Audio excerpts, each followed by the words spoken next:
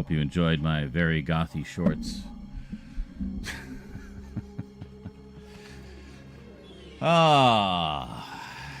It's been a couple days. Thought I should stream. It's getting to the end of the month. We gotta knock out some more of that dono goal. No more pussyfooting around. Let's make it happen. So, today, I thought we'd do a few things. I have a couple of unboxing / closer looks I just kind of wanted to quickly throw together and thought, well, a mulch is a layer of material wouldn't even let me get through the intro to the surface of soil.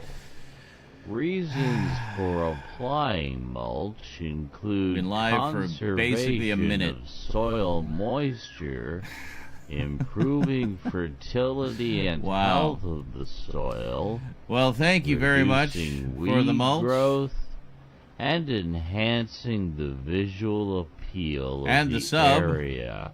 I think we'll have to wait a mulch for mulch is to usually, finish, maybe. but not exclusively, hey, greetings, organic Bradshaw. in nature. It may be permanent, such as plastic sheeting, or temporary, such as bark chips. Bark chips. It may be applied to bare soil or around existing plants. Mulches of manure or compost will be incorporated naturally into the soil by the activity of worms and other organisms. The process is used both in commercial crop production and in gardening, and when applied correctly, can dramatically improve soil productivity. Many materials are used as mulches, which are used to retain soil moisture, regulate soil temperature, suppress weed growth, and for aesthetics. They are applied to the soil surface, around trees, paths, flower beds, to prevent soil erosion on slopes, and in production areas for flower and vegetable crops. This is fascinating. Mulch layers are normally 2 inches or 5.1 centimeters or more deep when applied. They are applied at various times of the year depending on the purpose. Towards the beginning of the growing season, mulches serve initially to warm the soil by helping it retain heat which is lost during the night. This allows early seeding and transplanting of certain crops and encourages faster growth. As the season progresses, mulch stabilizes the soil temperature and moisture and prevents the growing of weeds from seeds. In temperature climates, the effect of mulch is dependent upon the time of year. We will be insane with anger after we hear about mulch. And when applied in fall and winter, are used to delay the growth of perennial plants, and in the spring, or prevent growth in winter during warm spells, which limits freeze-thaw damage. Why does this go so well together? The effect of mulch upon soil moisture content is complex. Mulch forms a layer layer between the soil and the atmosphere, preventing sunlight from reaching the soil surface, thus reducing evaporation. However, mulch can also prevent water from reaching the soil by absorbing or blocking water. I hope people just from walk in light randomly and wonder rain. what the fuck is going on. In order to maximize the benefits of mulch while minimizing its negative influences, it is often applied in late spring or early summer when soil temperatures have risen sufficiently, but soil moisture What a content random is thing to still drop in the chat, relatively Jail. high. However, permanent mulch is wouldn't say that's also fun. widely used and I'd say valued that's more kind of for its disturbing. simplicity, as popularized by author Ruth Stout, who said, quote, "My way is simply to keep a thick mulch of any vegetable matter that rots on both sides of my vegetable and flower garden all year long. As it decays and enriches the soils, I add more." End quote. Plastic mulch used in large-scale commercial production is laid down with a tractor-drawn or standalone layer of plastic mulch.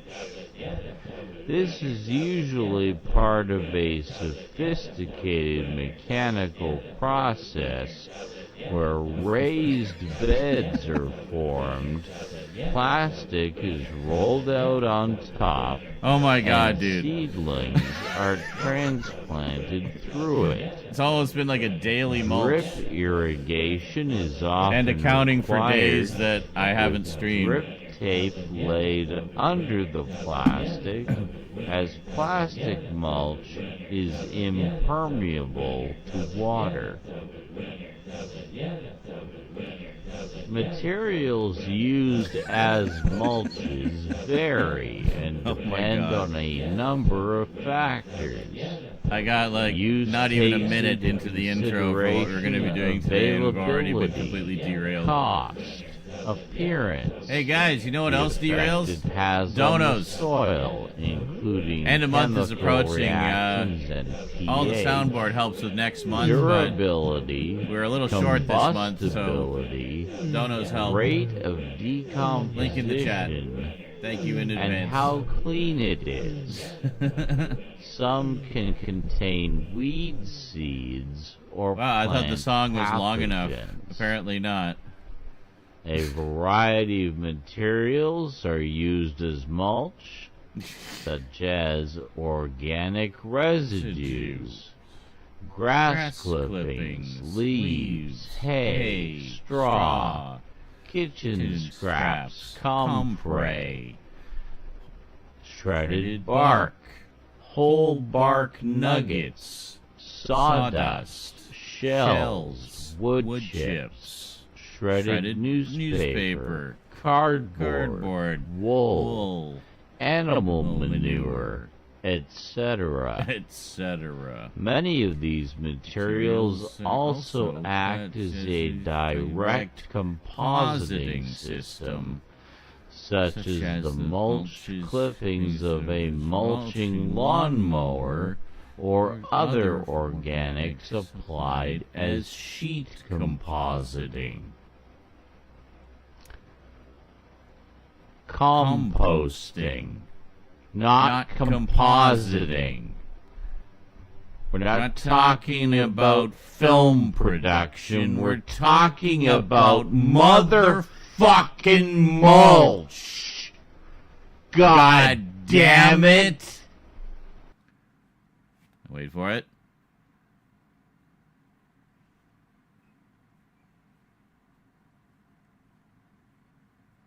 Ah! I'm insane with anger. I was waiting for it, and it still got me. Oh, my God. Well, I'm glad that's over. Holy moly. That was a really long definition of mulch. A mulch is a layer of material applied to the surface of soil. Huh? Reasons for applying mulch include fascinating. conservation of soil moisture, Fascinating. improving fertility and health of the soil, Let's listen to this. reducing weed growth, and enhancing the visual appeal of the area. A mulch is usually, but not exclusively, organic in nature. It may be Hello, Garth permanent, Turner.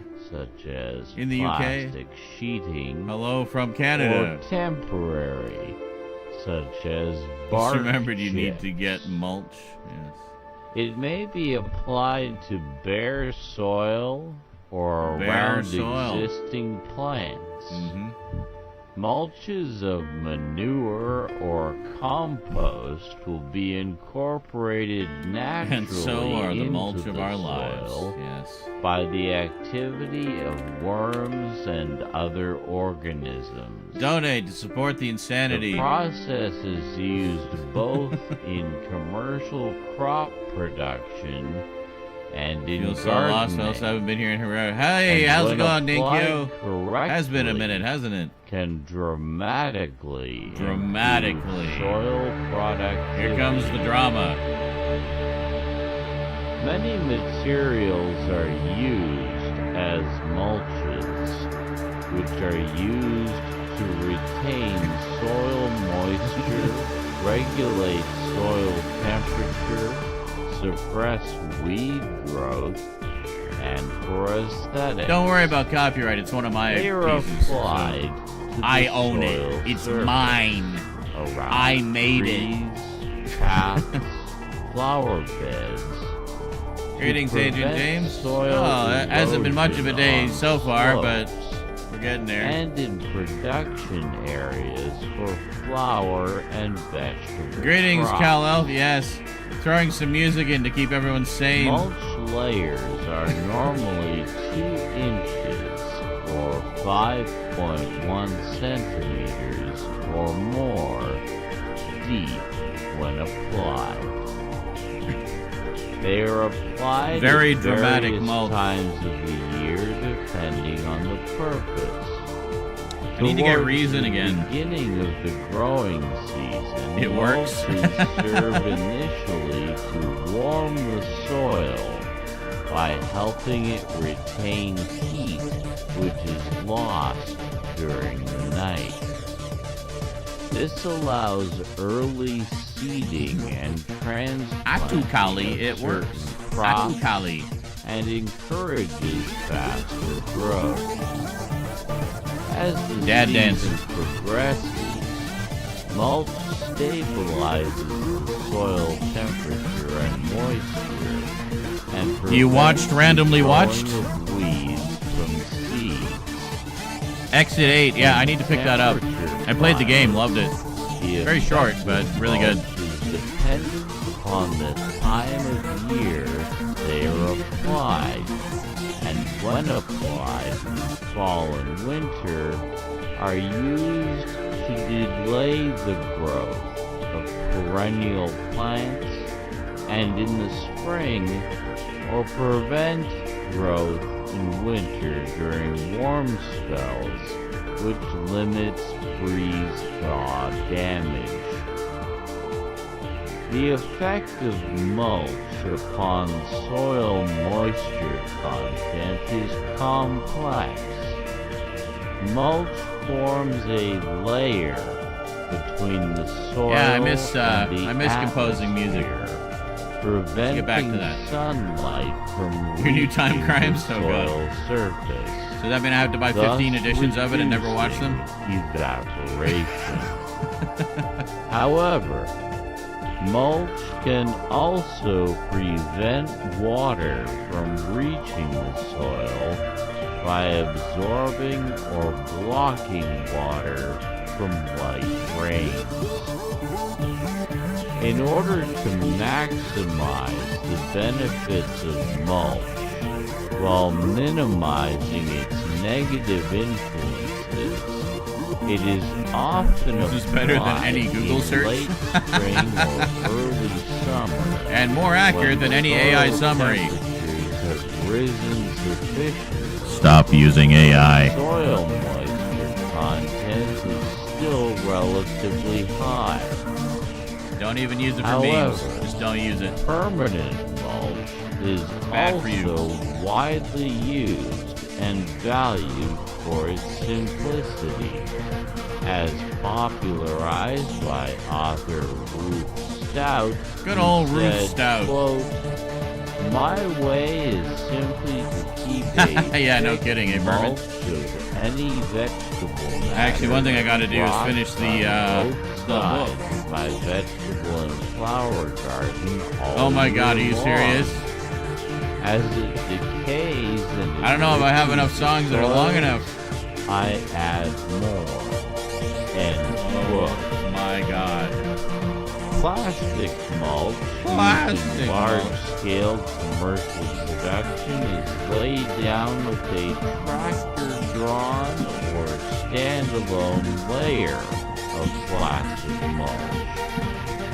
This is usually part of a sophisticated mechanical process where raised Hey, for those of you watching the beds VOD, are formed, if you want to skip all the mulches, go to this time marker right here. This one. The one you see on the screen right here. I might forget to put a time marker there. If so, I'm sorry, but you know, right there. That's where you want to go. Grip tape laid under the plastic, as plastic mulch is impermeable to water.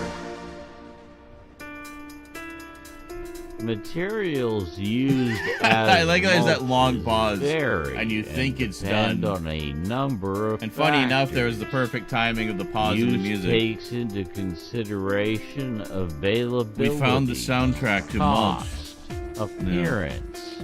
the Time marker effect it has on the 5533, soil, yeah. including chemical reactions and pH, durability. Well, August is going to be a good month, which is good because that's when we do a lot of the Halloween prep. So goes for donos too. Donos will help not only this month but next month. Hey, FSN, it's going. We're just learning about mulch a lot. As organic residues, grass clippings, leaves, hay, straw, kitchen scraps, comfrey, shredded bark, Whole bark nuggets. sawdust, shells, wood chips, shredded newspaper, cardboard, wool, animal manure, etc. Many of these materials also act as a direct compositing system, such as the mulch Hey, thingamajig. of a mulching lawnmower or other organics applied As sheet compositing. composting, not Compositing. We're not talking about film production. We're talking about motherfucking mulch. God damn it. Thank goodness that's over. Dubstep? Dude, don't insult me. That is not dubstep. That is techno. That is trance. A mulch is a layer of material applied to the surface of soil, Reasons for applying mulch Oh, boy. include conservation of soil moisture, improving fertility and health of the soil, reducing weed growth, Dramatic and mulch. enhancing the visual appeal of the area. Yeah, where's A Carlatin? mulch is usually, Where's Carlatin? but not exclusively, organic. Thirsty, in gonna get a nature. can of mulch. It may be permanent, such as plastic sheeting, or temporary, such as bark chips. Bark chip. It may be applied to bare soil or around existing The plants. madness of mulch, Mulches of ladies and gentlemen. manure or Sorry, I don't listen to compost techno that much, so I will be couldn't tell. incorporated naturally into You probably the listen to soil more than you realize. by the It's activity pretty commonly of used in worms soundtracks and such. other organisms. The process is used both in commercial crop production and in gardening. I And need when such sunglasses applied because of my correctly, photosensitive Can migraines. I see. dramatically improve soil Hello from Portland, productivity. Oregon, fucker. Many materials are used as Jonkler and mulches, Bradshaw are neighbors, which apparently. are used to retain soil moisture. These are more regulate for soil aesthetics. I don't know that suppress they are rated weed for growth, protecting your and eyes. for aesthetics. I'm sure. They are I literally just said applied aesthetics to in the the soil thing. surface That's kind of creepy. around trees, paths, flower Oh my beds to prevent soil erosion on slopes and in production areas for flower Areas. crops. Mulch layers are normally 2 inches. Ah, the invisible man shapes. Oh, I'm sure you can find them. They're out or there. more deep when applied. They are applied at various times of the year depending on the purpose. Towards the beginning of the growing season, mulches A true serve crime initially podcast about to mulch. warm the soil by helping Troutdale. it retain Oh, a bunch of Oregonians in the chat. lost Must be during optimal the night. time zone time for This Oregonians. allows early seed Oreganoans. and transplant Oregononians. certain crops and encourages faster growth. As the season progresses, mulch stabilizes the soil temperature and moisture and prevents the growing of weeds from seeds.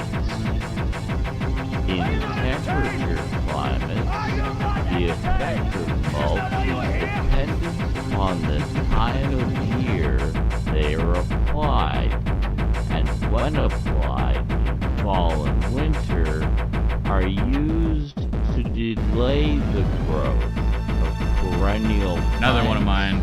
and in the spring, I've been having a lot of trouble with copyright or flags prevent lately. growth in winter. So I'm just playing it safe and during playing my own warm music. spells, which limit Fortunately, I've tree composed a lot of music rot over the years. damage.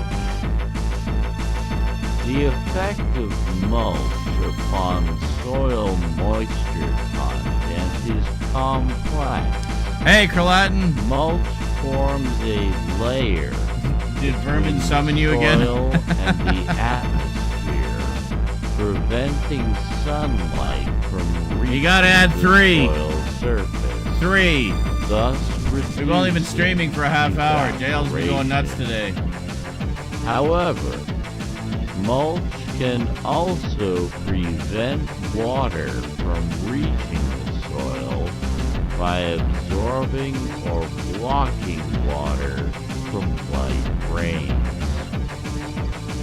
In order to So that's maximize 3 the benefits more of mulch closer while minimizing its to negative number influences, 100. it is often applied in late spring or early summer Yay! when The other soil podcast is canceled, so I get all their money. temperature's risen Huzzah! sufficient, but soil Yes. moisture content I literally is got still 30 seconds relatively into my high. hi, welcome to the stream. This is what we're doing today. However, And we've just been permanent bombarded with mulch ever is since. also widely used and valued for its simplicity, as popularized by author Ruth Stout, who said, quote, Yeah, they were doing the forest fires. "My Depends way if I is end up simply having to keep a thick mass mulch protection of fire. Oh, any yeah. vegetable matter that rots on both sides of Ha. my vegetable and Old school flower space shooters. garden all I dig year that. I long. love old school shooters. As it decays and enriches I can definitely see the that. soils, Yeah. I add more." End quote. Where you want to keep playing to hear the rest of the song. Plastic mulch used in large-scale A lot of Amiga commercial shooters were like that. production is laid down with a tractor-drawn or standalone layer of plastic mulch. This is usually Dude, I haven't seen the part Jungle of Book a since I was like 12. sophisticated I couldn't tell you. mechanical Baloo, process probably. where raised beds are formed. Plastic is rolled out The on hard box top, on the postcard? and seedlings Oh, it must have are been, they must have run out. transplanted through it. So you got the standard edition, I guess. Eh? Drip irrigation is often required. Yeah, I pre-ordered that a Drip few months tape back. laid Like back in under February, I the think. Plastic, as plastic mulch is impermeable to water. Materials used as Another pause in the mulch music with the pause of mulch. vary and depend on a number of factors. You've been Use busty takes most of the day? into I see. consideration availability, cost, appearance, the effect it has on the soil. Well, that's good. It's actually cool down here, too. chemical Reactions and I don't know, it's from pH, wildfires, but it's been pretty cloudy. durability, Still a little humid, but, combustibility, you know, rate temperature-wise, it's been more of comfortable. decomposition, and how clean it is. Huge stacks of dicks. Some can contain weed seeds or plant pathogens. A variety of materials are used as mulch. The artwork, Such so the as standard organic Disney resin, style that is used in every Disney grass animated film. clippings, leaves, hay, straw, kitchen scraps, comfrey.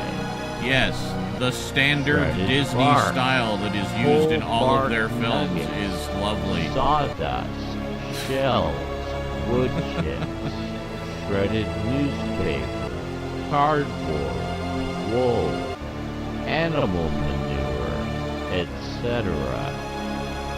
Many of these materials also act as a direct compositing system, such as the mulch clippings of a mulch I know it does. lawnmower. I just wanted to mess or with your head. other organics applied as Sheet compositing. Composting. not compositing. We're not Talking about film production. We're talking about motherfucking mulch. God damn it. Allison Mulch, From Dusk Till Mulch, Back to the Mulch, Indiana Jones and the Temple of Mulch.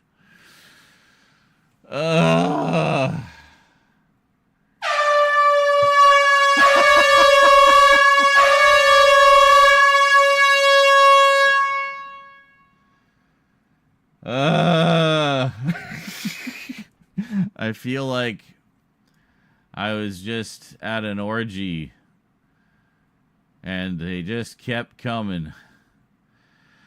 Well, Disney is now soulless art, but back when it was with artists like Don Bluth, it was more interesting, at least back then. Yeah, I mean, up to about the 80s, I'd say, and some of the 90s stuff.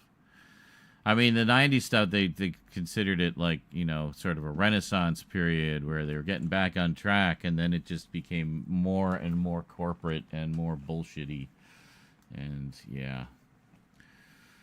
Pixar Well, yeah, but that's Pixar. That's not Disney. Disney just distributes that. It's basically an indie studio that they bought and helped finance, but they really have very little say in Pixar stuff, which is why it tends to be good. 75 streams in a row. Carlatin really wants me to notice. I'm almost at 100, and so is JL. Yes, I did see you say that earlier, but I didn't feel like yelling to speak over mulch. Well,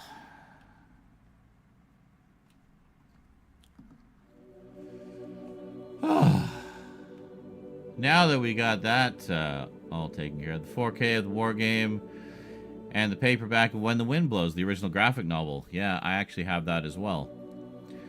Very good. I thought you would appreciate my mentioning When the Wind Blows in the unboxing video, the closer look that I did a couple days ago. Pretty interesting. I assume you got the booklet with it, though, eh? The was that with? Yeah, that was a thread, so wasn't it? Yeah, the booklet protect and I keep wanting to say protect and serve. But that's literally the book that the old man is reading in When the Wind Blows.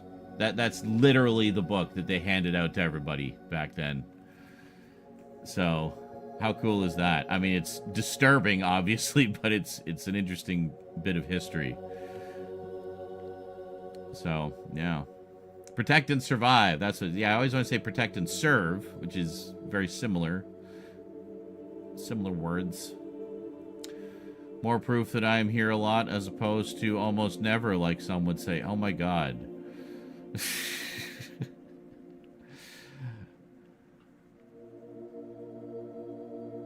You're just never gonna let that go, are you? Ever. I mean, it would be nice if you were here from time to time so we could discuss it, but you're just never here. Anyway. Web shooters are back in Fortnite. Great. I don't give a flying fuck about Fortnite anymore, dude. So,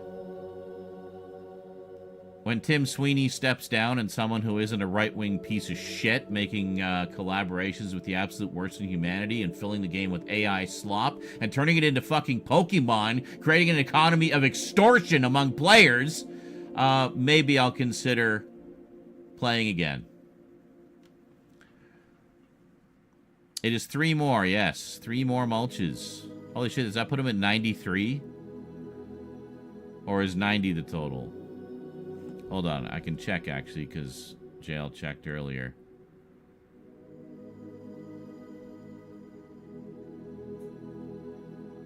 Nope, it's scrolled off the screen. Well, tell us how you really feel. It's just so many ways they've just enshittificated it, you know? Like, they didn't have to mess with it. It was fine. Ever since Donald Mustard left, it's just gone to shit. Like Tim Sweeney just running rampant with his fucking bullshit.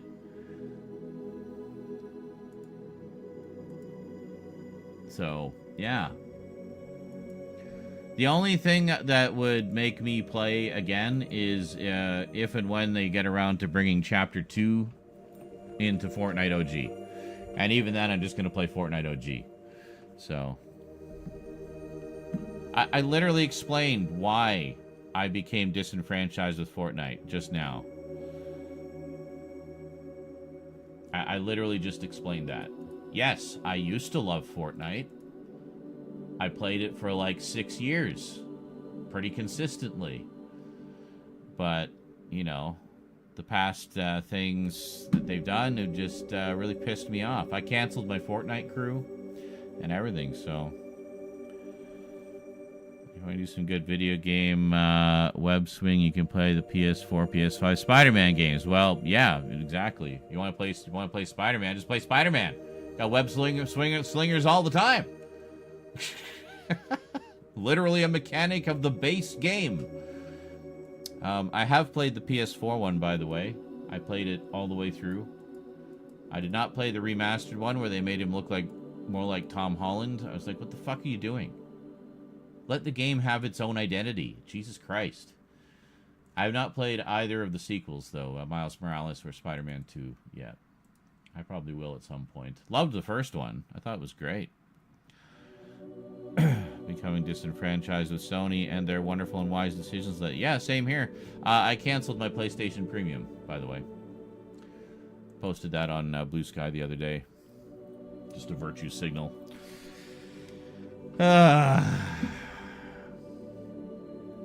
And I encourage others to do the same.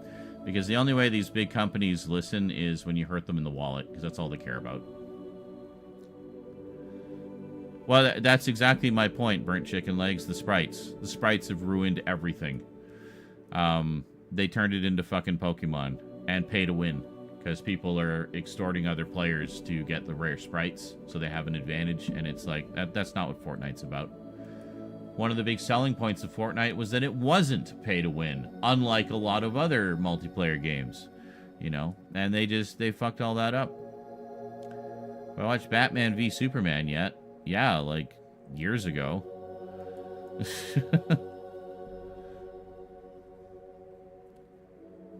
And I watched the extended version. I haven't watched Justice League yet, though. That's the last thing I watched of the old DCU.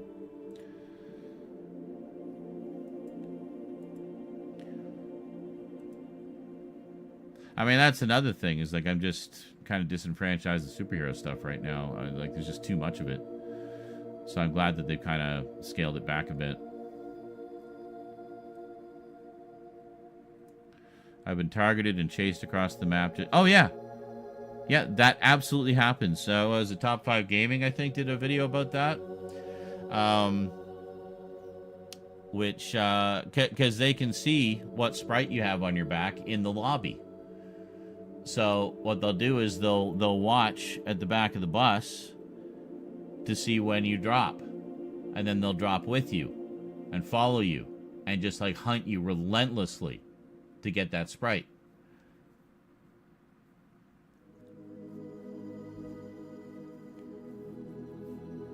Martian Mystery? I've never heard of that one. I don't know what you're talking about. But yeah, that is definitely a thing, and also another reason I have no desire to play. Like, I don't give a shit. And if I do play, I'll just ignore the sprites, honestly. I'll just play to play. But I don't even feel like doing that. Huh? To be fair, I feel like the Holland one is, in my opinion, sort of neat because it's essentially the classic comic style skin for those who didn't get the classic comic skin. What are you talking about? I'm not talking about the suit. I'm talking about how they made Peter Parker look. Like, Peter Parker had a distinct look in the original PS4 version. And then they changed it when they did the PS5 remaster to look more like Tom Holland. So, I have not had a chance to watch Masters of the Universe. I know it's on Prime, but I really don't want to watch anything on Prime because it has commercials. And I don't want to pay more for no commercials.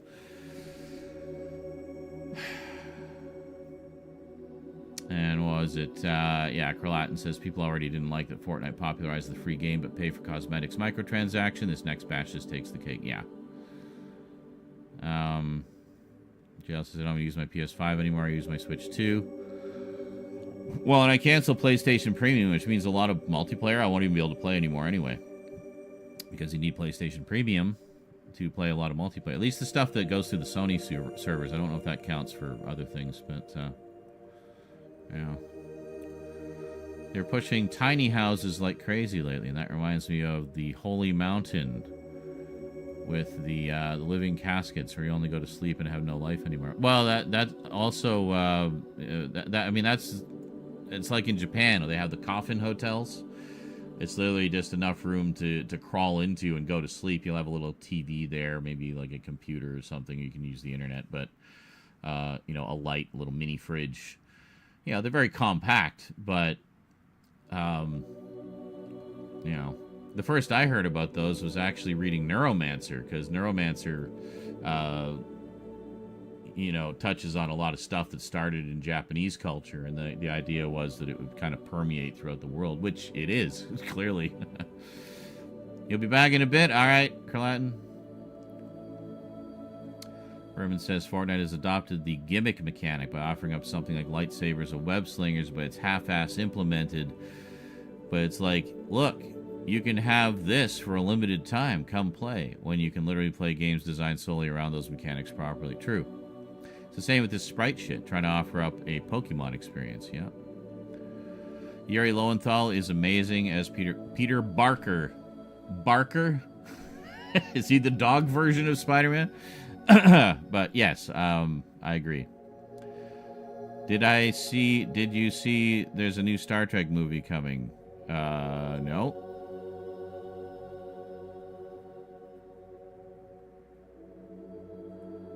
I did not see that. Did anybody post about that on the Discord? Usually that's where I first hear about things. So I'm not on a lot of social media at the moment.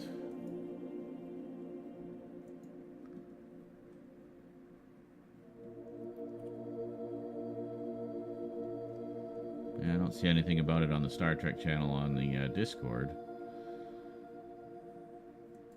So explain, what is this and where did you hear it? Sorry, I couldn't hear your answers. Got blasted by commercials. I can't help you there.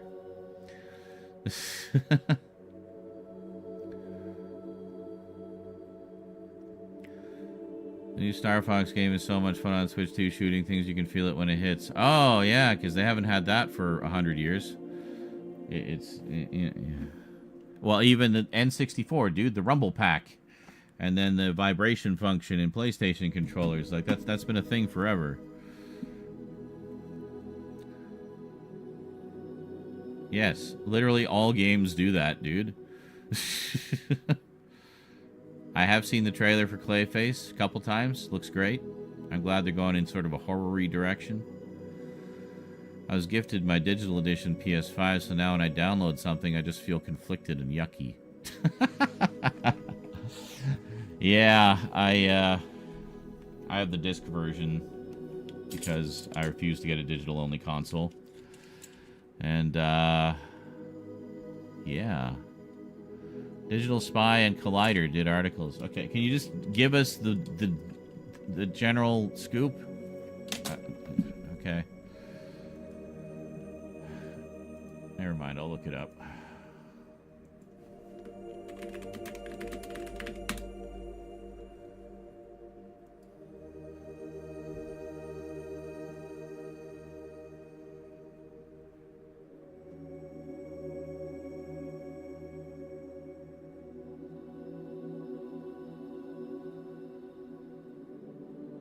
Well, okay, I see something that they're talking about doing a new movie, but I mean, nothing's set in stone yet.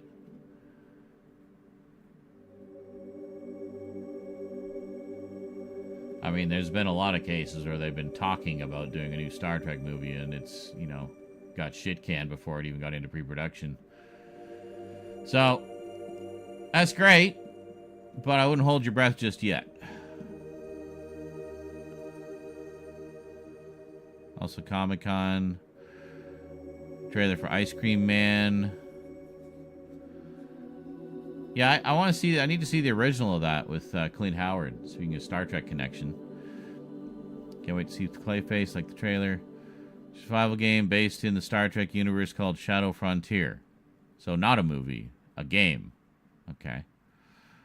The one new thing that we actually see, Fox's father's backstory, was skipped... Yeah, we've talked about this before, dude. You mention this every time the subject of Star Fox comes up. I get it. You're enjoying the game, but we don't need to keep repeating the same things a million times over. We're talking about other things right now.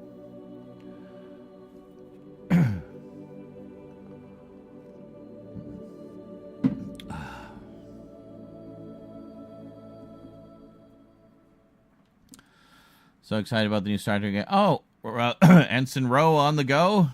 Very good. I did not read the comment. I haven't seen or read anything about Ice Cream Man other than I saw an interview with Clint Howard with Darcy the Mall Girl from Joe Bob Briggs. Or not Darcy the Mall Girl. Diana Prince. Fucking. Anyway, the girl from Joe Bob Briggs. Maybe it is Darcy the Mall Girl. I don't remember everybody's names. Anyway, she interviewed Clint Howard and they talked about Ice Cream Man quite a bit. It was pretty cool.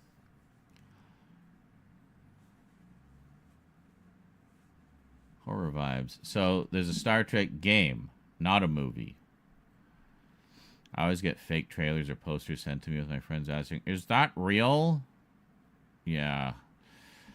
Fucking fake trailers. There's an absolute... I don't know if there is so much anymore, but there was an absolute epidemic of fake trailers on YouTube for a good long while. And it would say, Thundercats live action movie, official teaser trailer. And they would make it long enough that, like, the title you would see would just say official, but then right at the tail end would be concept. It's like, yes, it's an official concept. No, it's not official. There's nothing official about it. It's a fucking fan trailer, dude. Call it what it is. Be honest. I hate and it just makes me hate that page and not want to look at any... I don't care how good the editing is. Don't give a shit. If you've used deceptive practices to get me to click on your video, then fuck you. I have zero interest in your content now. Way to go. Hope that one click that sucked me in was worth it. You know? Darcy and me follow each other on Instagram and TikTok, and she wished me a happy birthday last week. Made my day. Oh, there you go. Yeah, it is her. It is her. Never mind. She goes by a couple names, though, doesn't she? I swear she was Princess Diana or something. I can't remember. It's been a while. It's been a hot minute.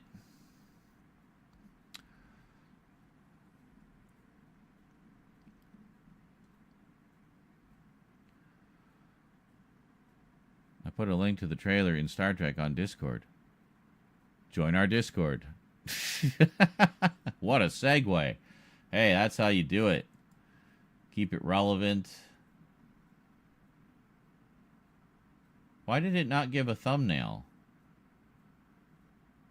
That's weird. I hate fake trailers and clickbait content. Yeah, exactly. Like with my videos, what it says it is in the thumbnail is what it is. That's what the content is. You know? Simple. Because then people who are actually looking for stuff about that thing will find my videos, hopefully. Like the band ending docu-videos that change their thumbnails shortly after I and others mentioned that it's clickbaity. Yeah, I know. Diana Prince, Darcy the male girl, not mall girl. Okay, it is the same person. That's why I was confused. So anyway, yeah, it was her. She interviewed Clint Howard, and they talked about Ice Cream Man quite a bit. And that was actually, I think, the first I'd ever even heard of it. So, you know, as well-versed as I try to be on things, there are things that slip under my radar. So, and the funny thing is, I love Clint Howard, too. Like, I can't believe I missed that one. It's considered one of a significant film in his career. And I've seen, like, some of his other horror stuff, like, what was it, Evil Speak? Where he's like this nerdy guy who gets revenge with computers and the devil. Yeah, kind of like an 80s fantastical hacker movie. But AI thumbnail art, yeah. I'm guilty of doing that a couple of times back when all that was just starting. But I'm talking literally years ago. But yeah, that was it. Honestly, I found the process of creating them annoying because it never does what you have in mind. It's like, oh, that's just because you suck at prompts. Yeah, well, I don't care enough to become good at prompts because the technology sucks. All right? Fuck off. So, I'd rather just take a picture or have one of my artist friends make a thumbnail. You know, like Vermin Art. Vermin Art has done many a thumbnail and many a piece of art for my videos. So, you know.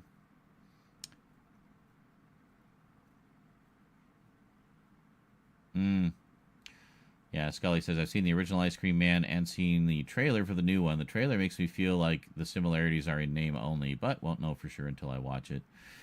Yeah. Ticks. Yeah, I haven't seen Ticks. Ugh.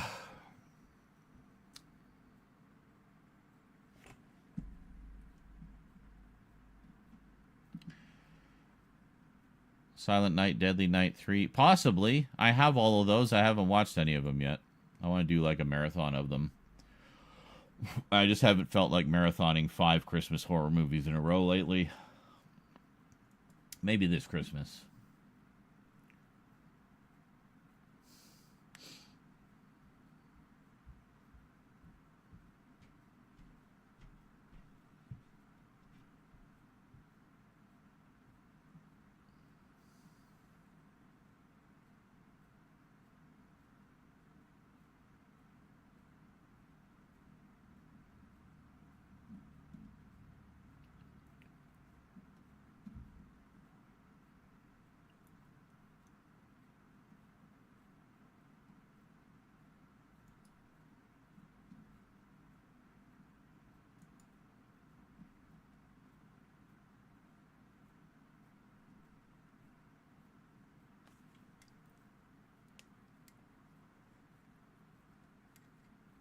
Yeah.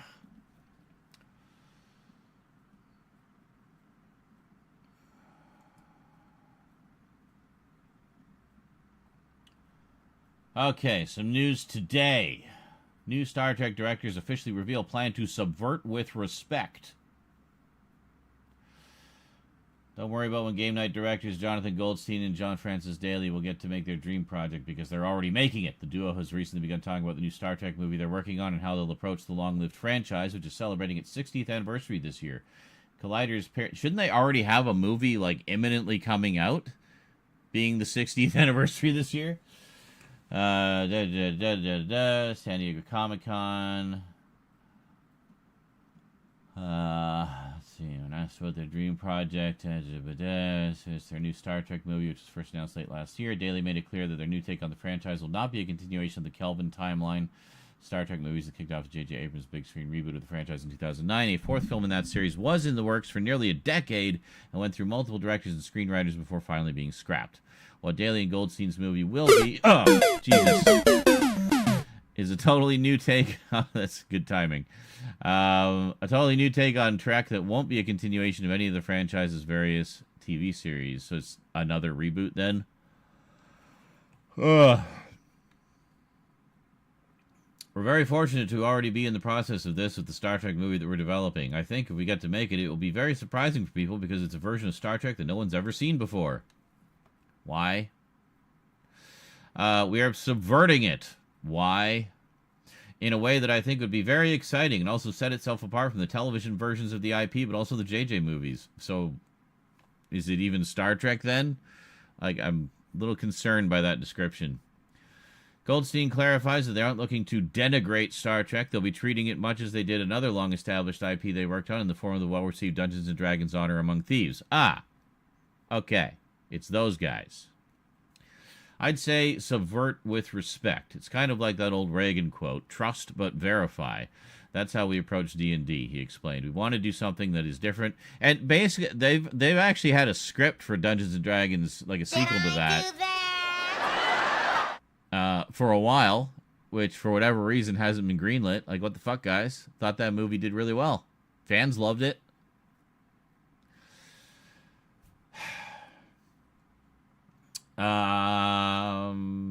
And funny enough, also starred Christopher Pine, the other Kirk. Daly made it clear that while the film will respect its source material, it won't be solely for the fans, and that the film will be focused on its characters, not the franchise at large. You don't have to be a Star Trek fan to like what we're doing because it's a very character-based film that we're putting together. The film is currently in development and does not yet have a release date. Yeah, so that sounds like something that may or may not happen. But, yeah, I mean, if it does, I'll probably check it out, you know. I like me some Star Trek, so I should start firing up all those Blu-rays I bought, actually. So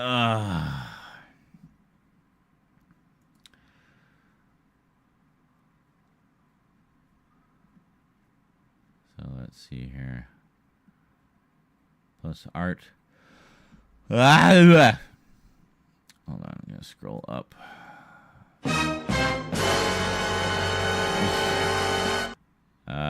Plus the art is always looks better when a human does it, yes. Tix was called C2, Killer Insect in Germany. Okay. Andy says, I love the original Ice Cream Man, not watching or supporting the new one because Eli Roth is a piece of shit. Okay, then.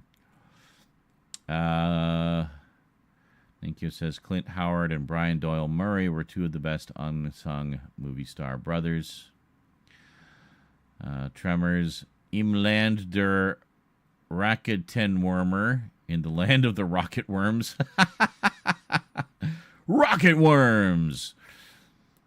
Devin says, hey, Devin, by the way. I was really impressed by how good that movie was, the Dungeons and Dragons one, I assume you mean. And Verm says, and at the end of the article, you see the words that fill you with fear, written by K.W. Jeter. No! Hey, as long as it's better than Star Trek Section 31, then it's on the right track with me. Oh, I still need to pick that one up on 4K in the extra expensive Steelbook edition. Everything is getting ruined one by one. Section 31 to me was Fan-4-Stick Type 4. Really? I don't know. Like, I haven't seen it, so I can't say for certain. But, I mean, you got to be pretty awful to be on that level of awful. Like, that's a pretty bold statement. I'm going to need to see some, like, serious shite to agree with that. Maybe it will be, but hey, at least it's got Michelle Yeoh in it. I like her, so. Oh!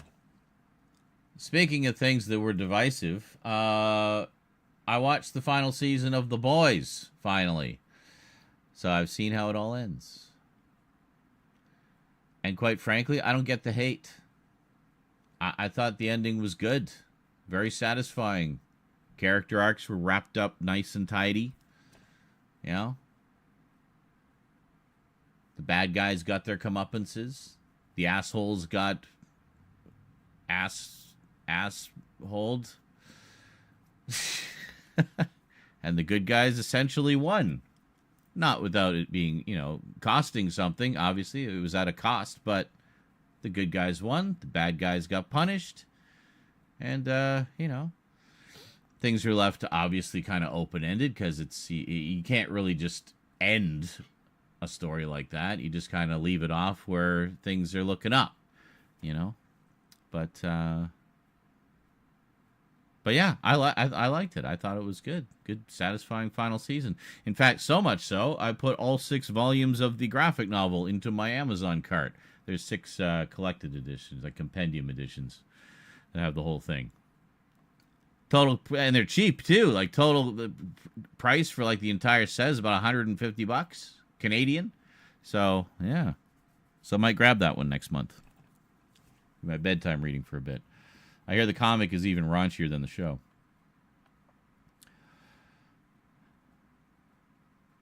We had rather stupid movie titles in the past. Hey, Corey Hart, I like your song from 1983. That was a good year for music. Lol. Hey, at least you didn't call me Ozzy. Just kidding you. Hope you're having a good evening. Well, it's not quite evening yet here, but yes, thank you. New game remake, Halo Campaign Evolved just came out today. It's so weird seeing Halo on a PlayStation system. I know, right? That was like the big, like, Xbox is better because we got Halo. And this stupid-ass console wars. Yeah, well, we got Ratchet and Clank and Jack and Daxter and Sly Cooper, and God of War. And Killzone. So fuck you.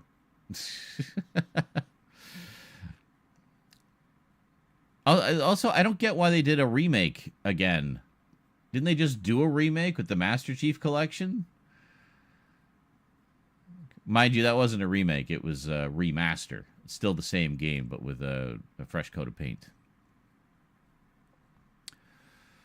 My mother and me watched some In the Line of Duty films on Amazon lately. Okay. She loves good action films. I see. Yeah, see, thank you, Garth. He says, I enjoyed the final season of The Boys and both seasons of Gen V. So did I. It's nice to see some of the Gen V characters show up to help out. You know?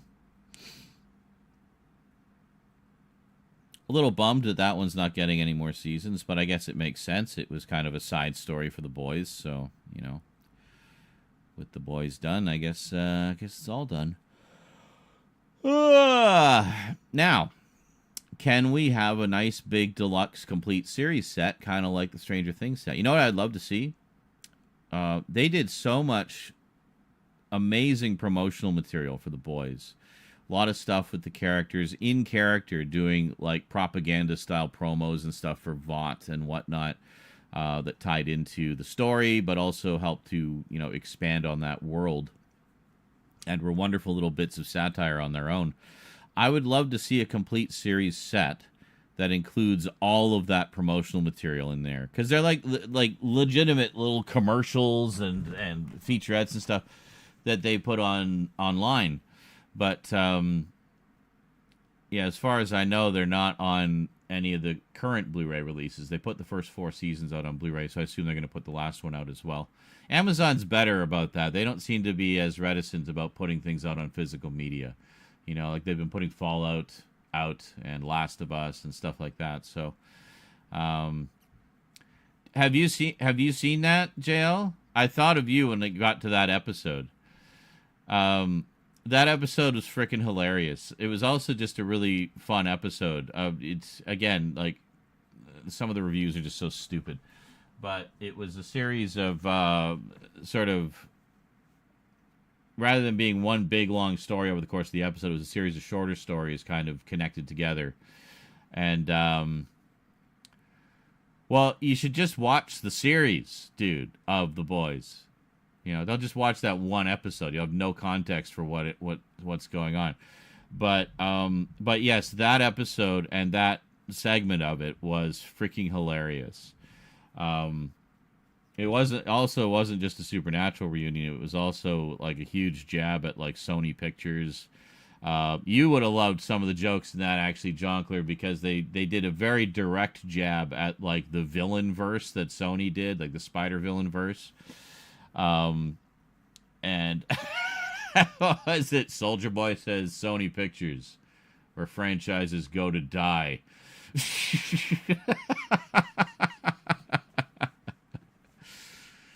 But yeah, it was so good. It just takes jabs at superhero movies in general, but in particular, like the sort of second-rate ones that Sony put out over the past little while. Yeah, because the idea was, what's his face? Jared Padalecki's character was originally kind of like the Flash, because he has super speed, but he got so he was originally on the Seven, which is the sort of their version of the Justice League, and but he got booted out when A-Train came along. A-Train is the other speedy guy who was faster, so he got booted out, so he wasn't able to do, like, so it's basically like the main group of like the Seven, they're like the MCU. So they have movies and stuff that they do and everything to like, you know, promote themselves essentially. So when this guy got booted out, he moved to Sony Pictures.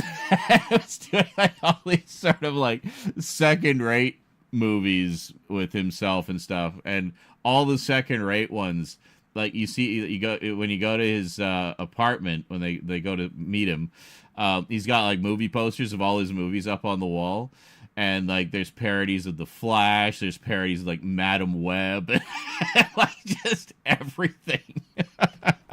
And so many just direct bitch slaps at Sony Pictures. And the funny thing is, Sony Pictures is one of the producers of the show.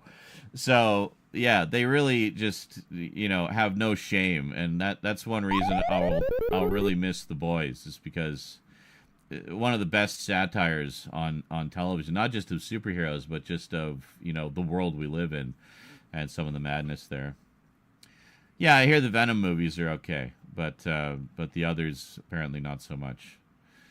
I think the only one of the others I don't have is Kraven. I need to pick up Kraven. So I do enjoy watching an awful superhero movie. And I enjoyed what I saw of Kraven when they put the first 8 minutes on YouTube. That may be the only good 8 minutes of the movie for all I know, but yeah, it was all right. Was it, you know, Dark Knight level, like when they put out the first scene, the bank robber scene of the Dark Knight as a preview? No, but it was all right. It was fun. Mind you, this is coming from somebody who just rewatched Ballistic, X versus Sever with Antonio Banderas and Lucy Liu for the first time in 20 years. And I enjoyed it. What's funny is Lucy Liu apparently said she just showed up and did what she was told, but really had no idea what was going on, like in terms of the plot or anything. Like Morrison, it's Morrison time. Yeah. Damn spell check. Morrison, lol. Yeah, Morrison. That was a great one.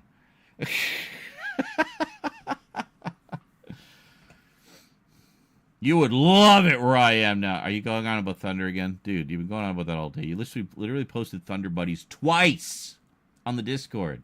Stop posting Thunder Buddies. You don't have to post it like every hour on the hour during the thunderstorm. But yeah. The world's going to hell.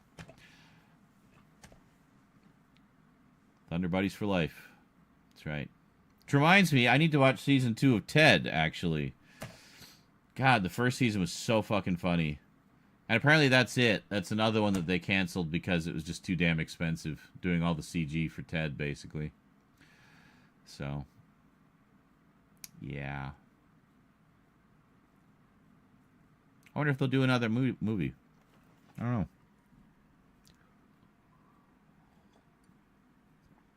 But yeah, the show's great. It's very funny. Oi, Sony. Is that Sony? I don't know who makes those.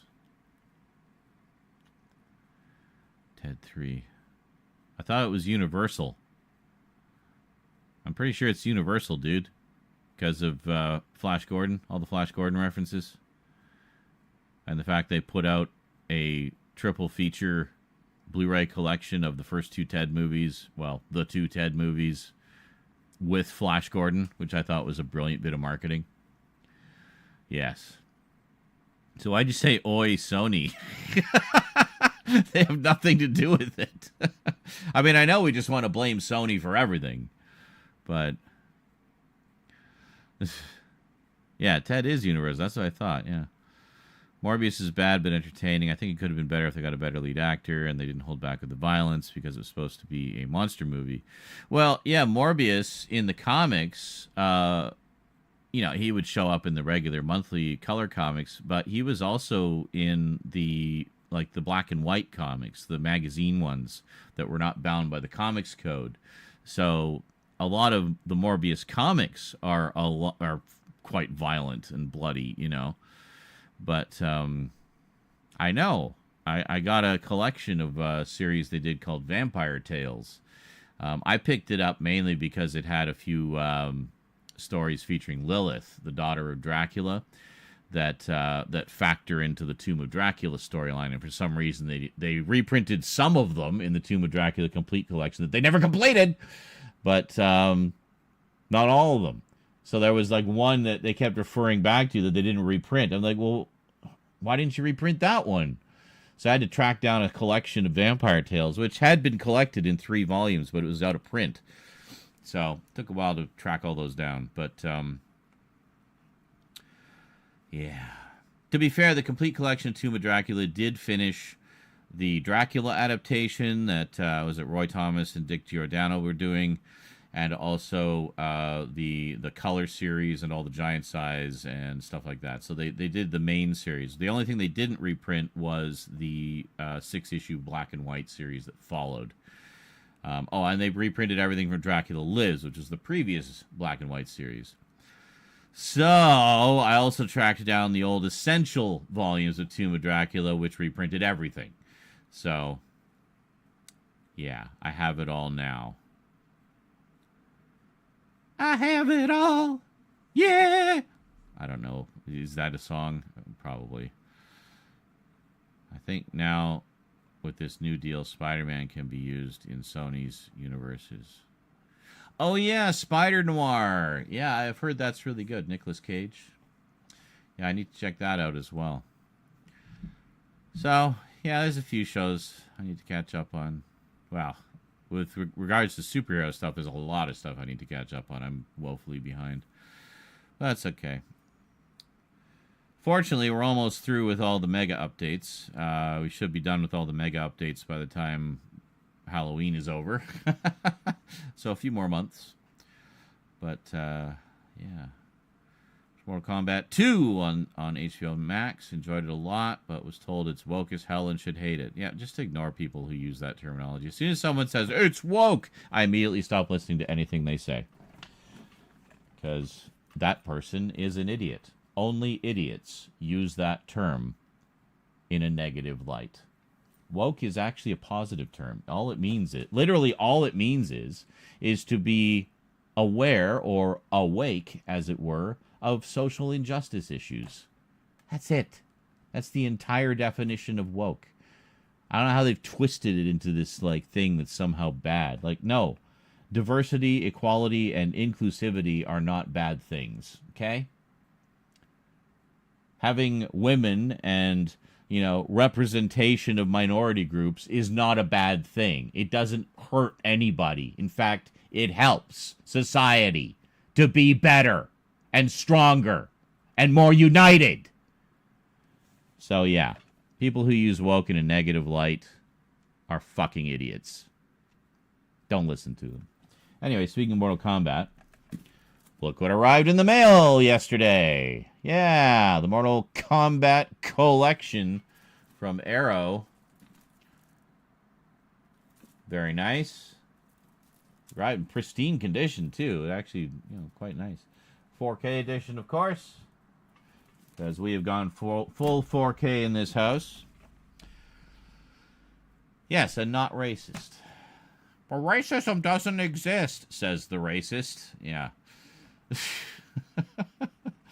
Old man yells at Sony instead of Cloud. Me, I'm the old man, shakes fist.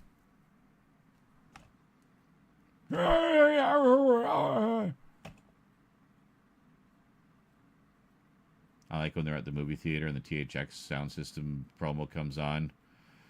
And old Abe is there. He's like, turn it up! Oh no, it's the sound system promo. Does it like fully blow someone's face off? I love that.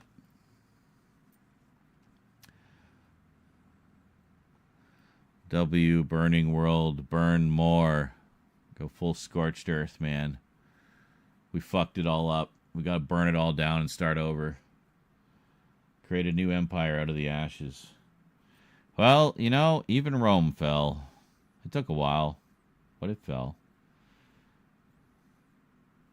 How old was Rome? Rome was only around about 300 years, I think. About the same amount of time as America. And it was the decadence of Rome that caused it to fall.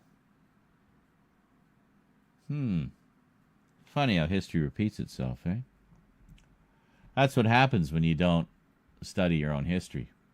You're doomed to repeat it.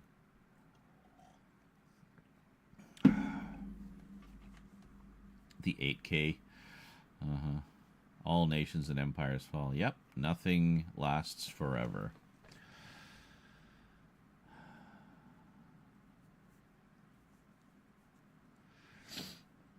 Some will fall and then rise again, and maybe be better, maybe be worse.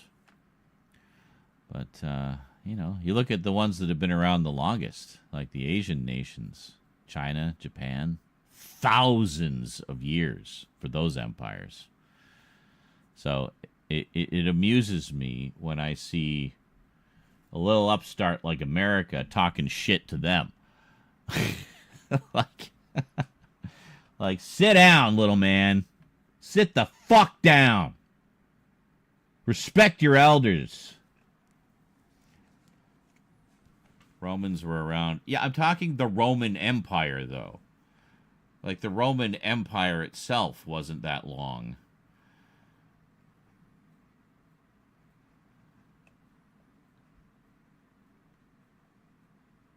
Like when was the first Caesar? I swear I did. I just looked all this up because I watched I Claudius recently.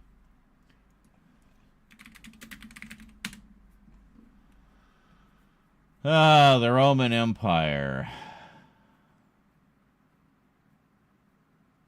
Oh, it was like 1,400 years. Never mind. 1,500 years. Okay. Oh, you know what I was thinking? I was thinking of the unified Roman Empire, which was about 400 years. And then it got split into a west and east. And the west didn't actually last very long. Lasted about 100 years.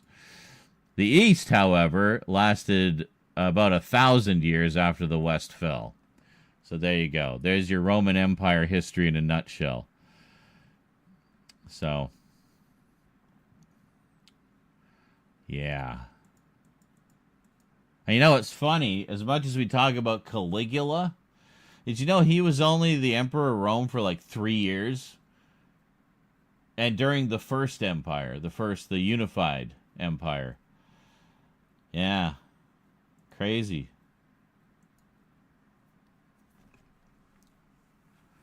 Totally what you were thinking. Well, to be fair, I Claudius only covers like a small portion of the first Roman Empire, so. But what a 3 years. Well, yeah, clearly we're still talking about it now. What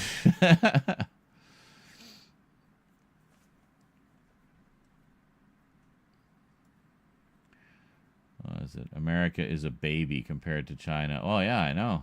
Roman Empire was about 1,500 years. Yes. But shush, I'll let you have 300 years. Yeah. Is that Aussie glasses? I'm not answering that question. Watch 5 episodes of Titan Season 2. Weird how the first episode is the finale of Season 1. What? Okay.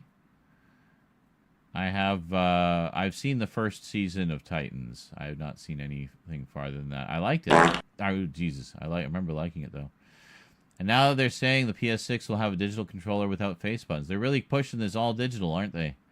How many bad decisions can a company make in 1 month? It's crazy. It's insane how many bad decisions they have made in such a short period of time. 3 years of being a total, utter bastard. Iconic, yeah. For the longest time, in my ignorance, I thought Nero burning Rome was the end of the Roman Empire. No. It also wasn't the first time Rome was set on fire. It was, or not the only time. I think it was the first time, but it wasn't the only time. There were several big fires that nearly wiped out Rome. But, Sony's making all these collector's editions for upcoming games with discs, but 2028. They aren't weird? Yes. No ruler in history quite knew how to throw away money like Caligula did. Well, I mean, we got Trump now, so, hey. I also loved the I Claudius series with John Hurt as Caligula. Yeah. He was scary in that, man. He is legitimately scary as Caligula. Really good stuff. So I'm curious to see how Malcolm McDowell is, you know. I'm sure he'll be great too.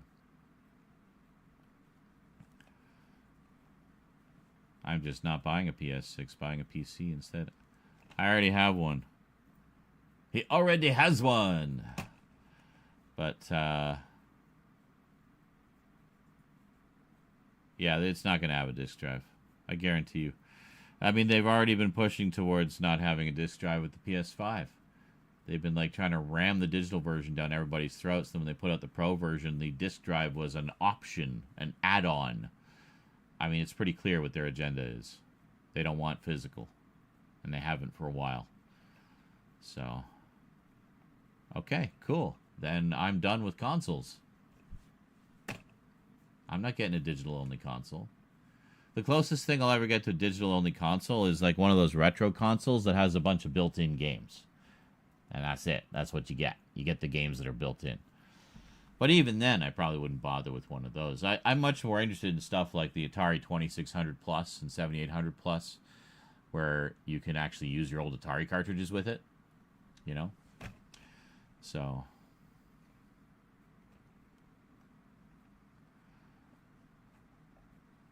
Lava is raining down, and this one guy decides to crank one out, forever frozen in time, having a wank. Oh, yeah, wasn't that Pompeii? Yeah. I missed what you said before. If I was a Roman, I would have wanted to go the way of that one guy in Pompeii. Yeah, well, it's like the meme of... it's like, oh, the bombs are falling. Quick, I have to run to the bathroom to become a storytelling skeleton. Piece of the environmental story. An environmental storytelling skeleton, yeah. Like in Fallout. But I think Blu-ray will last until 2133. Okay. But DVD will be terminated. Okay. I don't know if people are going to last until 2133, but sure. The minis, those can be hacked and you can expand their storage. Yeah, but I don't want to go messing around with the... I've, like, fried too many computers just trying to clean them. Last thing I want to do is hack one and then brick it, you know? Does that not make a sound anymore? Well, thank you for the 100 bits. It says, that's just sad because Alice in Wonderland has got a 4K release by Sony. Well, yeah, but that's the thing. It's abandoning physical for their consoles. Not necessarily abandoning physical media altogether. That would be stupid. There will always be some kind of a demand for physical media. The Alice 4K release and by Sony combo, a true mood. Oh, that's Frosty Tools. Uh-huh. A true mood. Oh, Tubi. But doesn't it have ads? I don't want ads. I don't really want streaming. I want discs on my shelf. And if I want a nice, convenient digital copy, I will make it myself. I have disc burners for that. Yeah, Tubi is ad-supported. It's actually quite easy, actually. I'm sure it is, but I don't want to mess around with that shit. You're not going to convince me otherwise. Tubi is good, especially with the Cartoon Network cartoons. Very cool. It's just going to get more expensive for physical media as the market shrinks. Yeah, I mean, it already is. But, I mean, it's still... you know, the level we're at now is about where we were at with Laserdisc back in the 90s, so it's just become niche again. You know, I really don't have a big problem with that because as far as I'm concerned, even though you pay a premium with the boutique labels, they do a way better job of preserving the films than the studios. I mean, look at all the titles that Arrow's been putting out with their recent deal with Warner. I mean, these blow away anything that Warner puts out. You know, Warner Archive is good, but the main Warner label is not. A lot of their stuff is DNR'd and just not very good transfers. So Arrow does it properly because they actually understand how film is supposed to look. You know, so.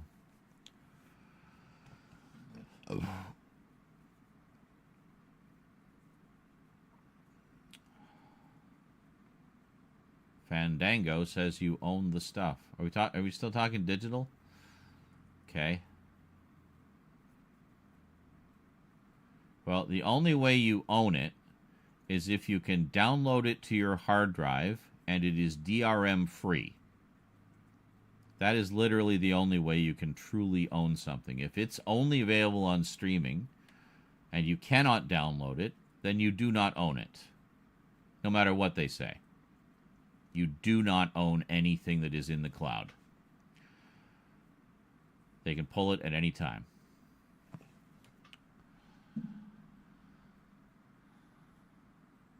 Would you say that physical media has returned to the collector? Well, I mean, I don't think it's ever not been, for the collectors. But as far as if you mean if it's not as much of the mainstream, I don't know. To some extent, but, As Garth Turner says, I have the G11 Pro that has 1,000 retro games built in across, I think, 50 different consoles. It's awesome. Cool. That sounds very unofficial. But cool. I mainly use my disc or Fandango and Tubi to watch Family Feud and Pawn Stars. All right. Hey, whatever floats your boat. Yeah, Tubi has higher compression than other streaming services. Oh, okay. Yeah.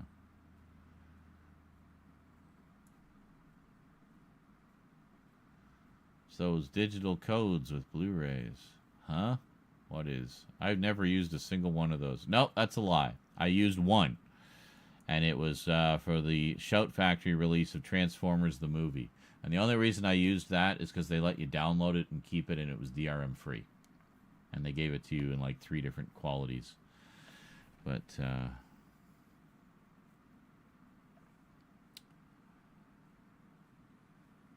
Disney Plus absolutely does not have the extras. They might have some extras, but they don't have everything. I guarantee you that. In fact, I was just reading today about a lot of old extras that still only exist on Laserdisc releases. I found a couple of them on YouTube, actually. One of which was the Mortal Kombat commentary, the old commentary from the Laserdisc. I found it. It's on YouTube. Oliver Harper put it up. Bless his soul. So, yeah. Very cool. 100,000 games. Good Lord. More than you'll ever have time in your life to play. Tubi's only 720p? Really? Wow. Sure, that'll look great on my 4K TV. Why the fuck would anybody watch 720p nowadays? The only time I watch anything like sub 1080 is... Well, I mean, if there's no other option, obviously. But is if I'm watching DVDs, Well, iClaudius is a DVD because it's not available on Blu-ray. Well, it had a Blu-ray release, but it's impossible to get now. Hate some Star Wars Blu-ray. Some you only get the special features with the digital code, but the disc on the Blu-ray is bare bones. Yeah, see, I hate shit like that. Like the video I just put up the other day, Creator VC, the documentaries I got from them. With In Search of Darkness 2 and 3, they had bonus featurettes on the alternate editions, the ones that had, the Elvira edition or the Corey Taylor edition or the Cinemassacre edition, whatever.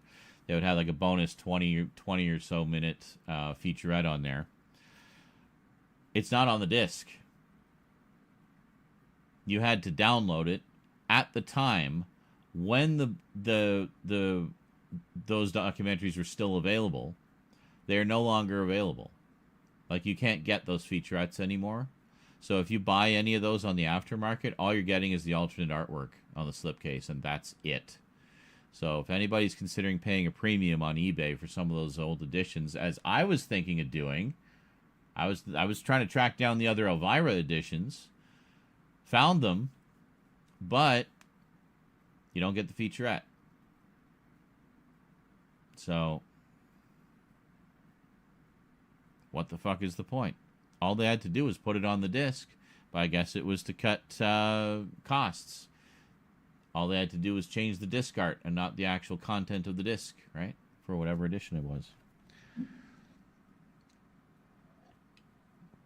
Yeah. So I bought Titan Season 2 on Blu-ray. I tore up the digital code. How dramatic. Why? Why so dramatic? I mean, I just leave the digital codes in the case. It's a part of the contents. Anyway, but I was talking with the films, but yeah, they're still missing Aladdin. The movie? Well, don't you have it on Blu-ray? In which case, who the fuck cares? You can watch it anytime you want. Yeah, they will never have the series on there, dude. Ever. That's why I sent it to you. I found the series and I sent JL a copy of it a while back. But yeah, they will never release the series because it's racist as fuck. Essentially, it's incredibly culturally insensitive. In fact, the movie itself has gone through several alterations over the years to try to make it less culturally insensitive. But yeah. Yes, the genie was voiced by Dan Castellaneta in the animated series, so. Will they put ads on DVDs? Dude, they've done that for years. They already have ads on DVDs. If you mean during the program, no. But I'm sure they'd love to. But no, they're not going to bother. What? What video on Star Wars? I wasn't talking about Star Wars. I mean, you can just search Star Wars on my videos and see what videos I've done. I haven't done a ton. Because, well, quite frankly, the toxicity of the fan base. I just have no desire to deal with that shit, you know?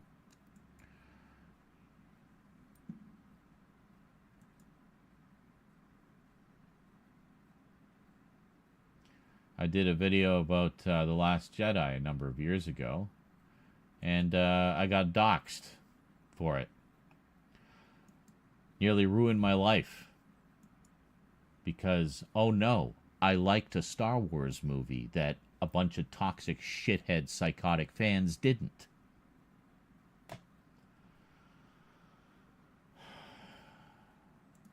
Like, they're legitimately psychotic.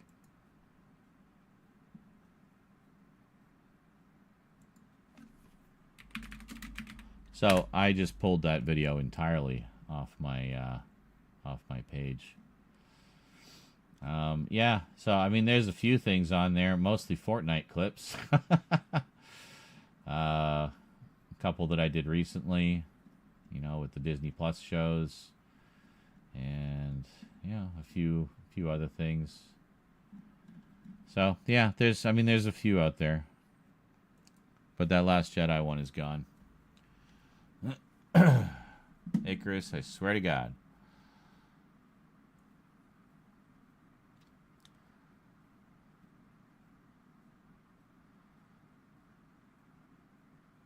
Oh my God, I forgot we had a command for that.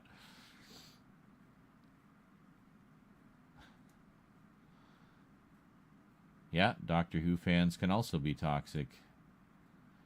Thankfully, there seems to be less of that. But, boy, when there was a woman or a black guy in the role, you sure saw people show their true colors. Holy fucking shit.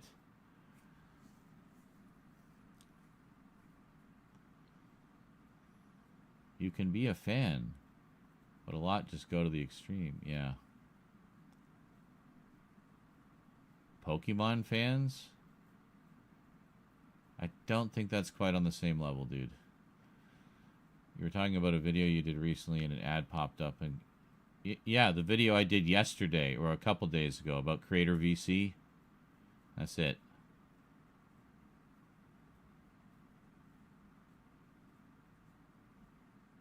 I was talking about that video. I don't remember specifically what I said because we've moved on from that subject now. But, you know, you can always check the VOD later. The other option is, you know, support the big evil corporation and subscribe to YouTube Premium. Then you don't get ads. I know on Twitch, if you subscribe to my Twitch channel, you get ad-free. I don't know if that's an option with the YouTube memberships other than YouTube Premium. So, I mean, I apologize that the ads are so unrelenting on YouTube lately. I literally have no control over that. I get annoyed. I get forced to watch ads on my own videos. Like, I'm just trying to skim through one of my own videos to look for something, and I have to sit through 3 fucking ads. I scrub a little bit through the video, bam, I get hit with another 3 ads. You know, like, what the fuck, man? Your Stranger Things set arrived? Yeah, mine's on its way. Along with some stuff from Vinegar Syndrome and some stuff from Terror Vision. So I got a bunch of packages coming. So one was because the guy got into the show in 2013, and they say, why didn't he watch it since day one? Well, he wasn't born yet. Well, yeah, exactly. I finally caved and paid for premium. I got tired of ads and unskippable ads. Yeah, I hear you. I had premium for a bit, but I canceled it just to save money on bills because we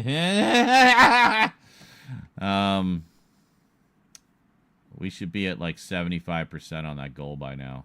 Come on, guys. Come on. They're making Alien vs. Predator 3. No, they fucking aren't. And if they are, it's not going to have any connection to the first two.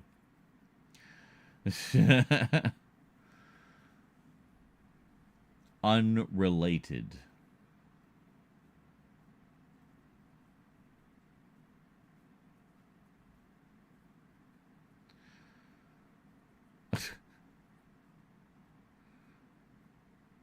I don't know. I think he's just making shit up or listening to questionable sites.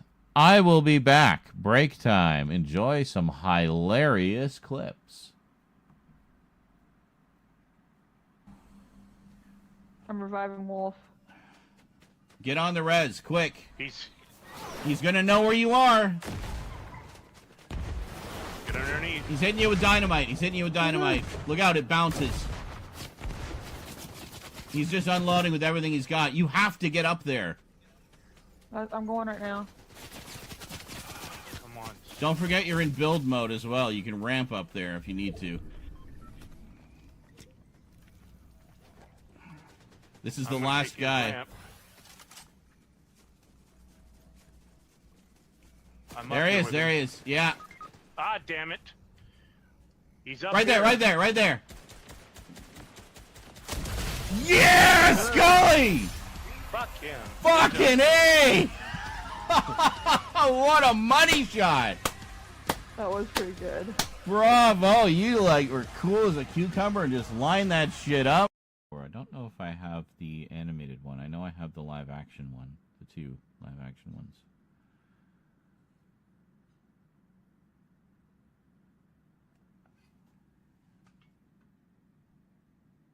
This is fascinating. This is art. I mean, look at it. Oh, look at it.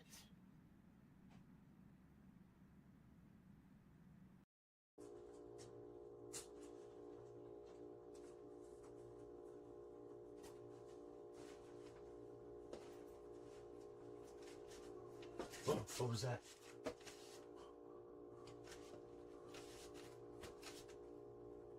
How do I get out of here?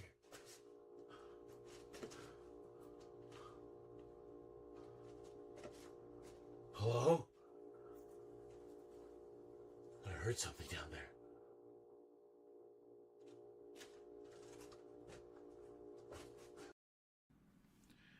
Amy Winehouse is kind of a tragic story, though. Oh, yeah? Her very last performance, I think she was like booed off the stage before she Oh. passed away. Oh, no. But I think she was like addicted to drugs, so she was having a lot of issues. Yeah, that's unfortunate. But she's a really good singer. Yeah. Oh, she was, yeah. Sometimes I wish I could do drugs. That's the perfect time to say that. So I told a tragic story. Oh, my God. Clip, please.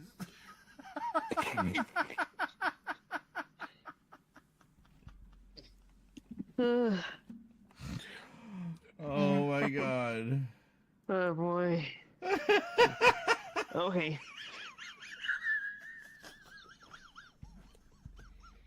Okay, here are some more jam tracks.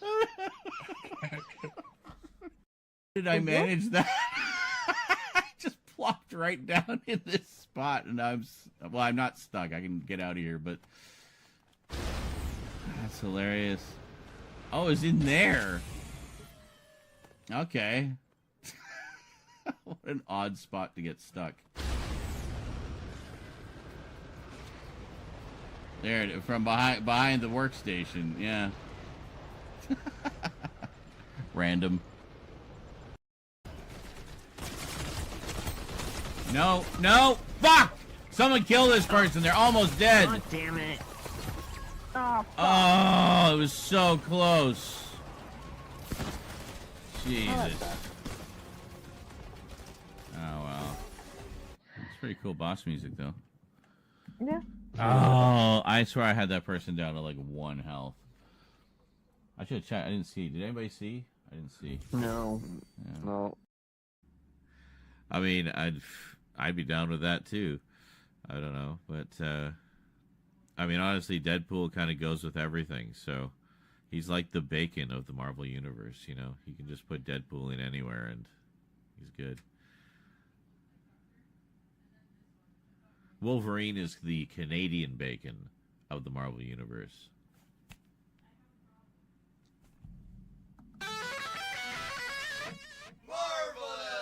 Your last man standing, tough. Go! Oh! Oh, Jesus. Get lost. Damn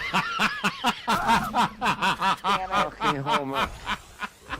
Holy shit, you got Simpsoned so hard. Yeah. That can't be the last one. One more. You were being mobbed by Homer zombies, and then fucking Scratchy finishes you off with a sniper shot. Is it Balto? 36. Wait a minute. Okay, you said Balto turned 30 this year. Last year, I meant. So now it's 36 years old. That would make it 31, wouldn't it? Oh my god.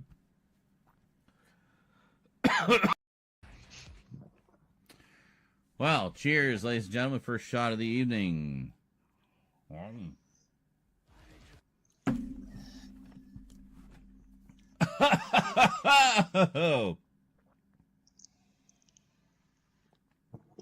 I've just got to return a phone call. I'll be back in a moment. Okay. Summer. I thought we would film a few quick and dirty closer looks and unboxings. Because we need videos for the YouTubes. So I thought maybe we'd do Mortal Kombat. Maybe we'll finally open up Caligula. Check that out. What else we got here? Oh, yeah. Ninja Turtles.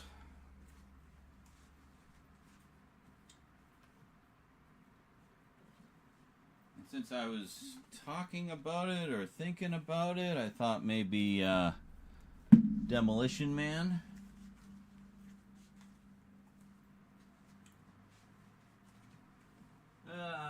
Let's see, maybe one more. One more.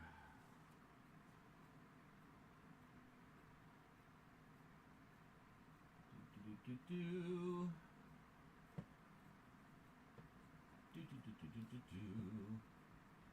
Oh. Actually, it'd be nice to get these ones knocked out as well. We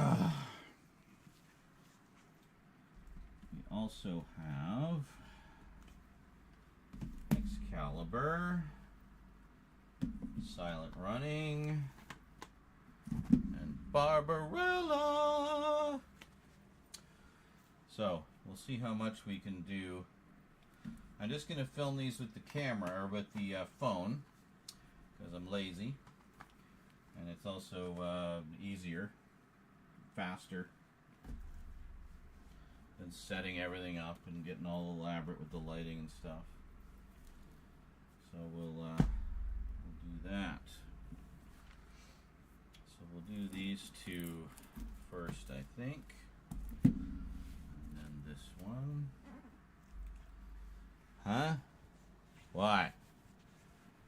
Gonna get Mortal Kombat 2026? Well, I have to get 2025 first. But yeah, I'll get them eventually. There's also a bunch of animated films that they've done as well, which are pretty cool.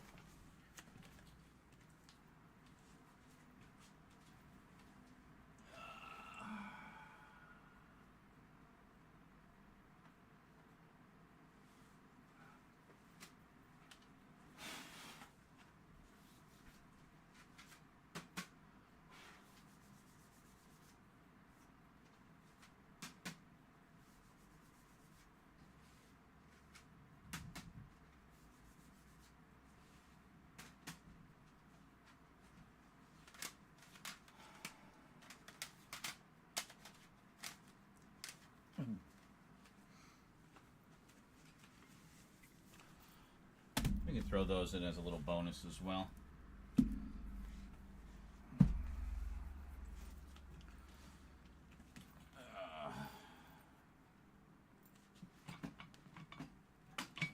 Barbarella.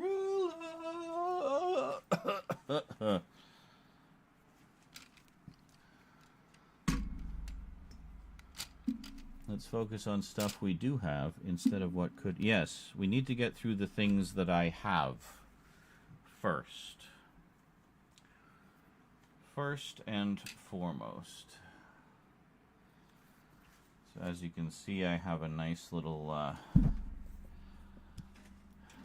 stand for my camera.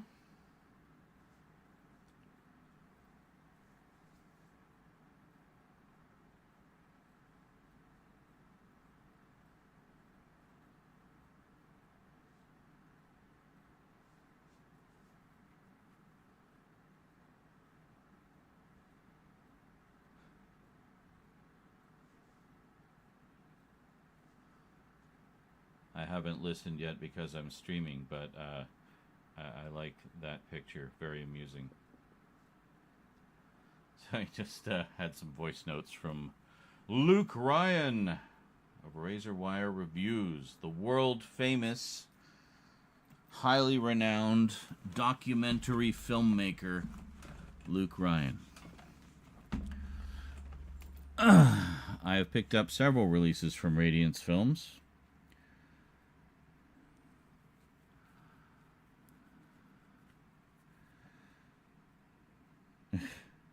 All right.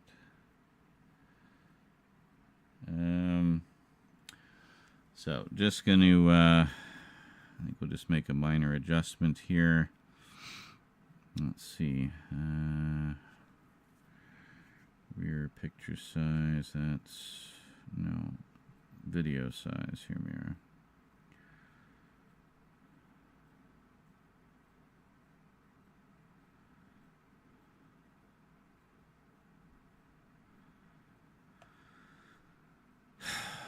Why does it only do 60 or 30? Why can't we do 24? It says we can if we do Pro Video. Well, what's the difference with Pro Video?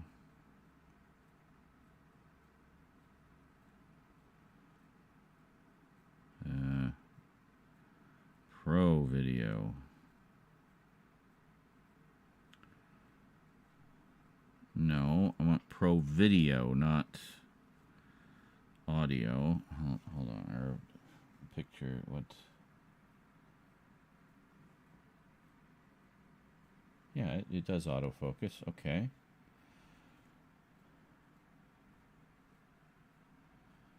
Well, how do I do Pro Video? Video.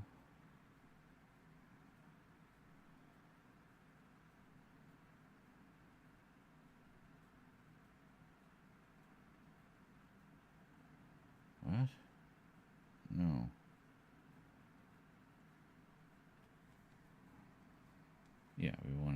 this.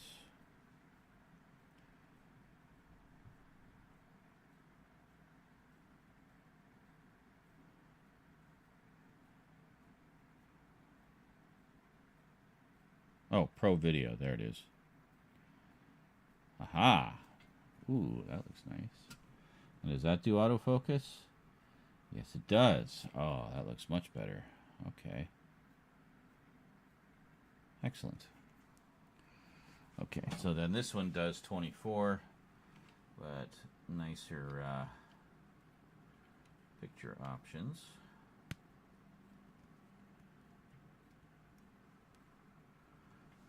Oh, can you just fuck off with your goddamn Bixby shit? Where is that button? Get out of there. Okay, there it is. I need to make sure that the clamp doesn't touch the button.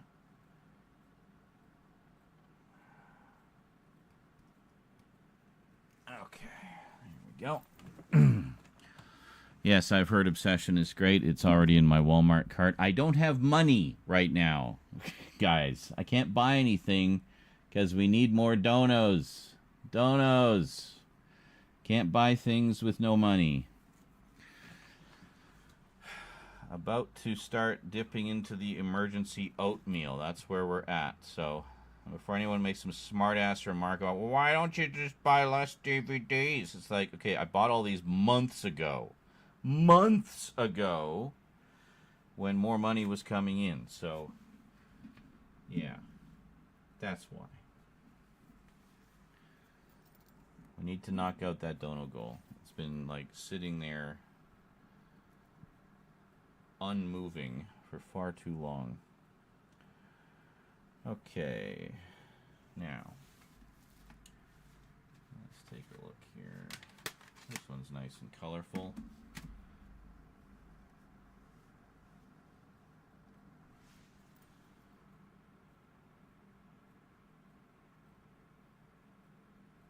Ooh, very nice.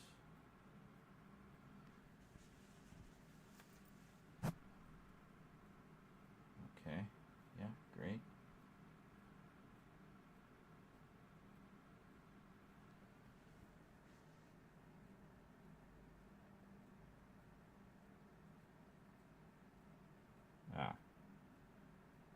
Yes, we want to turn that up a bit. Maybe 130, f-stop 1.5. White balance looks good.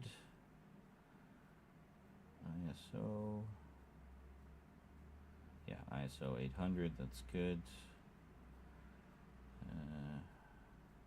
Yeah, white balance we can leave. So what does this do for us? Is this our... Okay. So the thinking is, I mean, the 24 frames per second looks a little more filmic, but also means that the files won't be as big.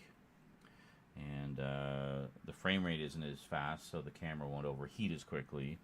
That sort of thing. All that good stuff. Okay, and we got autofocus. Yeah, everything looks good. Excellent.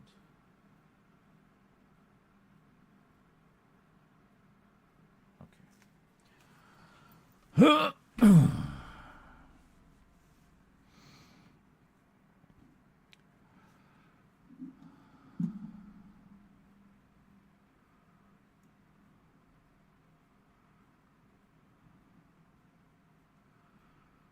Wouldn't it be fun? Would what? The TV cut of what?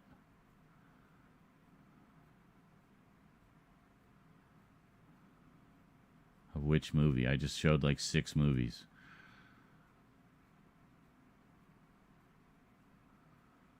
Very keen to see the discovery of the recent copies found the full uncut work print of Friday the 13th Part 7. I mean, don't get overly excited. I mean, it's a VHS tape they found. 2 VHS tapes. So, I mean, the quality is going to be pretty jank. But, I mean, it'll just be nice to be able to see that footage.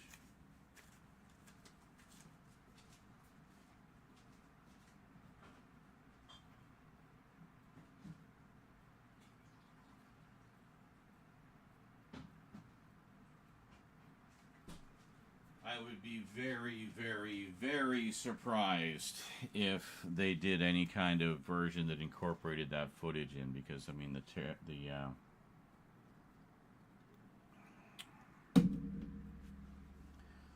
cheer up. I'm not depressed about not being able to buy movies right now. I'm concerned about rent and groceries. That's my main concern right now. That's why we need the donations. So I will cheer up when we have the money to cover rent and groceries. So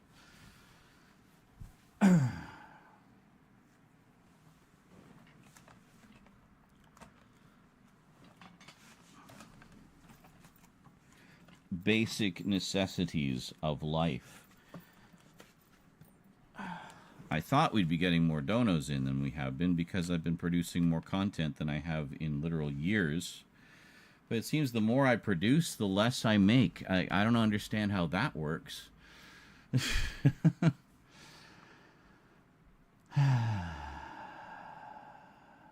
But yeah, as far as getting, movies and stuff, I'm not concerned at all about that. Like, I will get those, whichever ones I have my eye on whenever I get them.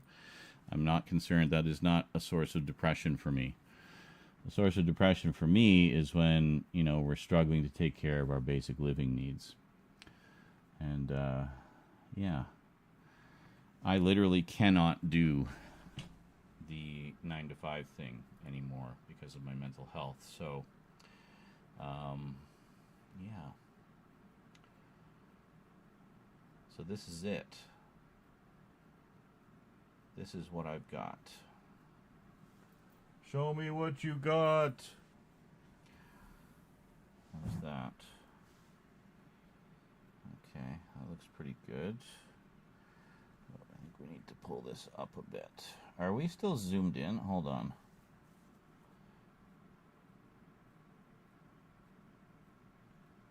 Nope.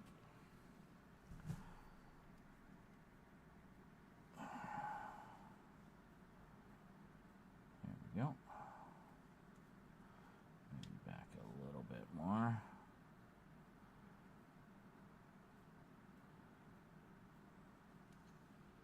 There. Oh yeah, you guys can see. Cool. Found a TV series of Aladdin. Dude, I sent it to you. I sent you the entire series. The best quality on the entire internet. What happened to that? What are you doing? I already sent it to you. Months ago.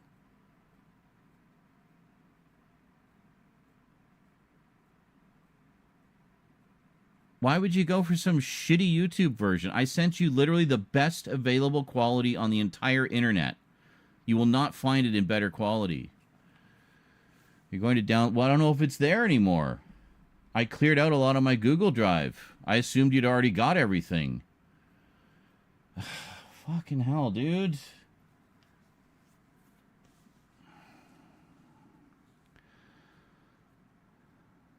Oh my god. Okay.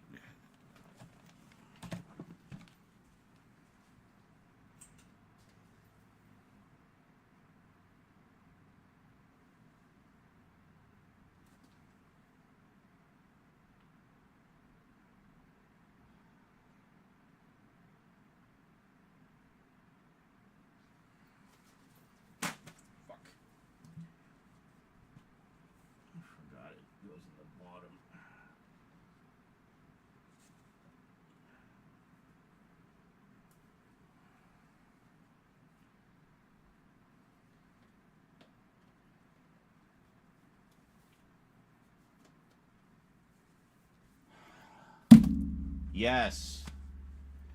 The horror updates are a little behind right now. Just wait. Just wait for them. You'll see what all I got when they go up.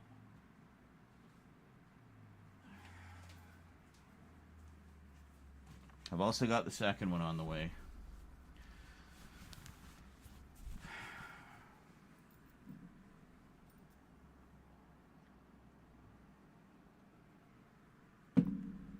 Take a break for 2 weeks and get some more views, but I do, like you said, more constantly gets barely. Yeah, I don't understand that. Like, I'm pumping out content. Like, people have been bitching at me for years to put out more videos, so I am.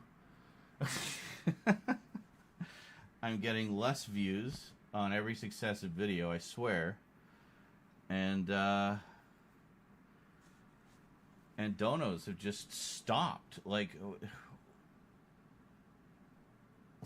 I can't keep doing content with no money, guys. So let's get it going. If you like the content, please support it. Without your support, I am nothing, and the content will stop. I'll just retire from YouTube and make a living selling things on eBay or something. I don't know. I'd rather do this because I enjoy it, and I know you guys do too.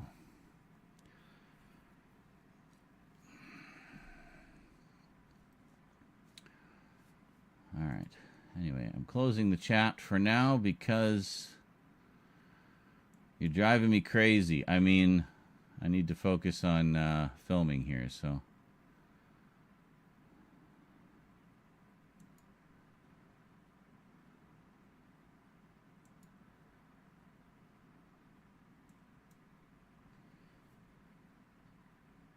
I can't. Oh my God.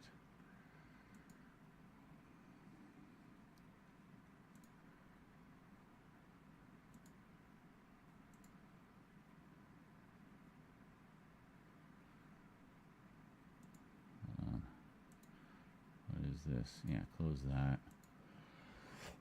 Burf.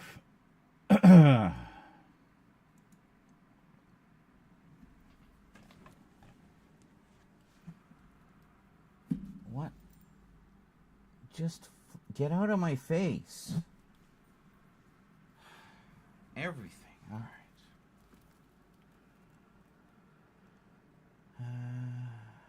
Just need to be. Yeah, there we go.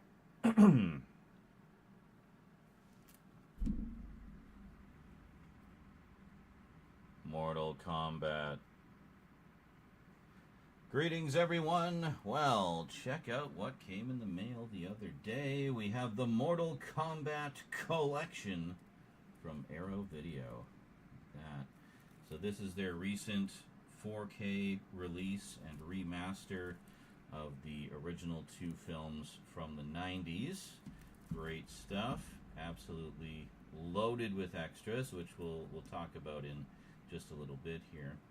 So, I originally saw the first one in theaters back when it came out and loved it. And around that same time, I'm in danger. The Mortal Kombat album. Yes, this is where that theme song comes from. There you go. So this is not the album of the movie. This is the album of the video game. It's all songs that give, you know, ripping techno theme songs to the main characters, the original cast of Mortal Kombat. Very cool.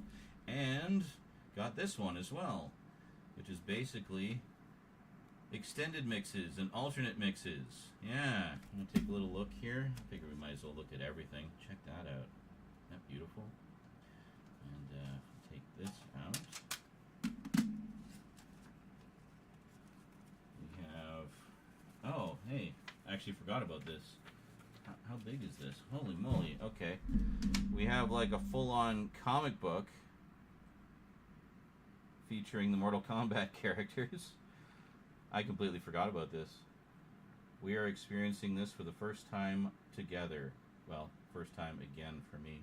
So this was a comic book that they were putting out. Good old Malibu. Wow, haven't heard that name in a while. They were like all the rage in the 90s. Did all kinds of cool stuff for... well, just a lot of different comics. You find them on the newsstands and stuff. And there we go. Ad for Mortal Kombat 2. The first ever Mortal Kombat 2 screenshots. Look at that, guys. It's coming soon. Super NES, Genesis, Game Gear, even Game Boy. Oh, I bet that's the best one. And there you go, your track listing. Choose your fighter. Yeah. I mean, I miss the days of of merch like this, you know, like this is for a video game. Even at the time, that was kind of unheard of for a video game to get so much side media like that. And then the other one, not as interesting to look at. You got the yin-yang symbol there, and that's that. Anyway, kind of cool. So, of course, as we know, as it was called, Techno Syndrome became the de facto Mortal Kombat theme. And in the first movie, that's the first thing you hear, right from the New Line logo, the Mortal Kombat theme just thundering out of those theatrical speakers. Awesome. So let's crack this open. I've been dying to open this up, which is why we're doing this right away. And there we go. I have to say, it arrived in pristine condition, too. Very nice. It was packed in a box with some packing paper. Not, like, terribly packed in tight, but enough that, you know, no discernible damage or anything. It looks terrific. So what we have here is essentially a giant slipcover. They've been doing this a lot with their hardbox releases lately. Just additional protection, I guess. Eh? Check that out. So kind of matte gloss on the slipcover, and then just that beautiful, smooth matte finish that we all know from Arrow's hard boxes over the years. Nothing on the back. Alright, so inside, looks like we have individual cases for both movies, a book, and some posters. So let's start with the first one here. We got, oh, look at that. Nice new artwork. Very cool. Just get an up-close look at that here. Yeah. Got Goro, Liu Kang. Looks like, is that Scorpion in the background there? I think it is. One in the back. So what do we got for extras here? I mean, this movie needs no introduction. You don't need me to tell you about that. But, so what do we got? We got a 4K restoration of the film from the original camera negative, supervised by, well, approved by director Paul W.S. Anderson. Very nice.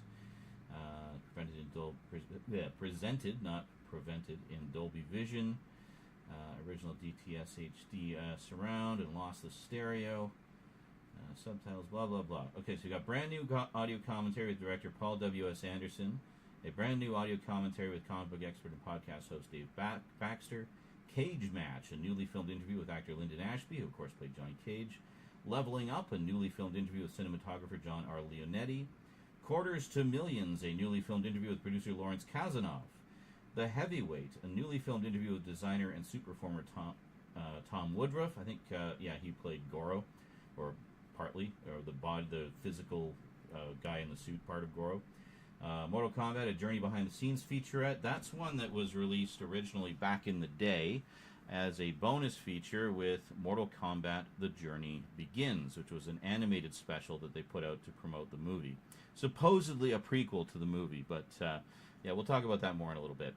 On-set interview, bites with cast and director, and B-roll footage. That's actually pretty cool. I think that stuff is new, like, or at least that I haven't seen, so very cool. Theatrical trailers, image gallery. Apparently the image gallery on this thing is massive. It's like almost 600 pictures of stuff. Same for the second one. Reversible sleeve featuring original and newly commissioned artwork by Matt Griffin. Original artwork, huh? I'm guessing the original movie poster art. So we got our disc there. And then we have... let's take a look. Oh, yeah. There we go. Honestly, I always really liked the movie version of the logo. I thought it was terrific, just carved in stone, and that opening title sequence, man, where it's just like doing the fly around with the logo and all the flames blasting, and you got the Mortal Kombat Techno Syndrome theme just exploding out of the speakers, deafening you. Yeah, unfortunately, when I saw it in theaters, it had already been out for a few weeks, so it was in one of the smaller theaters, which wasn't as loud. A friend of mine saw it when it first came out, and it was in the big theater with the big THX surround sound system and everything, and said it was just deafening. So, speaking of the soundtrack, I loved this movie. So, of course, I got the soundtrack as well. And there's that gorgeous stone logo. that. So this is a mix of selections from the score and all of the licensed music.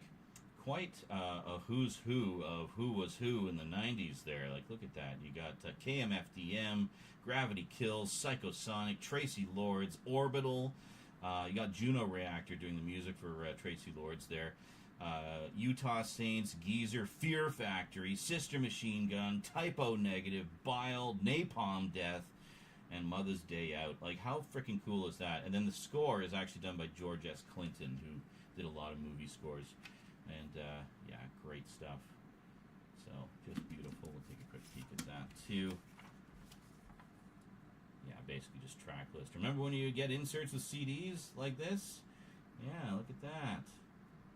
There's everything. The whole works. Oh, where'd our focus go? Hello? There we go. Very nice.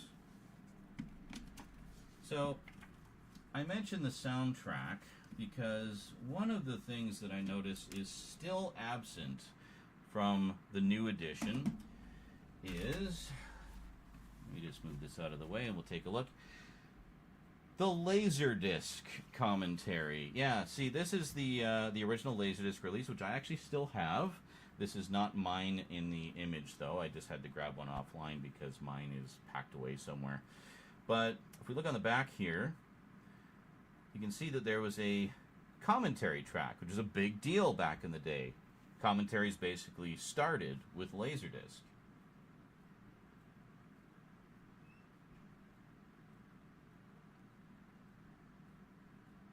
So the cool thing about this commentary is it was not only with producer... Hold on. I need to look up who it was.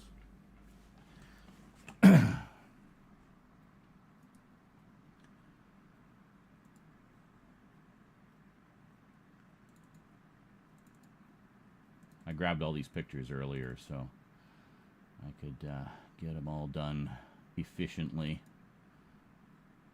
Yeah. There it is.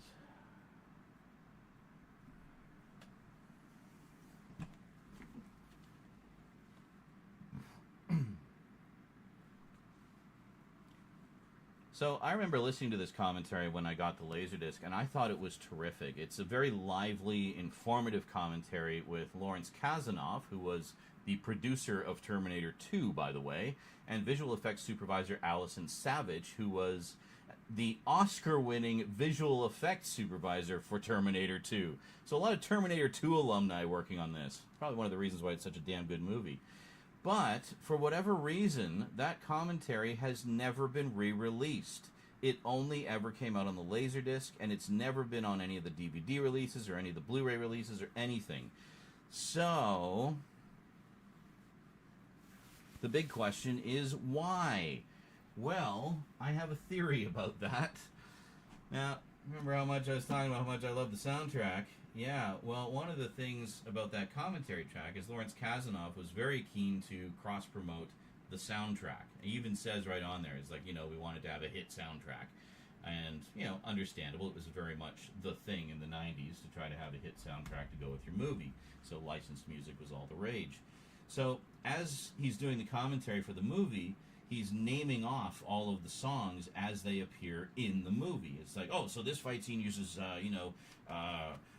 what is it? Juke Joint Jezebel by KMFDM. And this one is Typo Negative, Blood and Fire. And, he's just like rattling them off. But then there's one fight scene where he gets it wrong. He named the wrong song and the wrong band. I think it was the fight with Reptile, if I remember correctly. He said it was something. I think he said it was Juke Joint Jezebel again, but it was actually like some other track. But anyway, I've always theorized that that's the reason we've never heard that commentary again, because he made a mistake. Like, I mean, they have an interview with the guy on the new 4K, so, like, hold on. Like, they have a new interview with the guy on the 4K. They couldn't get him to just re-record that little, right there, Lawrence Kasanoff. Brand new interview. They couldn't just have him re-record that one line from the commentary to correct it and then slot it in, because it's a great commentary. So, I don't know. I guess we're never going to hear it again. However, I did find it on YouTube, courtesy of good old Oliver Harper. He actually ripped the commentary and posted it on his YouTube channel. So you can hear a bit of the movie audio in the background, so it wouldn't be that difficult to sync it up with your 4K or DVD or whatever if you want to give that a listen. I'll include a link to that in the description, by the way. You're welcome. Okay, now getting back into the modern day, let's see what else we have in the collection. Well, of course, we have the greatest sequel in the history of mankind, Mortal Kombat Annihilation. What the hell went wrong? Like, I mean, the first movie set it up so beautifully for a sequel, and it's not like there isn't a wealth of material they could draw upon in the games, but God, they just messed it up so bad. And I'm not someone who usually trash talks movies all that much. I can usually find the good in just about anything, but man, this one's awful. So it's great to have it in 4K. Because that's just the way we are, isn't it? Destroy all expectations. Yeah, it's probably better that you do. Go into this with no expectations. So let's see what we've got here. So once again, 4K restoration from Arabic, supervised by director John R. Leonetti. Oh, hey, wasn't he the special effects guy in the previous one? Yeah, I think he was, wasn't he? No, cinematographer. Who was, of course, the cinematographer of the original. So apparently what happened was Paul Anderson had gone off to direct Event Horizon, and the studio didn't want to wait for him. They just wanted to rush out another Mortal Kombat movie because money, and feeling that, I guess, being a video game and such, they just kind of felt like, oh, it's probably going to be a passing fad. We should probably rush this out as quickly as possible to make money because the first one did really well. And, well, we all know how that worked out for them, don't we? Anyway, so what do we have on here? We actually have an audio commentary with John R. Leonetti himself, moderated by filmmaker Gillian Wallace Horvat. So, yeah, maybe he'll tell us what went wrong. I'm actually really curious to listen to that. Another brand new audio commentary with comic book expert and podcast host Dave Baxter. The Queen of the Night, a newly filmed interview with actor Musetta Vander. Techno Tycho Orcho, a newly filmed interview with composer George S. Clinton. The Man of 1,000 Deaths, a newly filmed interview with stunt performer J.J. Perry, who played Cyrax, Scorpion, and Noob Saibot. On-set interview bites with the cast and director and B-roll footage. Yeah, very cool. Theatrical trailer, image gallery. Again, about 600-plus pictures in that. Reversible sleeve featuring original and newly commissioned artwork by Matt Griffin. So let's just quickly take a look inside. A mulch is a layer of material applied to the surface of soil. And then here, Reasons for applying mulch include conservation of soil moisture, improving fertility and health of the soil, reducing weed growth, and enhancing the visual appeal of the area. A mulch is usually, but not exclusively, organic in nature. It may be permanent, such as plastic sheeting, or temporary, such as bark chips. It may be applied to bare soil or around existing plants. Mulches of manure or compost will be incorporated naturally into the soil by the activity of worms and other organisms. The process is used both in commercial crop production and in gardening. and when applied Are we supposed to have an extra correctly, poster? I'm so can confused. dramatically Anyway, say what you will about the improve second movie. soil One thing it did have going productivity. for it, you guessed it.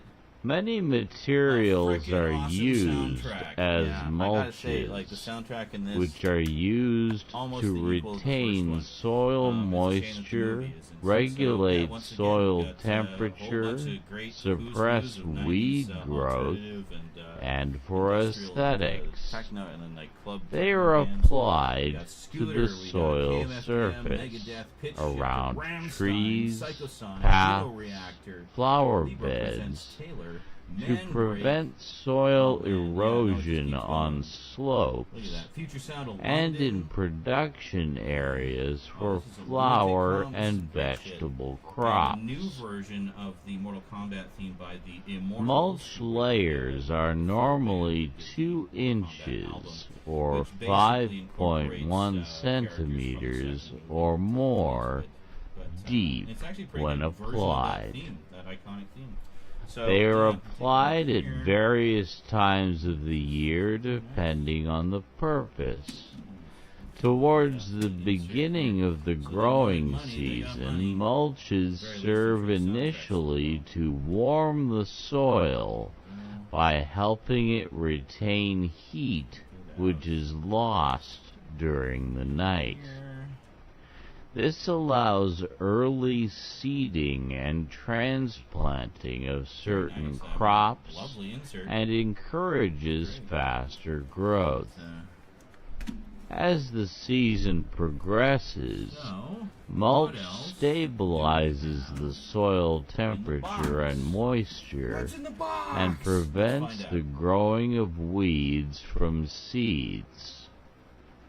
In temperature climates, the effect of mulch is Poof, they dependent upon the time of First year off, we they are have- applied, and Okay, when this is applied in fall So, I and thought we had winter, two posters are here. We don't. I guess used the to second poster was delay one that the was in growth here. But of the odd thing is this perennial is a glossy plants, poster, and in the not spring, as heavy, or stock. prevent growth in this winter one, which during is the, warm spells, poster which for the limits first movie, which is sort of freeze-thaw standard map damage. style. I wonder, it's almost like The they effect cheaped of out on the mulch poster for the upon second one 'cause soil they knew people moisture would care about the second. content But is it's a nice poster. I mean, as complex. much as you might hate the movie, the poster Mulch art's good. forms a I don't know. layer Anyway. between the soil and the atmosphere, preventing sunlight from reaching the soil surface, thus reducing evaporation. Finally, last However, but not least, mulch can also Shang prevent Tsung water from reaching the soil so I by absorbing or Arrow's official blocking movie water companion. from Oh, I love light how they did that. rains. like it's a video game. In order to strategy game. maximize Yeah. the benefits of mulch while minimizing its negative Yes, influences, Mortal Kombat, the it is animated video. often applied It's interesting in they late include some spring or information about early this. summer Actually, quite a lot when of information soil about it. temperatures have risen Where is the sufficiently, but Why soil don't they include that? moisture It's been included in content so many is other, still relatively releases. high. So, while we're on the However, subject here, I actually permanent did have mulch the, is Laserdisc copy of the also movie of widely Mortal Kombat: used The Journey. and valued for I its will tell you simplicity, something about as that. popularized by author Ruth Stout, Did I put who it? Hold on. said, quote, "My way is simply to Am I hearing keep another a mulch? thick mulch of any vegetable Oh my matter God, that dude. rots 4 on both mulches? sides of my vegetable 4? and flower garden all year long. As Holy it shitballs, decays and Batman. enriches the soils, I add more." End quote. Madness. Plastic mulch used in large-scale commercial production is laid Oh, I can down kind with of a hear it off to the side tractor-drawn because the or headphones standalone are right next layer to me. of plastic Yeah, where the mulch. fuck did I put the other, This is usually part of a Oh, sophisticated mechanical process where raised beds are formed, plastic is rolled out on top, and seedlings are transplanted through it. Drip irrigation is often required, with drip tape laid under the plastic, as plastic mulch is impermeable to water. It includes Materials used as mulches vary and depend on a number of factors. Use takes into consideration availability, cost, appearance, the effect it has on the soil, including chemical reactions and pH, durability, combustibility, rate of decomposition, and how clean it is. Some can contain weed seeds or plant pathogens.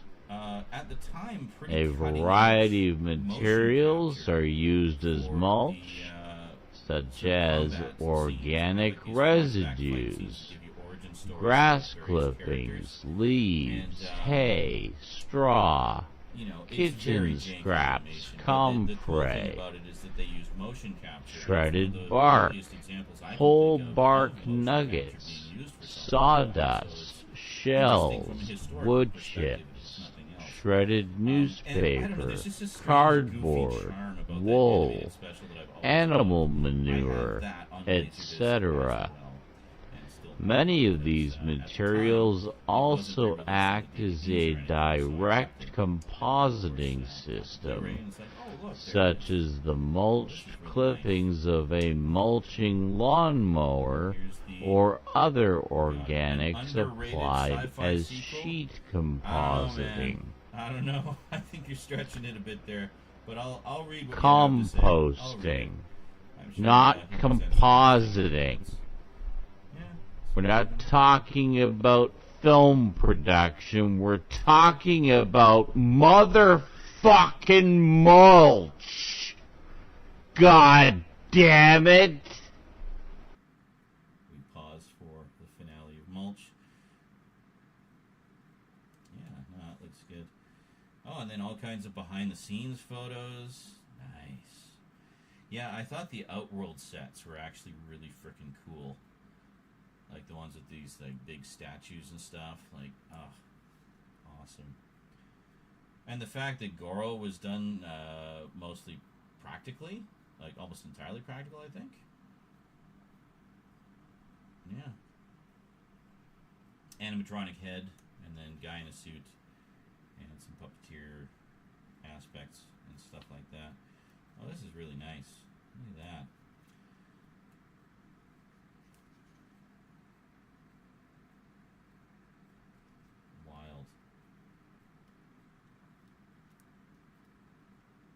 Very cool. Well, there you go. So that is the Mortal Kombat collection from Arrow Films.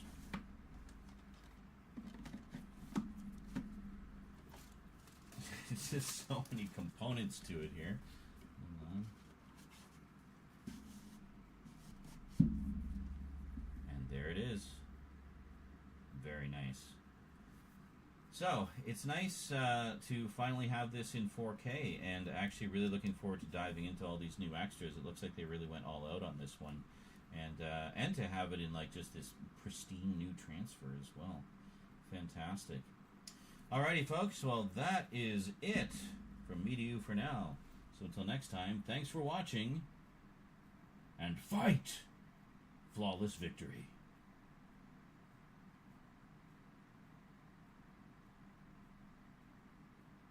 Oh, wait, actually, hold on. So, I would say with the exclusion of the animated special and sadly their inability...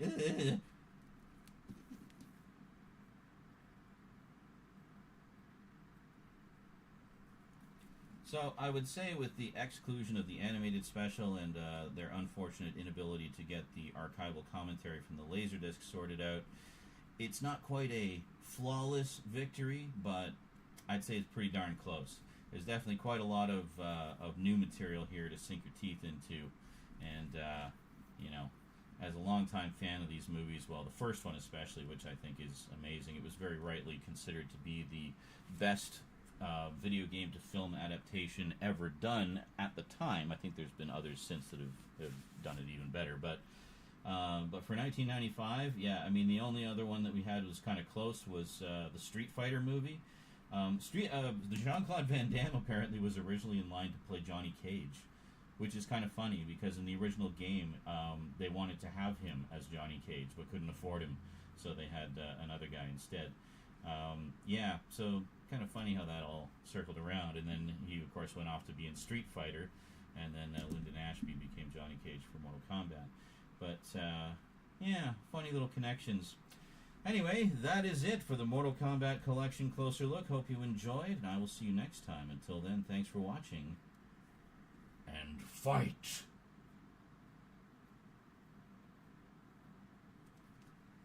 Ow! Okay, that is not easy on the back. Yes, well, he played it when I was in the middle of doing the Closer Look. I thought I heard it. He did a couple of other sounds as well. And I was like, holy shit. So you guys see how much JL's dropping the sounds. That costs money too. So JL's pulling out all the stops here to support the show, guys. Come on, give him some help. Don't leave it all up to him. Come on. Come on!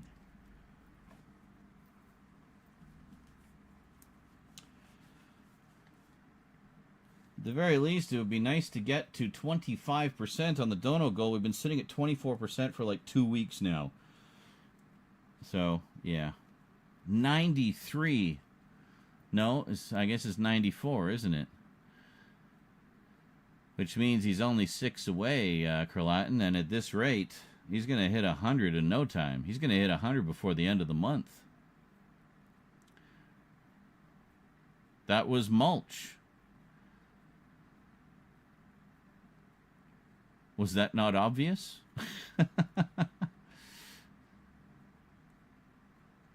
That's okay. You'll be able to hear everything I said in the video when I post the final video. Yeah,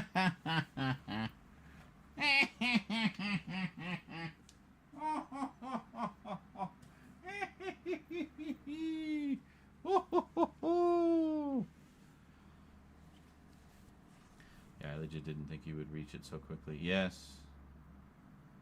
Well then. Oh, ye of little faith. But yeah, we got to give JL some competition here, guys. He can't be the sole supporter. Come on. Got to see some new names in the bottom there on the ticker.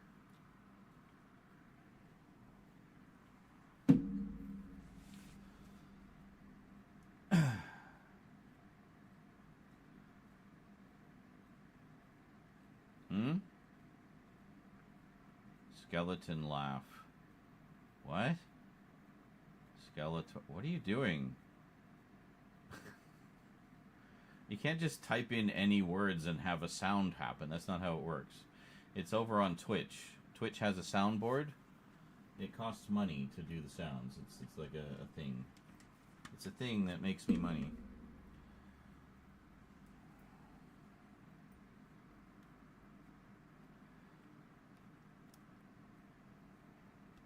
There will be some free stuff added as well, but again, only over on Twitch, because Twitch has the best interaction options. There's literally no way for me to do any of that stuff on YouTube. So, oh, the laugh I did. Oh, okay. Yes. Never mind. I get it now. I was confused. I didn't know why you were typing Skeletor laugh. Skeletor laughs. Like, yes. Skeletor laugh. What I'll do is I'll just dump that footage over so that it will be ready to go.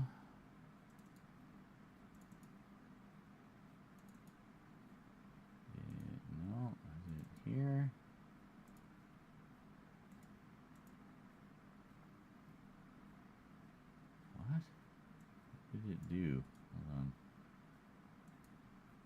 that was my test picture. That's what it was.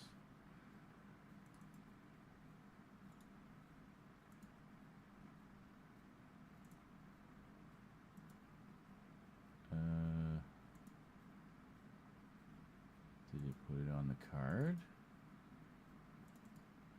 I'm trying to find the footage. There it is. Don't scare me like that. Oh yeah, that didn't take up that much space at all. It was like 5 gigs. I should just do everything on the phone from now on. Just use the camera for like special event stuff. It is faster. I will say that. I want a Masters of the Universe complete series box set with every He-Man show ever. That will literally never happen, dude. They're not all owned by the same companies, so that would be a rights impossibility.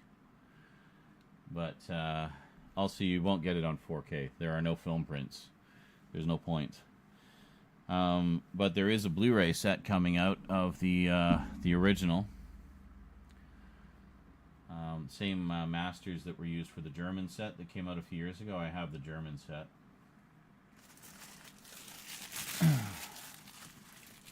It is very good.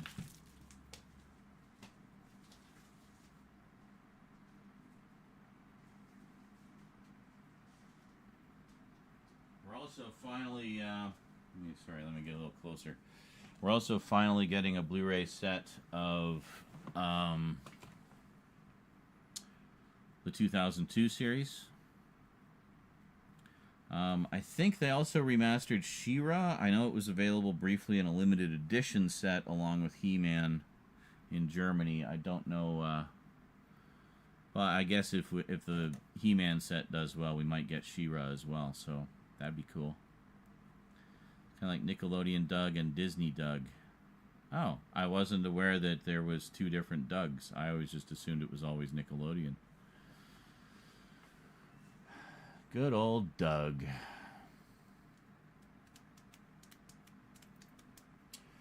What's next? Maybe next we will do Ninja Turtles. That one's been sitting on the shelf for a while.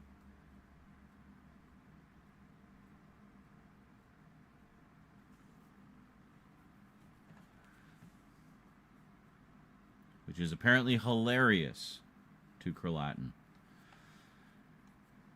See, I figure if we can just bang out some quick closer looks, these are super easy to edit. There's no different angles. I'm literally just trimming the footage and slapping some titles on it. It's still 4K. I'm using the Pro mode on the camera, so it's, looks very nice. Still 24 frames per second. Looks very filmic. But the nice thing is the camera has autofocus, which makes it a lot faster. So, yeah. Yes, bang them out. Yes. The previous closer look didn't do that well. I honestly expected it to do better because it was a recent release, but what do I know?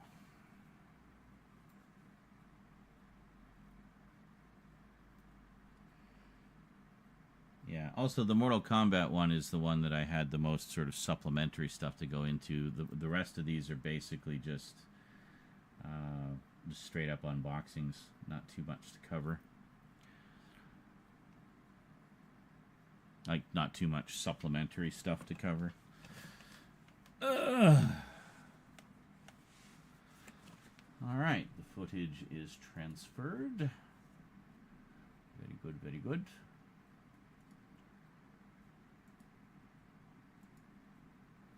So I just figured this gives me a way to sort of pump out a bunch of videos quickly to give me a little more breathing room with the more complicated stuff. Shout Factory should start putting out shows again. I wasn't aware that they stopped. They still do stuff. They just sell it through Groove now. They closed their own web store, which sucks, because it basically persuaded me not to buy from them anymore. But honestly, why would you want Shout Factory to do it anyway? They're not the best company anymore. They've been like far outpaced by other boutique labels by this point. You know, if you want something that you're talking like animated shows and such, you know, I'd say give it to a company like Discotech. Discotech is way better at that stuff now than Shout Factory is. So the final Jumanji trailer dropped. Oh my god, it looks rough, and it's going to be released on Christmas. I have not seen a single Jumanji movie, even the original. Alright. So I'm going to leave this to charge for just a little bit here.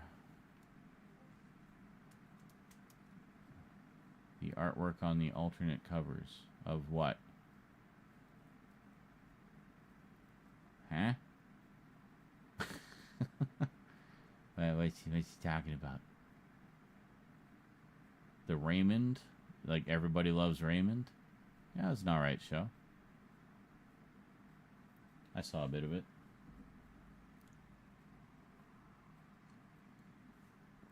It's alright.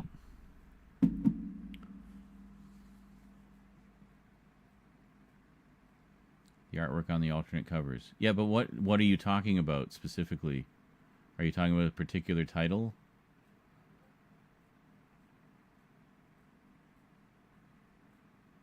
Like Discotech does that too. I don't know why you're so like hot to trot for Shout. Like they've not been a very good company for a very long time.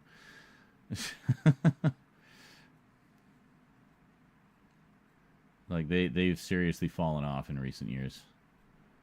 I barely bought anything from them recently. I buy from all the other boutique labels. Like Arrow. Arrow's really stepped up. Arrow's great. Umbrella in Australia, they're great. Second Sight, they're great. Radiance, they're great. They do a lot of shows. Imprint, they do a lot of shows too. Just make sure you have a region-free player for some of them. You know?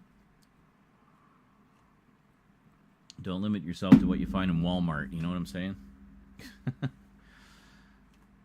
Scratch Factory. Oh, like that you get discs scratched. Haven't heard. Well, yeah, that's my point. Haven't heard Shout Factory mentioned in a while. Exactly. Like I don't even like. Have they even put out any Scream Factory titles in like this year? Nothing significant that I heard of at all. You know, yes, Arrow and Vinegar Syndrome are both top notch. They are very consistently good. Well, Arrow's had a few missteps. There's been a few releases that have had some issues, but for the most part, they're, you know, when they do the transfers, for example, you know you're getting a good transfer. You can count on that. You can rely on that. Same with Vinegar Syndrome. Severin is another great title. Yeah. Well, no, not the Friday the 13th set because they all came in individual keep cases. Same with Halloween. I think he's talking more DVD sets, big box sets of TV shows. Kino is mostly good. They have a few issues as well, but they're pretty good overall. I have quite a lot of Kino titles.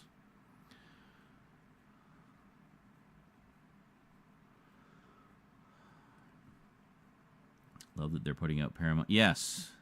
Well, and that's the thing is, like, a lot of the boutique labels have been picking up licenses from the studios. Like, I know Universal had a bunch with a bunch of different studios for a while, like with Mill Creek and one or two of the others I can't remember. But, like, Arrow right now has a big deal with Warner. So they've been releasing all these Warner-owned titles. And honestly, they've never looked better. And they've never had better extras, you know, it's just phenomenal. You know, and Vinegar Syndrome is great just generally, putting out a lot of catalog titles that nobody else will touch, a lot of obscurities.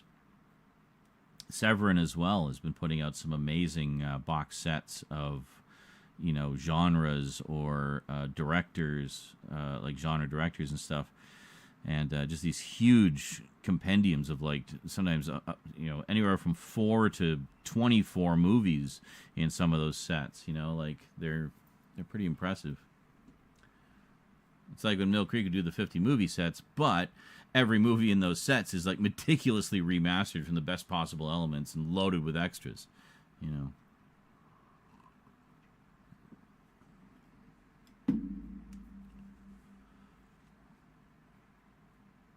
No, the Stranger Things set is Arrow. Yeah, I ordered it. It's on its way.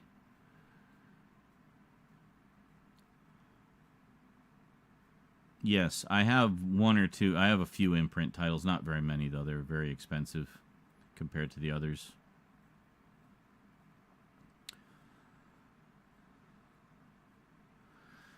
All right, short break. Just going to take an appetite suppressant break, and then we'll come back and film another one. Oh, and later tonight, when the sun goes down a bit, maybe we'll play some games. Which I've actually been coming to really enjoy. I actually like dark chocolate covered nuts. Oh yeah, I missed out on the 12 Angry Men 4K. I was pissed I off like about that chocolate-covered because it nuts, went out of too. print almost instantly. What? Well, I hope for Derek's sake it's not too hot when you pour it on. Oh my god, that was the perfect timing for a Wilhelm. Anyway, blah blah blah. I've been browsing and looking at all kinds of horrible stuff on the internet. I hope no one ever sees the horrible things I was looking at. See this right here? You see this? This little fire icon here? Watch this. You click this. Click clear. Whoom! Wiped. Is that simple. You can also set it so that it does that automatically. Whoom! Whenever you close the browser. And it's as if you had done it. It's as if it's a fresh, clean install every time you load it up. And that's it. It just wipes everything.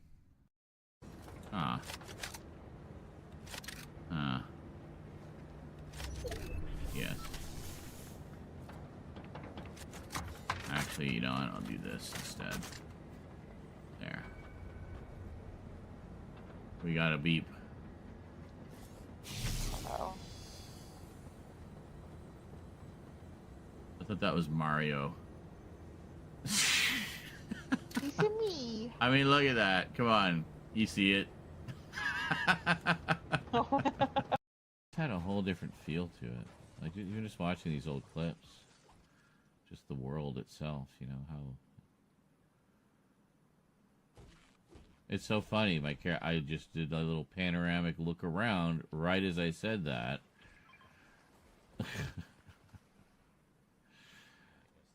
Wow. Connected across time.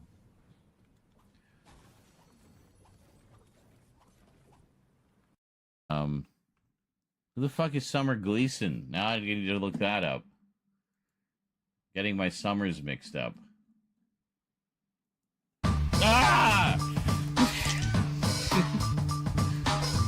Okay, that was too loud. John Collector 98 just resubscribed for 46 months.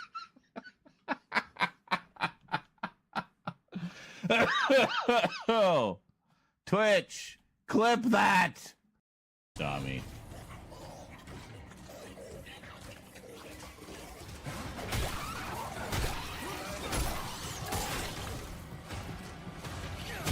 Oh.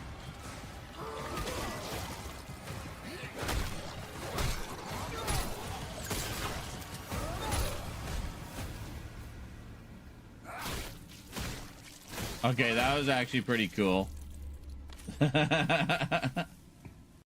So, as Rose angrily rants about her man problems in the background, would you like to see what new Blu-rays I got?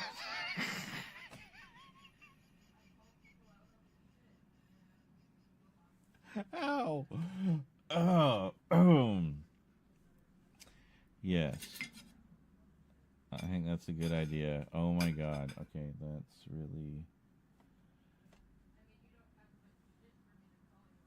catching my much better. It's catching my no, I got distracted by the hat. I forget what my is being caught by it because of. I think that made sense. Your last man standing, tough. Yeah, Go. Oh. Oh, Jesus. Get lost. Damn it. Okay, Homer. Holy shit, you got Simpson so hard. Yeah. That can't be the last one. One more. You were being mobbed by Homer zombies, and then fucking Scratchy finishes you off with a sniper shot. Got the Nice. partner. Good job.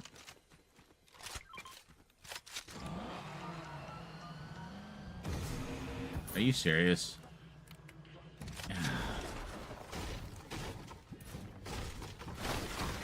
Stuck on the goddamn rock. Oh, lovely. Really? Okay. There we go. I was a little concerned there. Some of these are tricky, eh? Oh, Jesus. Hello?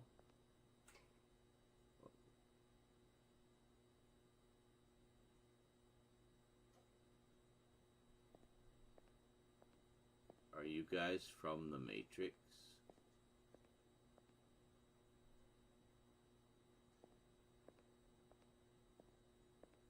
Oh, Jesus. Look, I made a burger. It looks weird. It's because of the romaine lettuce having lumps in it. But anyway, it's a cheeseburger. The cheese was on the burger before. I put the... It should be lettuce, cheese, burger, right? But I had I put the cheese on the burger, and then I put it together, and then I saw the lettuce sitting there, and I'm like, ah, shit, I forgot to put the lettuce on. I turned the clips so I put off. the lettuce on the bottom, so it was like cheeseburger. Why am I lettuce. still Like, going on about how my messed up shitty is burger? that? And the patty like kept trying to slide off the Oh my lettuce. God. That's why you don't put the lettuce on the bottom. You put the lettuce on the top. Did anyone play Burger Time? It literally teaches you the layers of a burger. Okay, thank you. Clearly, I need to play more Burger Time. I was toying with the idea of pulling my old pizza box set of Ninja Turtles out and comparing it, but it's buried behind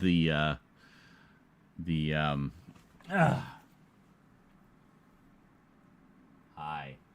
It's buried behind that somewhere, and I just can't be bothered to fish it out. So fuck it. We'll just talk about the vastly superior Arrow set. Krusty Krab is haunting the stream, yes.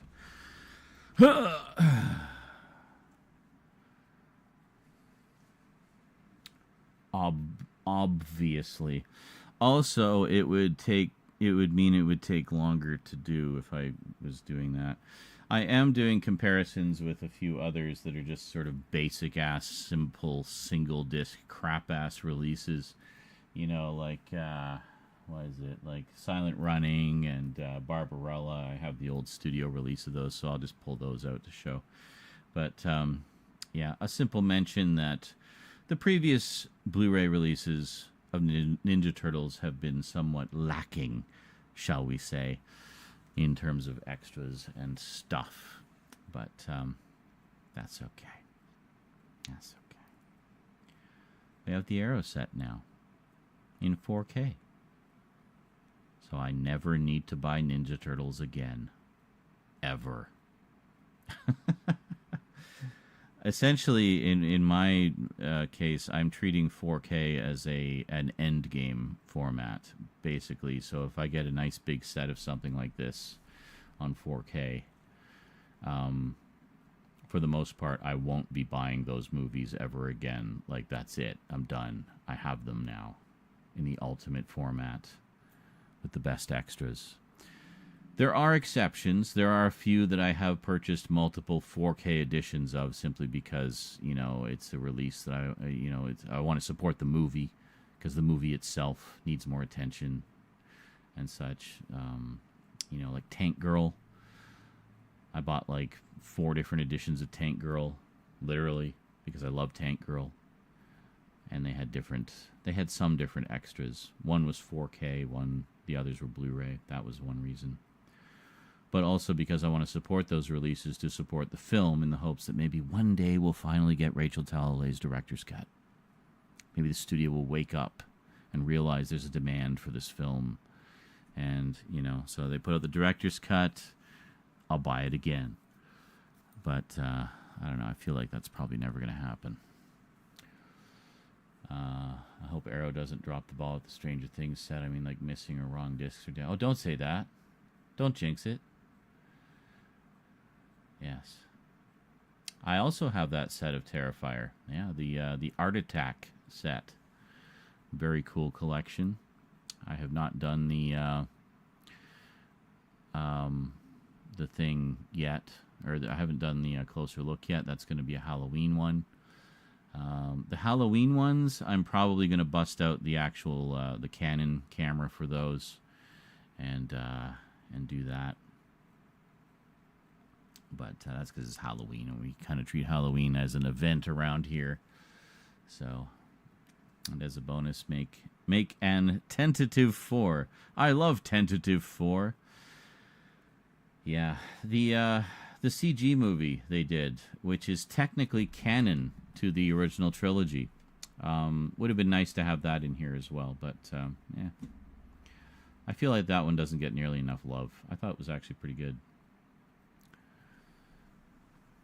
Oh, yours is just the first movie. Yeah, I got the big box set that has all 3 movies and the original All Hallows Eve that introduced the world to Art the Clown. Played by a different actor. Matt Hardy used to have a theme called Woken. What? What are you talking about? I have no idea what you're talking about, dude. Is that a wrestler? I'm guessing that's a wrestler. I don't watch wrestling. My wrestling knowledge is very limited. It's essentially... I know mostly the 80s, when it was still the WWF, before it changed to the WWE because that stupid wildlife company. Whatever. Oh my god, stomach.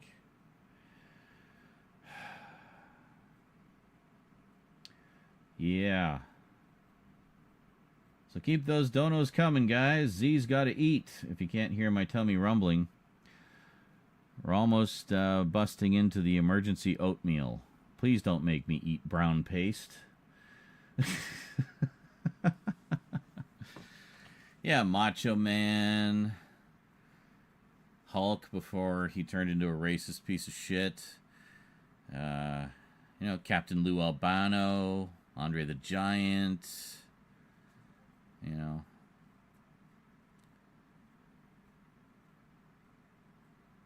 All those guys. Big Boss Man. Holy tummy, calm down. I had toast earlier. At least I have flour and yeast so I can make bread in the bread maker, but can't live on bread. Macho Man was in Spider-Man. That's right, he was Bonesaw. Yeah. That was the 2018 theme song I was entirely not watching at the time. Oh, okay, well there you go.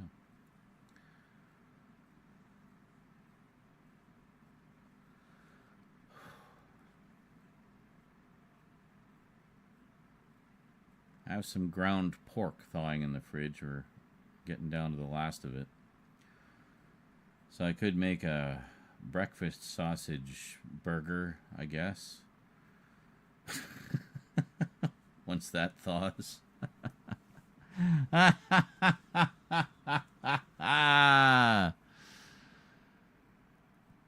Alright, you bunch of cheapskates. Guess I'll make another video and hope I make enough from ad revenue.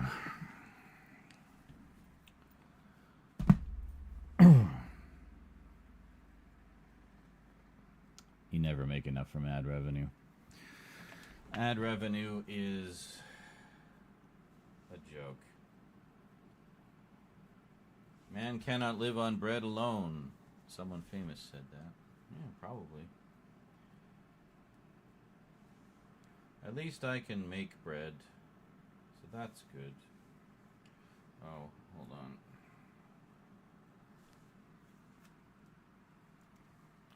Can't show you my phone code now.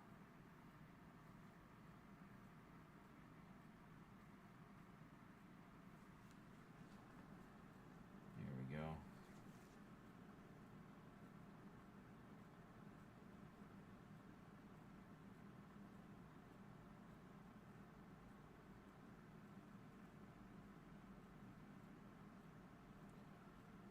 More YouTube subs, hopefully a higher CPM. Yeah, I know. It's funny, watching The Boys last night, there was a joke about CPM. Some propaganda video they put out had hit really big, and Vought doing their evil things. I love that they were named Vought. Now we have Russell Vought, architect of Project 2025, one of the most evil men on the face of the earth, basically running everything.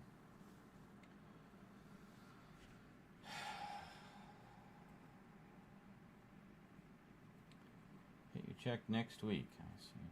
I have money, but I tell myself I am broke, so I keep that money and not overspend. Cool.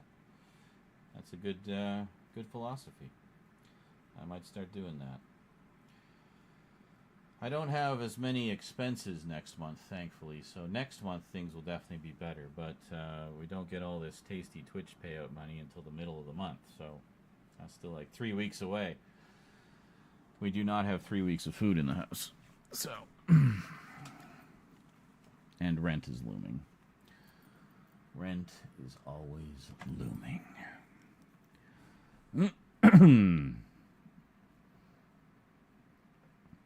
Arrow will probably do a boys set since it ended, unless... Why would Arrow do it, though? They, Sony owns that one. So Sony's been putting out the Blu-ray sets. Arrow does not have a deal with Sony. Stranger Things is Netflix. I don't know how they even got the Stranger Things deal with them, honestly, because Netflix is usually so resistant to physical media. But, I mean, they did put out sets of the first 2 seasons back in the day. Most of which are rotted now, by the way. Fun. No, that's a little too low. Seeing the edge. Can't be seeing the edge of the thing.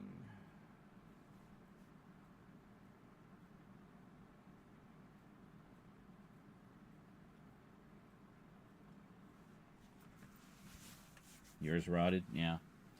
I haven't checked mine, but I mean, I don't really care at this point. Those were bare bones anyway. They weren't really terrific releases. It was more about the cool VHS style packaging of them. Your Cobra Kai set. Yeah, speaking of streaming shows. Yeah, that's one I'd definitely like to pick up. Probably get all the movies at the same time.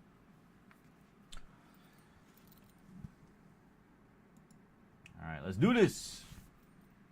Teenage Mutant Ninja Turtles.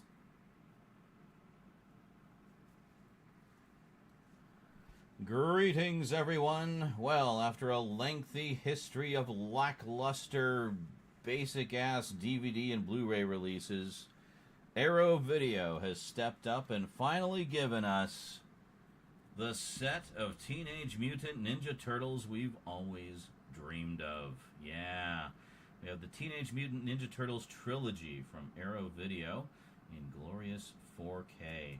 I picked up the Arrow exclusive version with the different artwork. There was, I'll put up a picture of it here. There was this edition as well, which basically just had the movie poster artwork on it, which is really nice. I mean, I love that poster. It's iconic. But, you know, I mean, we've seen it before. We've seen it 1,000 times. And I guarantee you we have that artwork in this set somewhere as well. So, yeah, let's check it out. So we're going to open this up and check out all the contents for the first time. I actually picked this up a while back. Some of you may remember it showed up in an update video many moons ago. And, well, I've been a good boy and have not opened it up until now, so we could all open it up together. I hope that's not a disc rattling in there. I guess we'll find out. I know there's some, like, little pack-ins and stuff as well, so... Alright, let's crack this open and check it out. Look at all the stuff on there. We'll go through all the extras in a minute, so... Let's see, where do we get a... There's no, like... Sometimes there'll be, like, an overlap thing you can kind of, like... And then peel it off, but no such luck here. Let's try,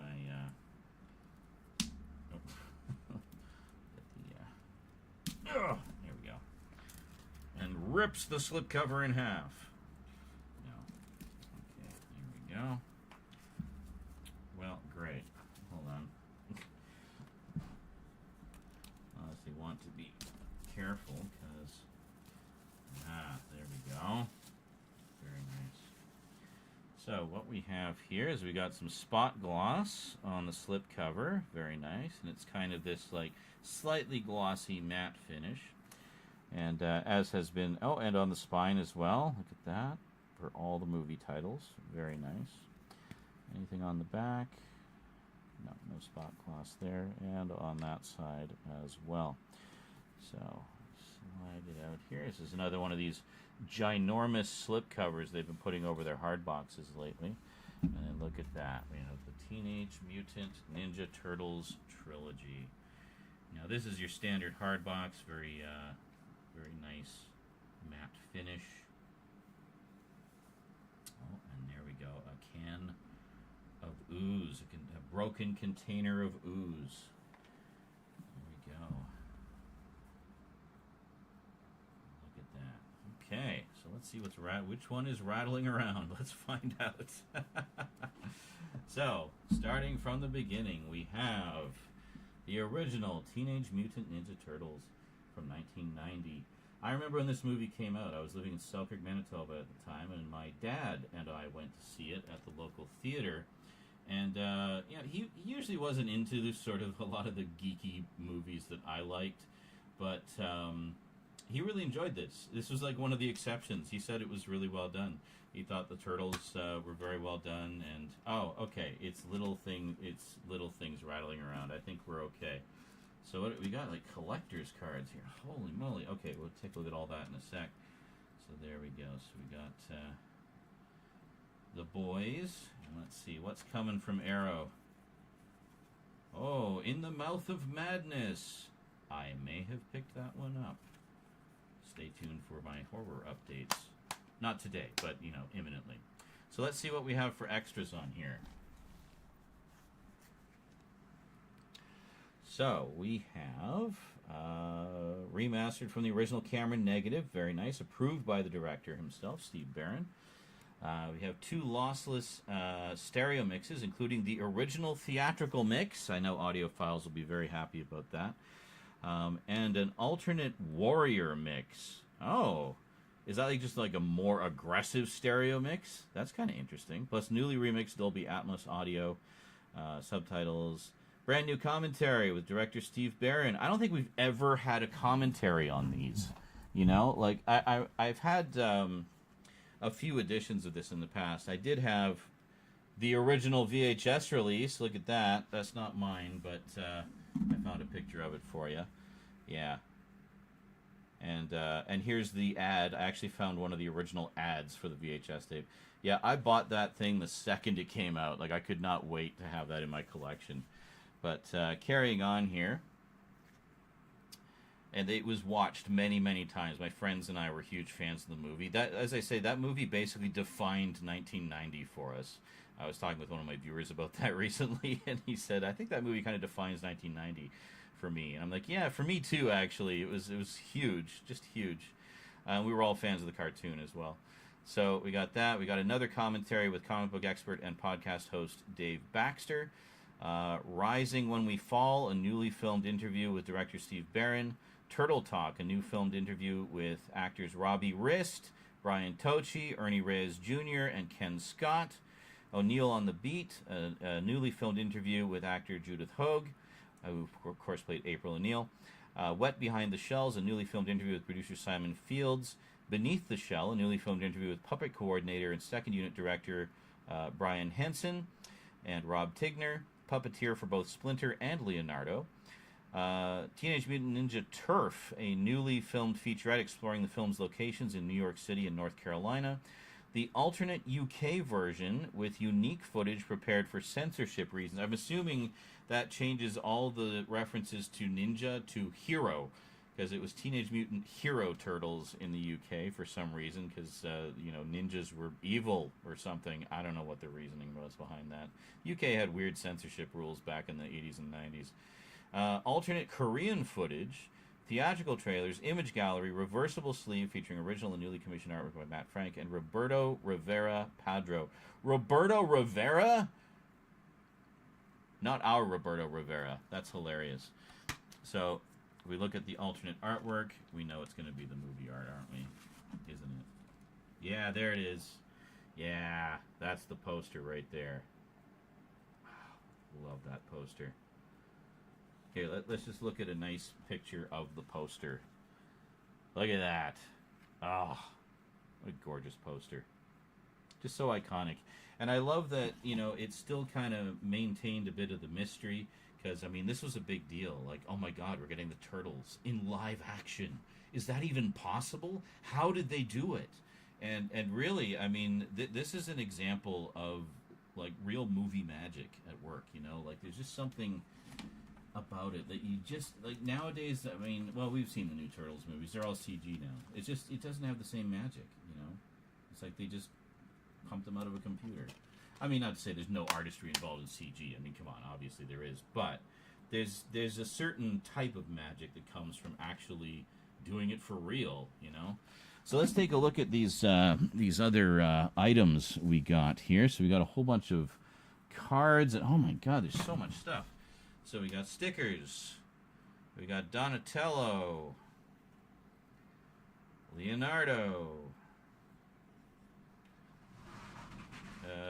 Michelangelo. And Raphael. And Rose just came home. Why'd you talk? You were making enough noise already. Michelangelo. Mm-hmm. You doing a closer look? Yes. Oh, those are cool. Don't touch.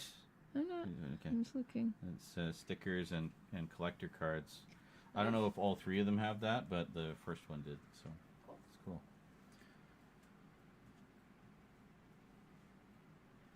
So, and taking a look at the collector cards here. So we got just the movie logo on the back. And then once again we have Donatello. A little blurb about him there. Sure, we'll do this. And then we have Leonardo. It's great stuff. And honestly, I feel like the practical effects, like the costumes and everything, still hold up really well today. Like far better than some of the other live action iterations, like, Next Mutation and that concert. You know the one I mean, the Coming Out of Their Shells tour, even though they were in their shells in the tour. Anyway, Michelangelo, party dude. Oh, is it like kind of holofoil? I think it kind of is. Yeah, it ever so slightly. You can see it on the camera there. Kind of rainbowy. Very nice. So here we go. And finally, Mr. Anger Issues himself, Raphael. He's cool, but rude. And there you go. Yeah, you can see that really well with it. If I block I literally can't block the light. Anyway, you get the idea. So that's really cool. I actually completely forgot that it had all these cool pack-ins. So, I mean, already, like, just in terms of the physical stuff they included, this is far and away better than any release we've ever had before. I'm just going to put these here to kind of sandwich the stickers between the cards. So I think that's actually what was rattling around. So I was all concerned, but that's actually pretty cool. So we set that one. We'll set it over here for now. And then take a look at the second one, the Secret of the Ooze. Yes, with Toka and Razor. Totally not Bebop and Rocksteady, honestly. So here, once again, restored from the original 35mm. Oh, actually, no, not the negative, but the interpositive. Guess they didn't have access to the negative, or it doesn't exist anymore. Original lossless stereo audio and optional DTS master audio surround. So no Warrior mix in this one, but we do get the original theatrical stereo, which is good. Brand new commentary with director Michael Pressman, moderated by filmmaker Julian Wallace Horvat. John Duprez to the rescue, a newly filmed interview with composer of the trilogy, John Duprez. Oh, who did the score? Oh, that's pretty cool. Hardcores, a newly filmed interview with Kenny Wilson and mold shop supervisor at Jim Henson's Creature Shop. The Secret of the Edit, a newly filmed interview with editor Steve Merkovich. Behind the Shells, an archive featurette from 1991. Yes, I was wondering if they were going to put any archival stuff in here. And in fact, when I originally did the update for this, I missed that in the description on the back of the slipcase. And someone mentioned it to me that, oh no, they actually do include that. I had always thought that Behind the Shells was about the making of the first one. I didn't realize it was actually the making of the second one. I'd forgotten that. That was originally released on VHS, which you can see here. I don't think I ever owned it, though. I did see it around, but I just never got around to picking it up. So, pretty cool to have that. Yeah, I don't know. That was kind of a thing back then, is they would occasionally release, rather than having behind-the-scenes featurettes on the VHS or Laserdisc release, they would sometimes release these supplemental videos. Like, I remember Jurassic Park did one, the making of Jurassic Park. It was like an hour long, and it was just awesome. Narrated by James Earl Jones, no less. Yes, I had that one. And and then this one about the making of Turtles 2. And there was a few others. Like, I remember the Coming Out of the Shells, their Shells tour. They released a half-hour making-of video, which is such a bogus making-of video, too, by the way. It's basically all the Turtles in character talking about it. It's not really a proper making-of. It's basically... But it's kind of cool that it's like an in-universe making-of. So, anyway, funny. And yeah, Coming Out of Their Shells is not on this set, sadly. I wish it was. I think it would have been a nice, fun supplemental. But I mean, it's like 2 hours of material. That would have been a lot of content to include. And where were we here? Yeah, Behind the Shells, yeah, from 1991. Theatrical trailer, image gallery, reversible sleeve, featuring original and newly commissioned artwork by Matt Frank and Roberto Rivera Padro. Very cool. So let's take a look inside. Whoa! Okay, then we do have cards for this one as well. And looks like a poster, too. There we go. All right, so before we bust out the poster, let's pick up all these cards and stuff that just fell all over the floor. All right, so just a couple this time, looks like. We have Master Splinter. Very cool.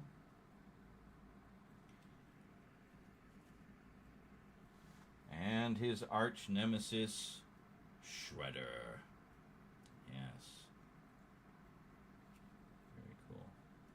Which is funny, because this looks like them from the first movie, so I don't know why they put it in at the second one. And you get a card for Roy's Pizza in Greenwich Village. Here you go.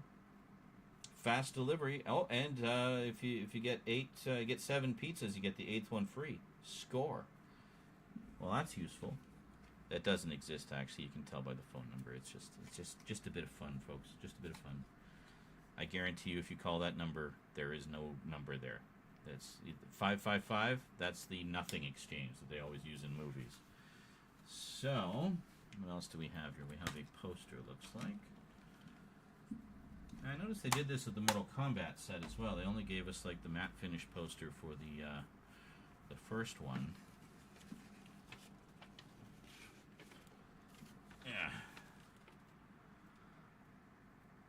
Oh, good old Vanilla Ice. Back before he turned into a piece of shit. Yeah.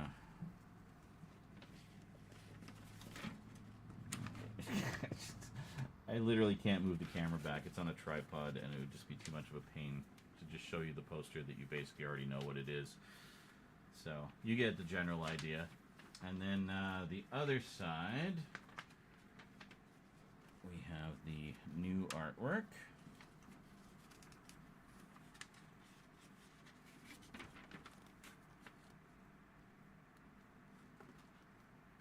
Very nice.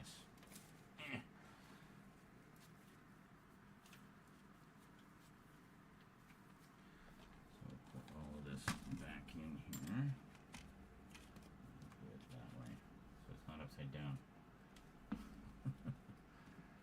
That is really cool. What a bodacious pile of pack-ins, dude. Last, but most certainly not least, the greatest conclusion to a trilogy ever committed to celluloid. Teenage Mutant Ninja Turtles 3. Not Turtles in Time, as a lot of people say, even though there's time travel in this. No. Turtles in Time was the video game, not the movie. People mix that up all the time. Huh. Time. Get it? And there we go. And slightly less extras on this one, because, well, people don't like the third one very much, but you know, Arrow doesn't play favorites, so they still did a brand new 4K restoration of the film from 35mm interpositive, and there you go. What do we got here? We got a brand new commentary with director Stuart Gillard. Yeah, again, much like the Mortal Kombat Annihilation one, really want to hear what the director has to say. It's like, what were you thinking, dude? Daimios and Demons, a newly filmed interview with actor Sab Shimono. Rebel, a newly filmed interview with actor Vivian Wu. Alternate UK opening, I'm guessing again with the Hero Turtles. Theatrical trailer, image gallery, reversible sleeve, featuring original new. Yeah, really not a lot on this one compared to the others, especially compared to how loaded the first one was. And then we got two more cards. We have, oh, of course, both April O'Neils. Very nice. I love both of these actresses, but I thought she was a way better April. Just saying. And, of course, Casey Jones. Good old Casey Jones. Yeah. Played by Elias Koteas. He was terrific, by the way, as Casey Jones. I really, really enjoyed his take on the character. Especially that first scene where he meets up with Raphael and they have the street fight. Oh, it's so much fun. So here we go. We got our... I don't really need to show you you know what the poster is, but we'll take a look at the insert here so you can see the other side. And yes, I know I forgot to show you the second one. Just give me a minute here. Just give me a minute. I'll get to it. I mean, I will say that it's a pretty badass poster, and I love the idea of the turtles going back in time and basically becoming samurai. You know, I mean, they've done that kind of thing in the comics before. How did they mess that up? Like. It practically writes itself. How did they mess it up? I don't know. We did get the CG movie in 2004 though, and I actually really liked that one, and kind of wish they'd included it because it's technically canonical to the trilogy. So yeah, just to be complete, let's check the insert for the second one here. We have the theatrical poster for Secret of the Ooze. And there we go. And once again, the new cover there. Very nice.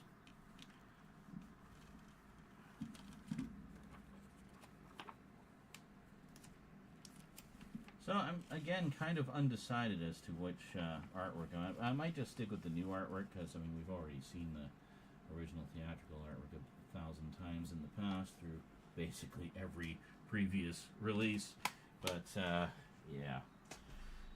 And then of course we have, okay, yeah, this is the poster for the first one. Perfect. I don't need to show you any more than that. You know exactly what this is. and then the new artwork is on the other side. Okay, then we have a menu for Roy's Pizza in Greenwich Village. How nice is that? And on the back, you can see, oh, pizza for $1.25. Remember those days, folks? Man, I remember living in the big city, and we would have $1 a slice pizza places. Yeah. I think it's like $5 a slice now. But we take a look. Oh, there's Ernie Reyes. There you go. Yeah, I think he played. He was one of the Turtles in the original, and then he was more on screen in the second one.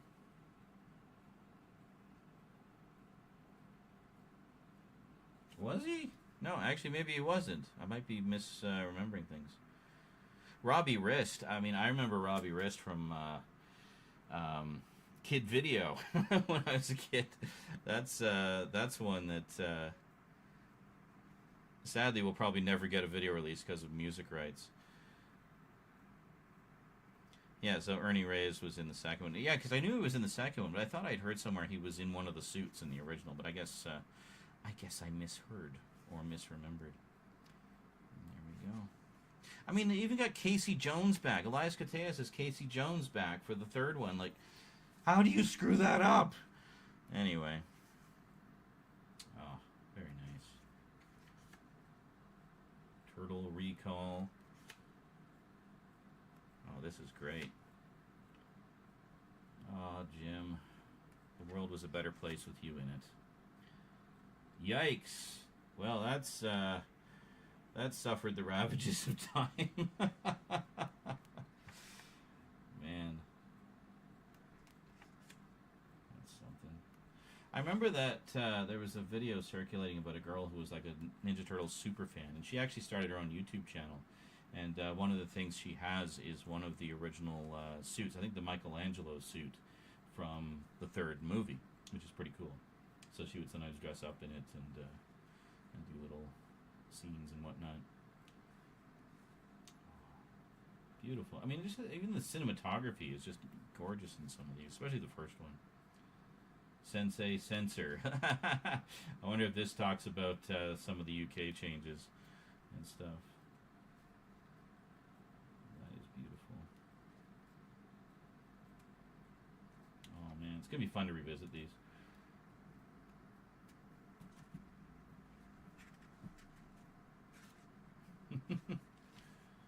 Pizza Dude's got 30 seconds. Yeah. Alright, let's put it all back together. Get our menu.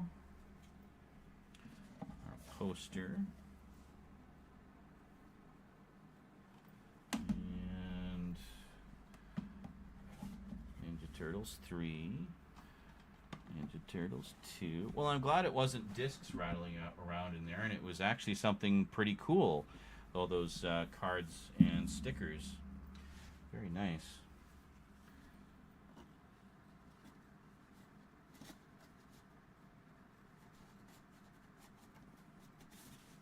There we go. And that, ladies and gentlemen, is the Teenage Mutant Ninja Turtles Trilogy 4K UHD edition from Arrow Video. Very cool. So this packaging, I believe you can only get on Arrow's website, but they also have the alternate packaging that I showed you earlier, which basically has the original movie poster on it. And there you go. So at long last, we finally have a proper, decent set of Teenage Mutant Ninja Turtles. Yeah, I mean, it's been so long. Even like the 25th anniversary, I remember they got that pizza box set. I think I did a video about it a while back. If I can find it, I'll put it in the description. Put a link to it for you. But even that one was basically just the same old plain Jane Blu-ray release in some slightly cooler packaging. So it's nice to finally have a set of these that's been properly remastered and is properly loaded with new and at least a selection of archival extras. There's some archival stuff I really wish they'd been able to get a hold of. Like there was a wonderful clip where for the first one where they went on TV and were interviewed by Barbara Walters. I would have loved to see that clip in here because it's just it's another one of those things where it has the turtles in character. It's like an in-universe thing, and it would have been great to see some of that stuff included here. But I mean, we got what we got, right? And we got quite a loaded selection. I really can't complain at all. I'm just nitpicking at this point. But, yeah, so if you're a fan of the old 90s Turtle movies, Arrow's got you covered. Cowabunga. Well, that's it from me to you for now, so hope you enjoyed. So until next time, thanks for watching, and sayonara.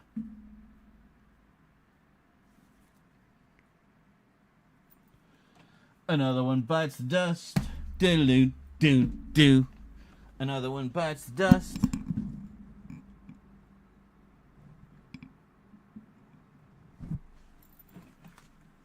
Where'd Streamlabs go? All right. There we go. That's right. Robbie Wrist was Oliver in the Brady Bunch. I forgot about that. Yeah. Cousin Oliver, the character everyone hated.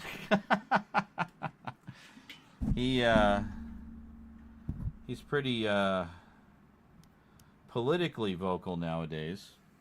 49%. Oh, geez, I gotta let this. Wait a minute. Yeah, I gotta let this charge for a little bit, I think. Yeah, hold on.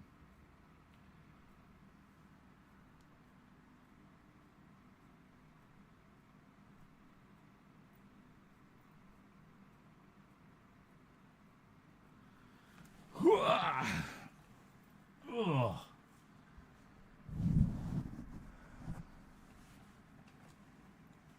Mutant Mayhem. Yeah, I still need to pick that one up. I heard it was great.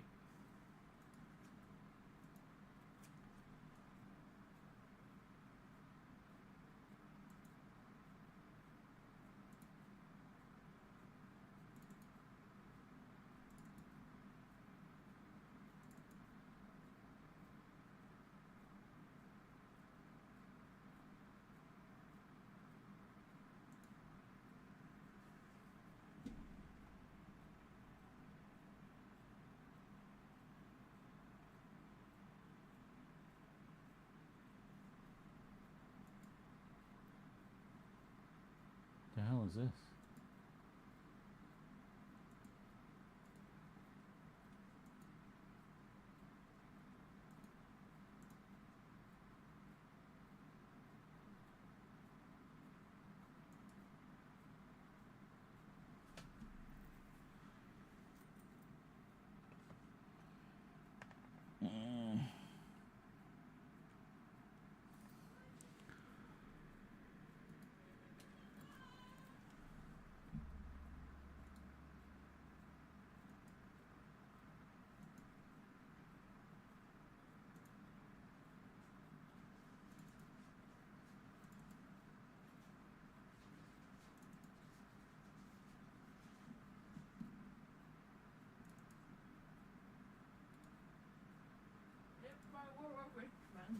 Huh. You quoting Rimmer? Did you say that? Yes. Since you mentioned that. Nibs. I see. Want one? Sure. The nib sticks. Okay.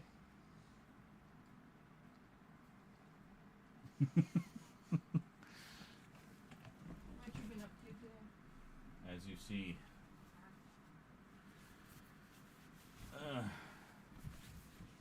Oh. Cass and I are dealing with tuition fees today.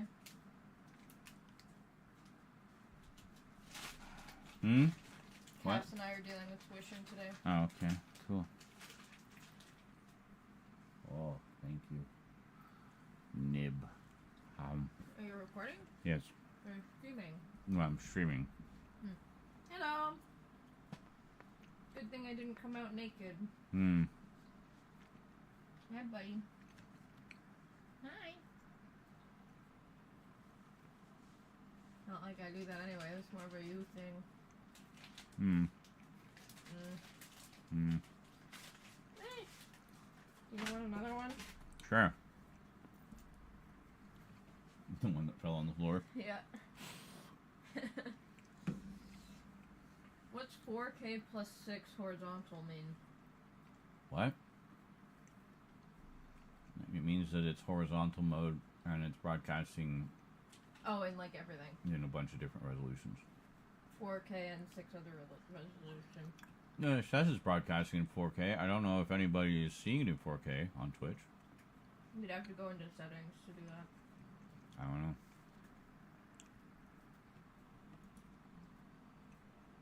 Go on to Streamlabs. I want to see myself. Hold on. If I go into settings, Oh, it just shows everything up to 720p. I don't know why. I don't know. It's strange. My 3 Turtle Movies disc artwork are pizza. Yes, that was the pizza box set they put out for the 25th anniversary. Had that. It's all pizza artwork. But it's the same old releases they'd always put out. I was going to order that TMNT set the other day. And it was out of stock. Oh. Well, shoot. Check the... Don't just check the UK site. Check Arrow Video, which is the US site. Or Arrow Films, which is the UK site. One of them might have it in stock. I got this one through Arrow US. I have. This is Arrow Video. I have some tea. Okay, well, just give me a minute here. I'm catching up on chat. Where the hell did the chat go? Here. I don't fuck off with your ad. AI shit. AI garbage. Oh, is Streamlabs still dead? Hmm? What are you talking about? Can you not just look at Streamlabs for the chat? No, it's fine. It's just it erases the chat when I close it, so I have to go back here to look.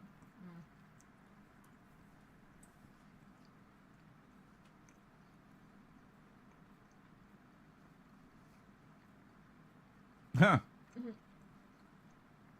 Ronan799 says, I have that same set, and my cards had 2 Leonardos, but one labeled as Donatello. What the hell? That's annoying. Yeah. I heard the Donatello card is a nod to the original cards where they made the same mistake. Oh, really? Oh, that's funny. TMNT2 has Behind the Shells, which I hadn't had since VHS. I love reverse artwork, and they have it. I'm just asking this in general. Do you guys reverse your art? Because I do. I usually do. It depends. If it's like a case where it's a case in a slip box, like a slip cover, and it's like the new artwork on one side, which is the same as the artwork on the slip cover, and then the theatrical poster on the other side, then I'll always flip that around to the theatrical poster just to have the different artwork. In a case like this, where it's in a box set, I don't know. Maybe. I mean, I don't know that it really matters. It's not like it's visible, you know, but, you know. Garth Turner says, can't beat the 90s TMNT movies. I know the third movie gets slammed, but I enjoy it. The only thing I didn't like was Casey Jones' mask. The first one in the first film was awesome. Oh, yeah, the first film's great. And it was fairly low budget, too, considering.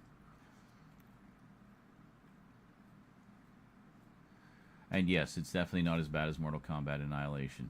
Hi, Mama. Hi. That sounds awesome. I'm going to watch it right now. What? What does? I missed. I don't know what you're replying to. That was hours ago to me. See, like I go back in and there's just nothing on the screen. Oh. Oh, it was on the Arrow site. Well, check the other Arrow site. The other Arrow site might have it, and the 4Ks are region free, so.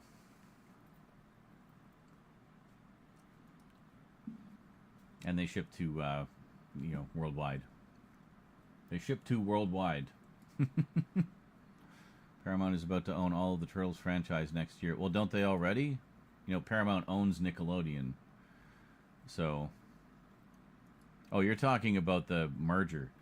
That's not set in stone, dude. There's a lot of opposition to it. So don't go all gloom and doom just yet. It ain't over till it's over. Huh? Hi. I just have to check and make sure that all worked. Catastrophic failure, it says. Lovely. Okay, why did we have a catastrophic failure?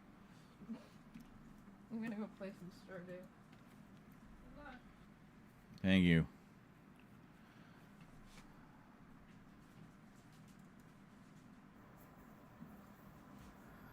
Girl. Sorry, what was the tea? Come and tell me the tea while I'm checking this all out here. Alright.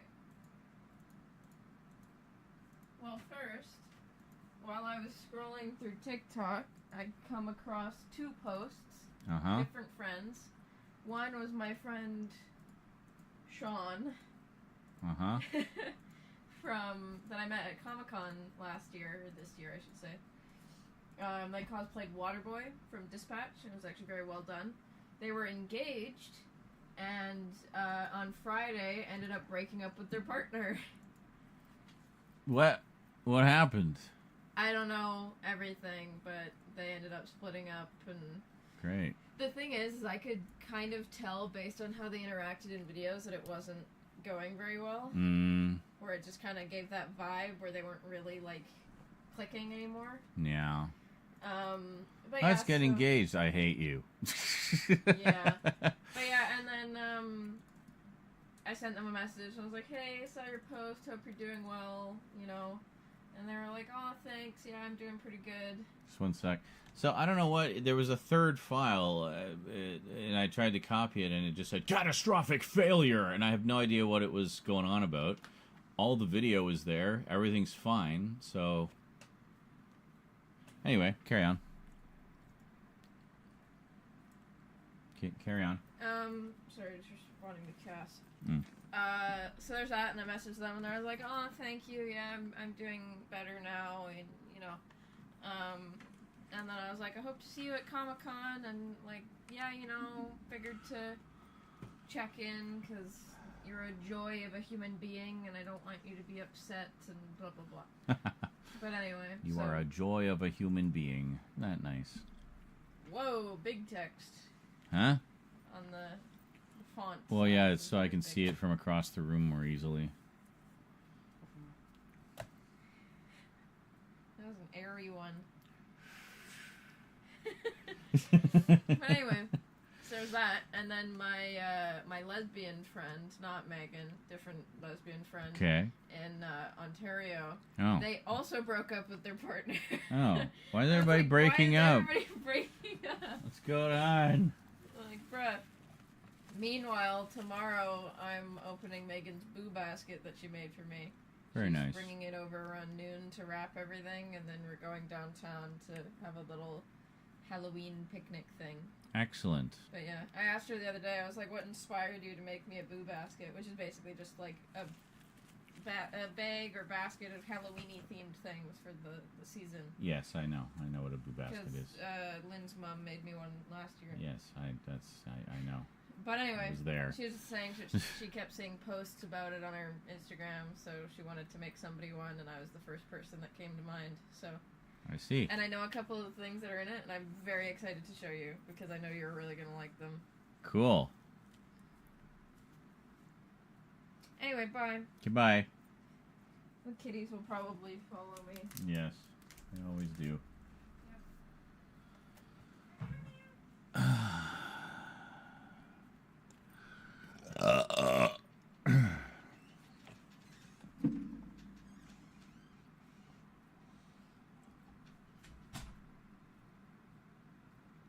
Those 4K was first announced that Nickelodeon team up with Arrow might be involved in what?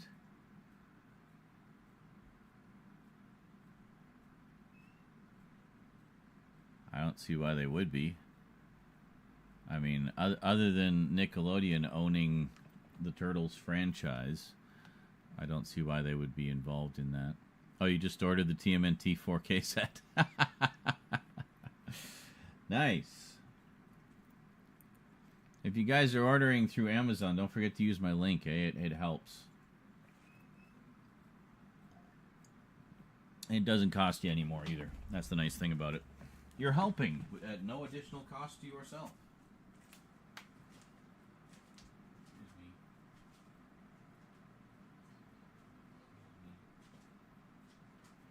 Excuse me. Knock it off. exist in your space. Do it.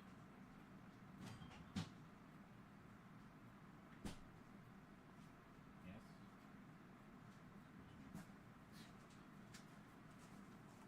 Cat sitting by the food dish takes a swipe at me. It's like, where's the food? It's like, well, you just wait for your damn food. It's not time yet. You got about a half hour, buddy. Got about a half hour to go. Okay? You gonna make it? No, no, don't go in there, please. Come on. Hey! Psst. Stop it. So, while the cat is trying to kill me, I'm gonna go for a short break. And we'll come back and we'll do another one. We got, this Caligula one is huge. But we could just do like an arrow week. Just do a bunch of my arrow sets. It might work.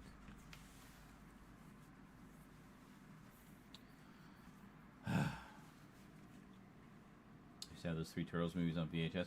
I think I only actually ever owned the first one on VHS. I never got the others. Maybe the second one. Yeah, I don't remember. I know I owned the first one on VHS, watched it a billion times. I even have the soundtrack on audio cassette. I probably should have pulled that out, but yeah. I didn't want to do like a whole collection overview. I just wanted to focus on this one set. Because if we do get into the collection overview, then it takes longer. Look how much longer the Mortal Kombat one took, and that was just showing a few things. But, yeah. Watched Rocco's Modern Life last night, the episode where he had the flu. Cool! I don't really remember a lot of specifics about the episodes there, other than, like, you know, the big ones everybody knows, but, yeah. Alright, break time. I'll be back. Get out your wallets, everybody. We gotta knock out that dono goal. Z-Man's gotta eat. Slurp barrel on this roof here.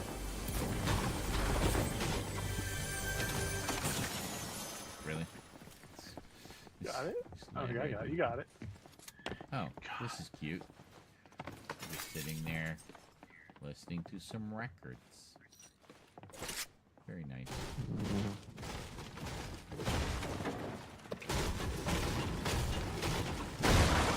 Well, it could never last. Jerk.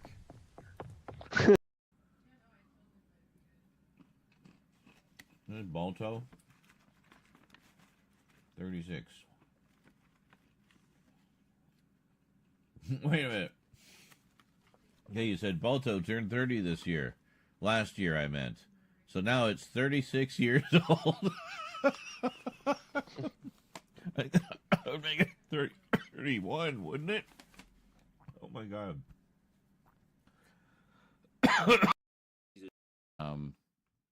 Who the fuck is Summer Gleason? Now I need to look that up. Getting my summers mixed up. Ah! Okay, that was too loud. John Collector 98 just resubscribed for 46 months.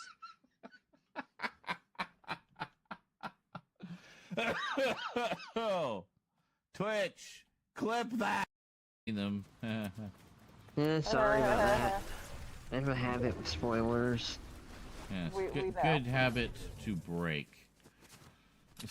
And one thing I liked about Toy Story 2 was two buzzes. Hmm. Yeah, I don't even remember. I think I've seen that one once. I remember it being great. Oh, that's interesting. Where's the wire? Anybody else seeing this? I see no zip line here. Uh-huh. Interesting. Well, We find the extra.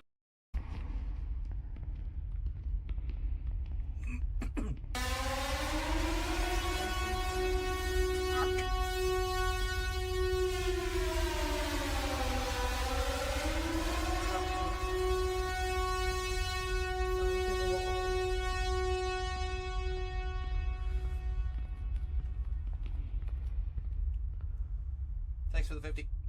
Nihilist 27 has just tipped 50. Stun baton, yeah. And those things do pack a punch, though. And we are gonna need it.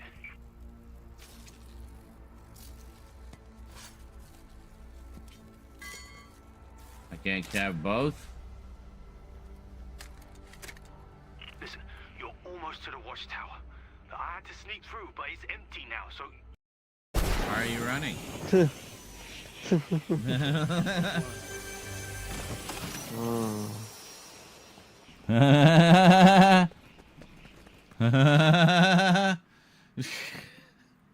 Laughing like Woody Woodpecker. How's it going, everybody? I'm back. Lots of folks here. Hello, folks.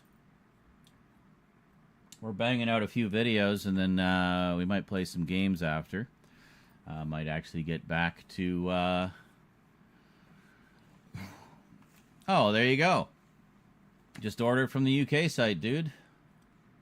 If you don't mind the rating sticker being on the cover, you know, it would be only be on the slipcover anyway, probably. Yeah, it might be on the Blu-ray cases too, but yeah, who cares? Still, it's the same content. It's all the same. I usually order from the UK site these days, but sometimes the US site's a little cheaper or what have you, so I order from them. But yeah, there you go. There you go, laddie. Ugh.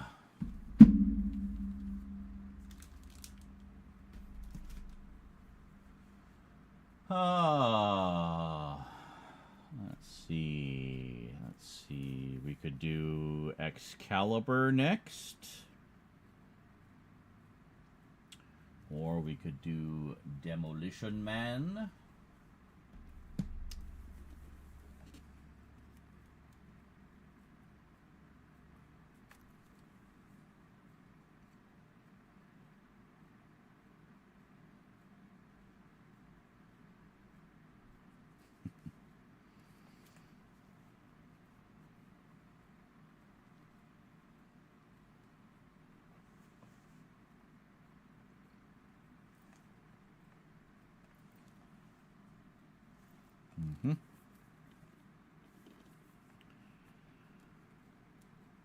Oh, this is the problem, being a content creator that's all about collecting and collectors. Nobody wants to spend their money on the stream. They just want to spend it on their collection.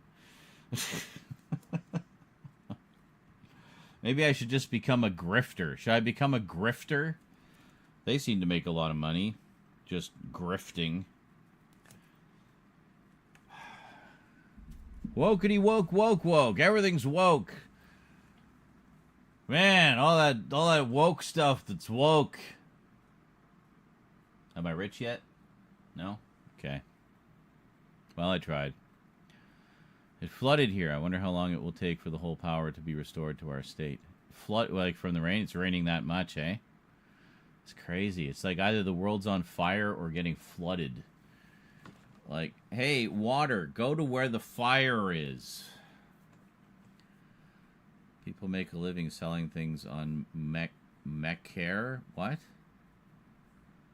Well, selling things online is something I can do easily. I've done it before. I just hate doing that. Then you got to deal with stupid people with stupid complaints and stupid questions and... Just, you give me the money, I send you the stuff, and we go our separate ways. Why you gotta make a big production out of it every time, you know? So, and we're already doing that, selling Mom's DVD collection, but the problem is, it's DVD, and a lot of people aren't buying, you know? So, the Supernatural set flew out the door, and that was about it. And then a couple of my sets, I sold my old Columbo set and my old Parks and Rec set because I either got the Blu-rays or want the Blu-rays. So those sold pretty quick, but that's it. A lot of the single movies just aren't moving. So I don't know. I might just start putting batches of them up on eBay or something. Mercari, I don't know what that is. Is that another, like, eBay kind of thing? Or something? But I don't really want to go down there because what am I going to sell? I'll just sell my collection. I don't want to sell my collection. That defeats the purpose of having a collection.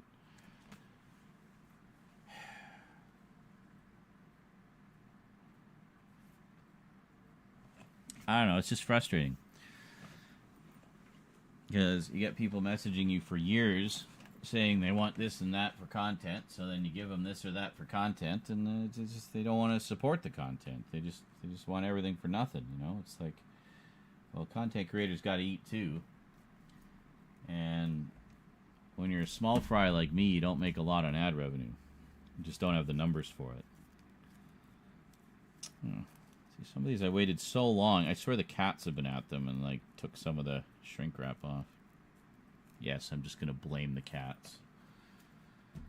So, you know, we rely on a lot of things, you know. People leaving comments and not deleting them when you answer their questions, so you get the engagement. It helps boost your video. You know, living on tips, essentially, direct contributions from the viewers. So when I go for a long time, and there isn't a lot of contributions come in, I feel like I'm just, I don't know, that I just suck, I guess. I feel like I suck. I'm not good enough. I'm not worthy of being supported. So stop feeding my imposter syndrome. Feed my bank account instead. You can't just have JL being the sole supporter of the whole show, you know? It's not fair to him. Even though TMNT 3 is bad, I grew up with that one. My condolences. I didn't really grow up with the Turtles, per se, because when the original comic book came out, well, I guess I kind of did. The original comic book came out when I was 12. And the first issue I ever bought was issue 5, which was 1985, I think. And, you know, I collected the comic for a while, for about the first 10 issues or so. I didn't really get a ton of them. I have all the big reprint editions of them now. Not the big compendiums, but the magazine size, the larger size ones. Like larger page size. Which just covers the Eastman and Laird issues. It doesn't cover the ones by other creators.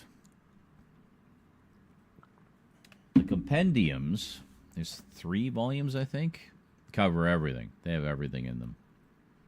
Might get those at some point. But, yeah,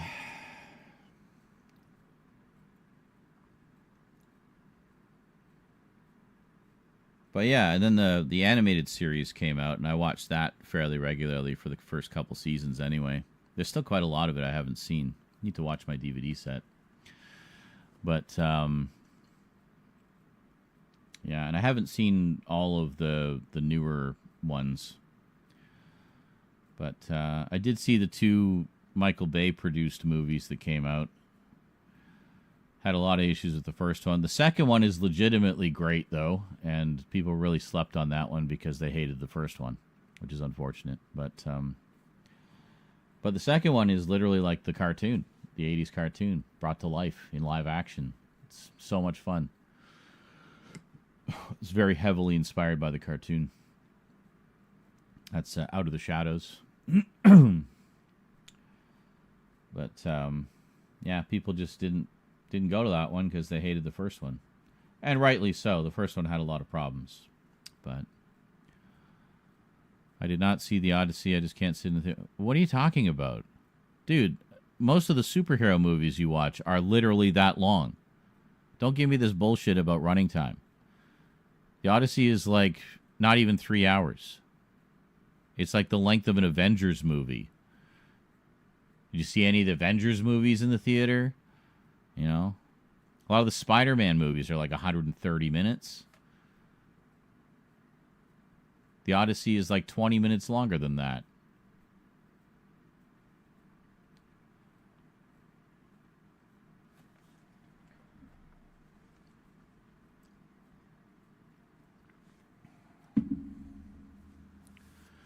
I mean, an average superhero movie nowadays, you know, you're there for about 3 hours when you factor in trailers and everything. Like, that's the same as the Odyssey. Like, it's no longer than a typical blockbuster these days. Also, most of Nolan's, he does long movies. Like, he tells long. So the Batman movies were all pushing like 2.5 hours. You should see it to support Tom Holland. Is he hurting for support? I'm pretty sure he isn't. He's fucking married Zendaya. He is not hurting for anything, dude.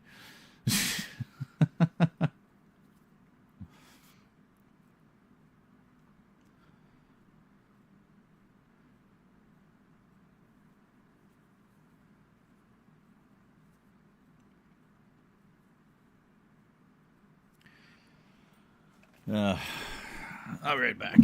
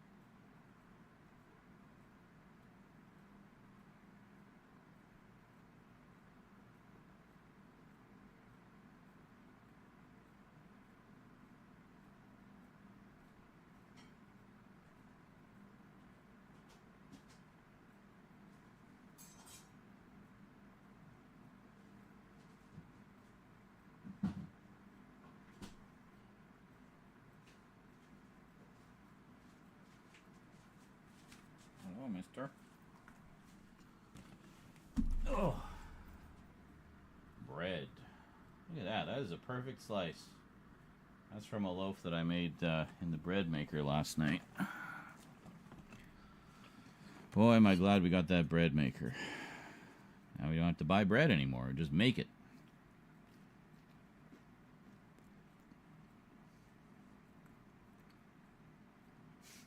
I'm on the fucking jail diet here. Bread and water.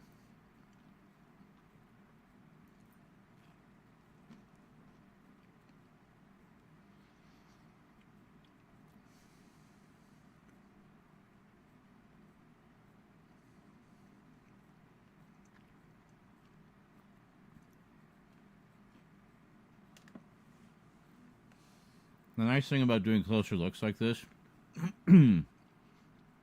is it's super fast to edit.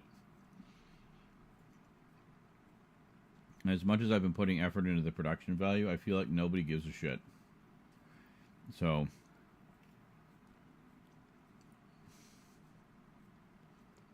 I don't know. I'm just in a mood today. It's getting close to the end of the month. We're short on money. So, I'm freaking out a bit.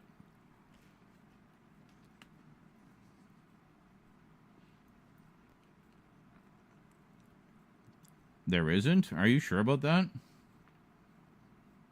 I thought there was.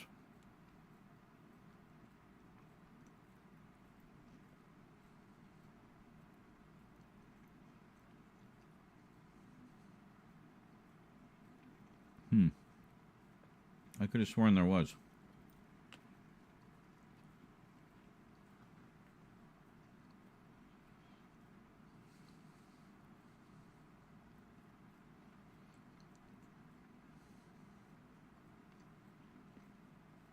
Well, I can't look right now because my keyboard's on the floor.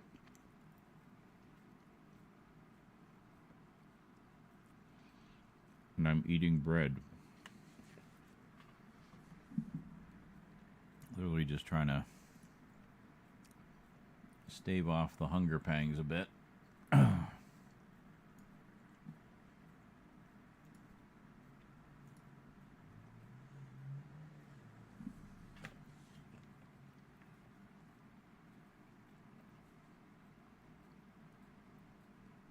There is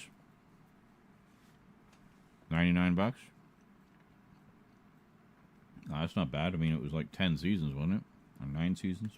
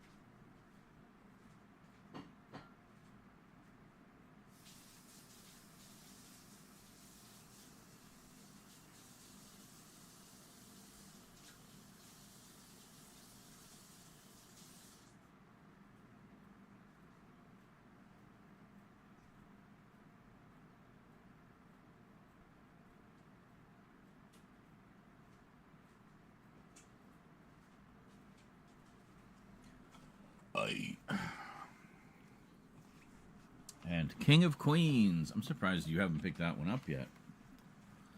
I know that's been a favorite of yours for a long time.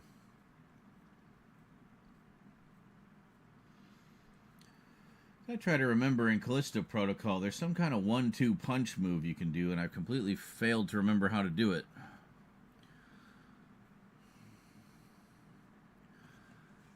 Like you smash away at the monsters for a little bit, and then there's a target that appears on them.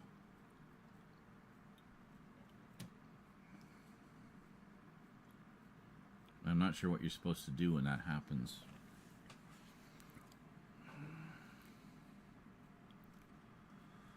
Ugh.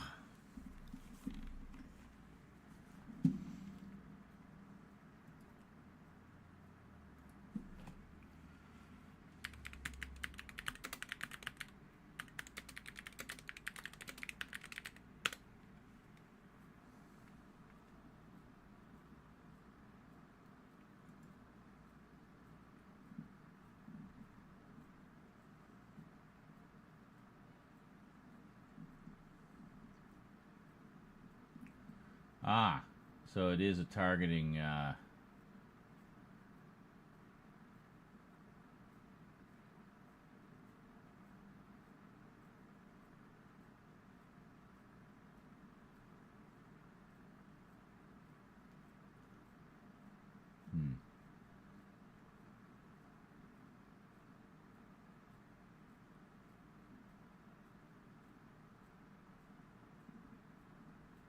strategic targeting system.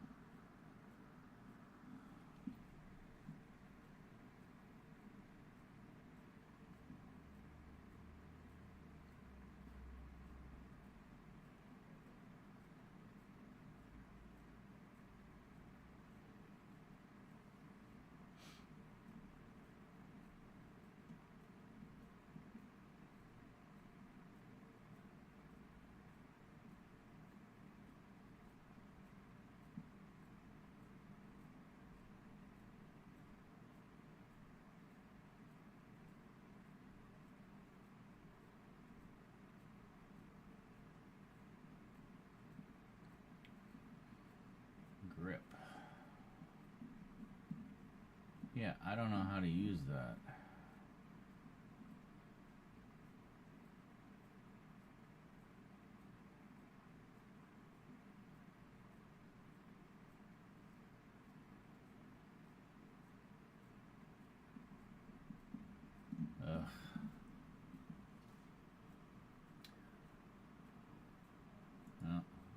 practice, I guess.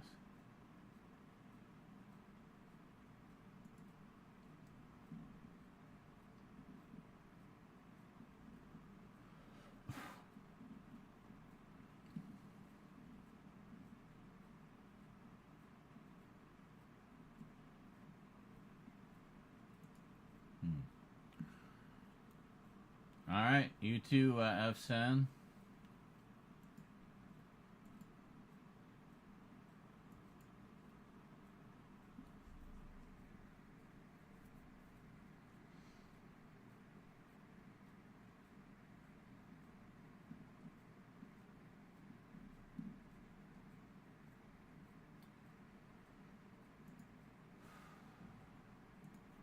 Oh, we've been going 4 hours.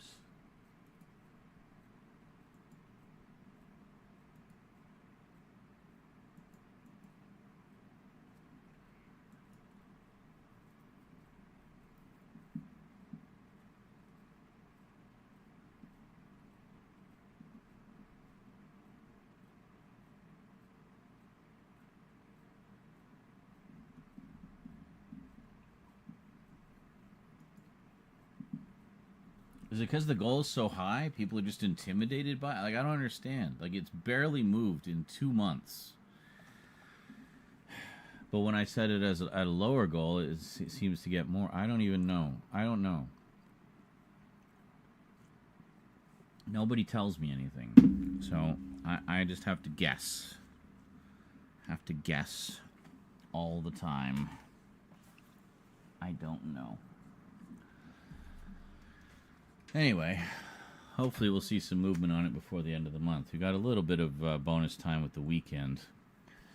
So I don't think Rent comes out until next Monday, which is good. So we've got a little bit of time. I'll try to stream more this week and we'll see if that makes a difference. But it's a trick trying to balance between, you know, making the videos and doing the streaming, right? So there's only so many hours in the day and so much energy. I'm not a young man like I used to be. Which one? King of Queens is only $38. Nice. I'm guessing that's one of the more recent, smaller sets. I don't know where Kralatin went. He disappeared again. He does that. Gets called away for who knows what. He is very mysterious.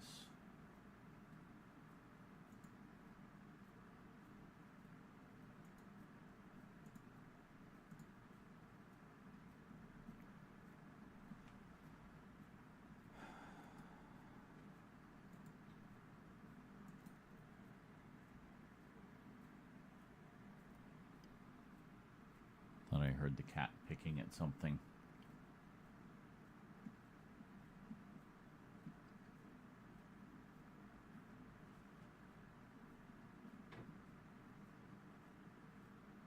What you doing over there?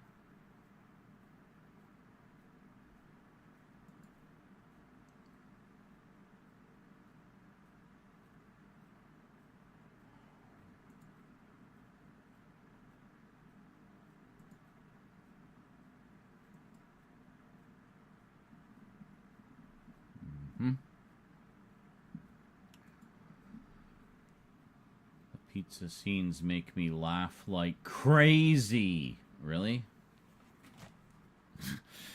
I don't know that they're gut-bustingly funny, like laughing so hard you can barely breathe, but they were amusing, sure. I chuckled lightly once. The first time I saw them.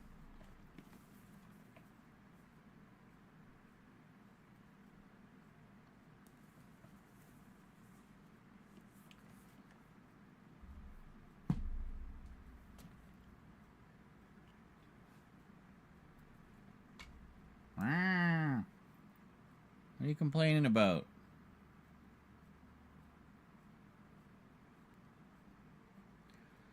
There's also one where Carrie catches Doug cheating on his diet with pizza. Yes. It's kind of the whole point, isn't it? It's funny because there was a Malcolm in the Middle episode with almost the exact same plot. The wife has them all on a diet, so they go and sneak a big order of pizza. And then she comes home and it's like, you guys have been so good with your diet and putting up with me. Let's get pizza. And they're all just like, oh. Just ate so much pizza. That reboot. I don't know how I feel about it. Okay? What do you mean? Did you like it? Or did you not like it? I mean, there's... You don't really need to do a lot of soul searching about whether or not you like a show, you know? Like, I don't know. And now the chat's just dead. It's just the Z and JL show. Literally. JL is the sole supporter of the show right now. My God. Someone give the man some help.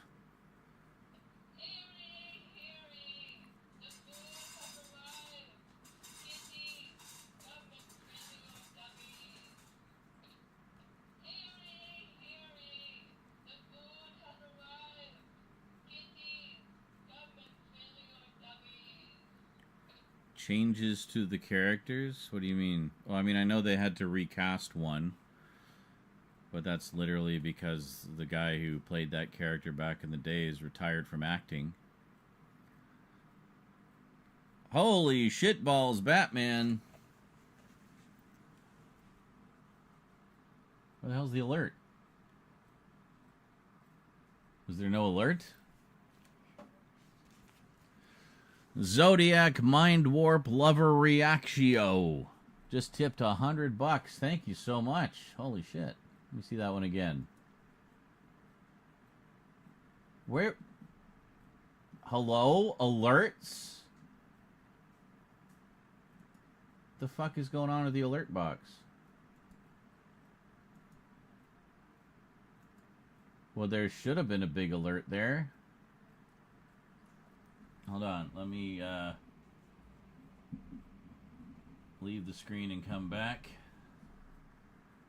King of Queens is also on Blu-ray. Well, why'd you get the DVD then? Let's try that again. There it is!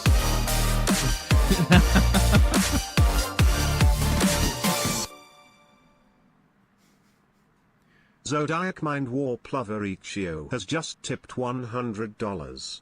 Finish him. Booyah! There, that's what I'm talking about. See? That wasn't so hard. Thank you so much. That was you, Mark, I assume? I can actually check. It'll tell me. Yes, it was Mark Striano. Bringing it. Thank you so much, dude. Appreciate that. Oh, the Blu-ray set's out of print? That's awesome. Well, that gets us one step closer. Get a couple more of those before the end of the month, and we should be in good shape. Or, you know, collectively with a whole bunch of little ones. That works, too. Toilet Tom and Diaper Dan. Huh? Is that me? My Toilet Tom and Diaper Dan? Thoughts on Toilet Tom and Diaper Dan? I have no idea who the fuck you're talking about, so I have no thoughts. Those are just silly names to me that mean nothing.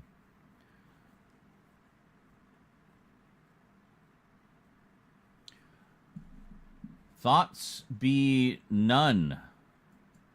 9 nunca. 0 zilch. Zip zilch nada.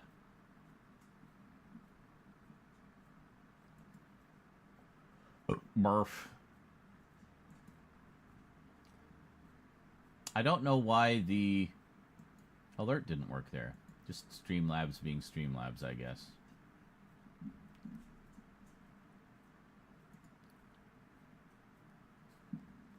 You totally didn't see me creeping your YouTube channel.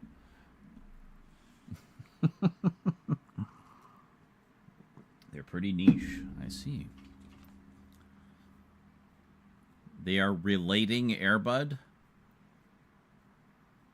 Relating it to what? I assume you mean remake. Why are they remaking Airbud?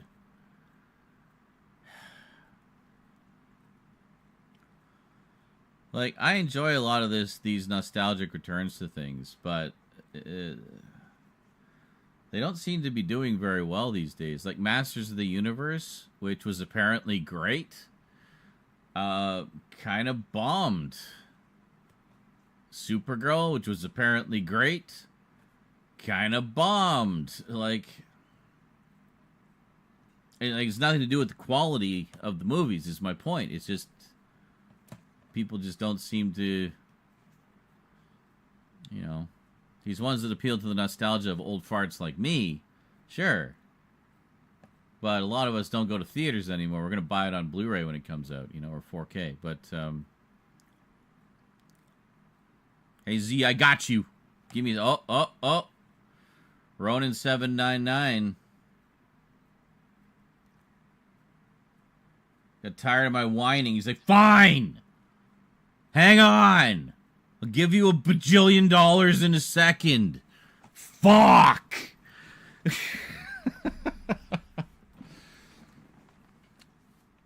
Remake of Ice Cream Man. Yeah, we were talking about that a bit earlier.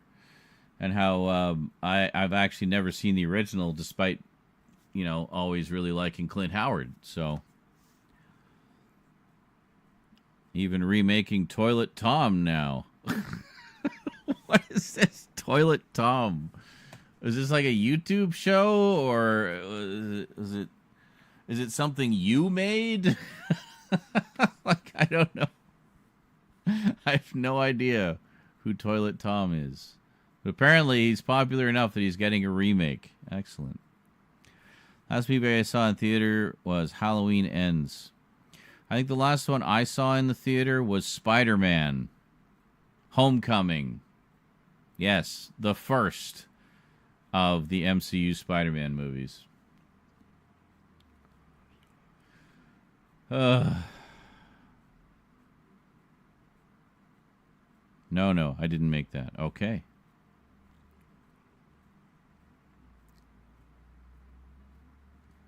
I don't know if it's complete. Well, no, obviously not. But it's also just like limited appeal.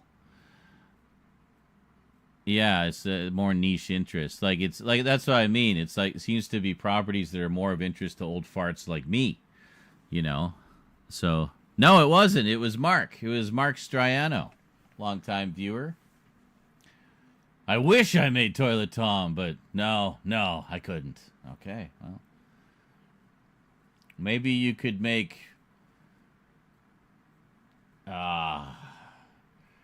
Bathtub Bob or something.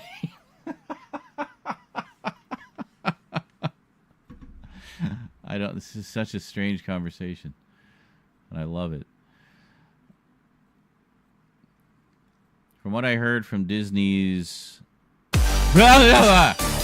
Jesus.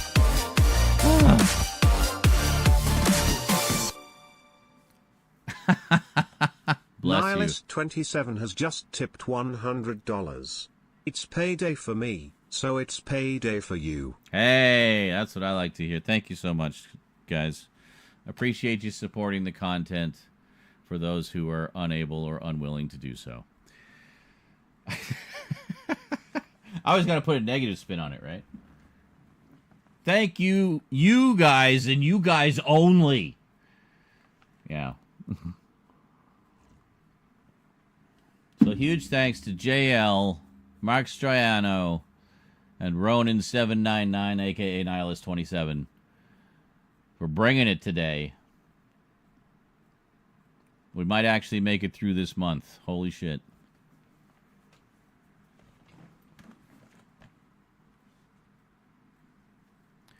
So that gets us much closer than we were 20 minutes ago. Thank you so much, guys. Really appreciate that. then I'm less stressed. When I'm less stressed, I make more videos and I stream more. So, you know, the rest of you are dead to me. That's right. Even with that, you might make it. Yeah. It's been a surprisingly tight month. That happens sometimes. Mossy Jake, dang, fault. Yeah, sorry, all the commands are broken. I gotta fix those. I just keep forgetting. Followed on November 20th, 2019, 7 years ago, almost to the day. Not really, but very cool. It says, hope you've been well. Well, since 2019, it's been an adventure these past 7 years. Yeah, very up and down. We are in an up period now, so things are good at the moment.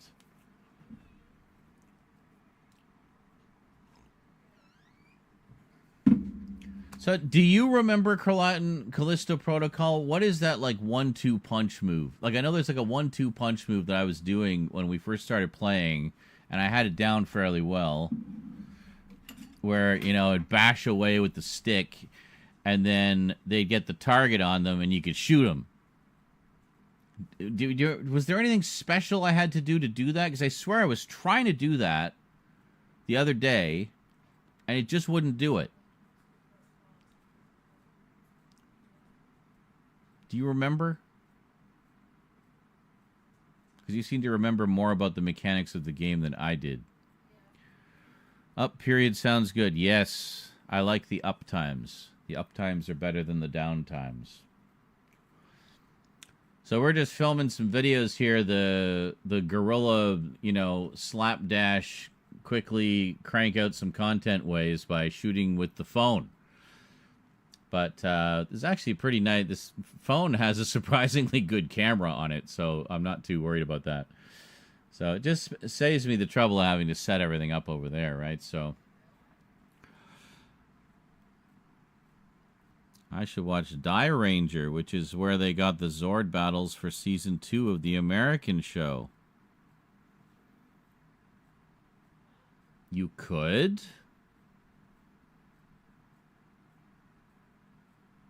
Or you could watch something new. And by the way, if you're going to get those Super Sentai sets from Shout Factory, grab them while you can, because they lost the license. So those are all out of print now. Every single one of them. So, just saying. I'm not a Power Rangers fan myself, but I know a lot of you guys are, so just looking out for you. I wouldn't mind seeing the... well, it's not their fault. Blame the company that owns the rights. They didn't want to renew it. Watch Venture Brothers! I assume that was to JL. Or just generally anybody. I am watching other things right now. I just finished watching The Boys, final season. Loved it. I don't know what all the hate's about. People are just stupid, I think. But, oh my god, stop going on about Green Ranger. Stop! Just stop! Alright, I'm fine now.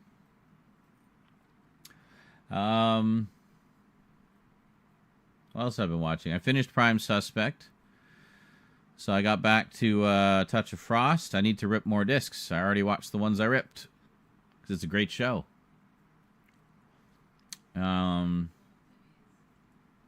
What else? I should finish British Empire. Only got like a season and a half of that to go.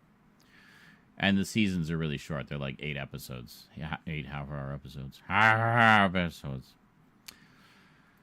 And should watch some more Only Fools and Horses. I've only watched the first 2 episodes so far.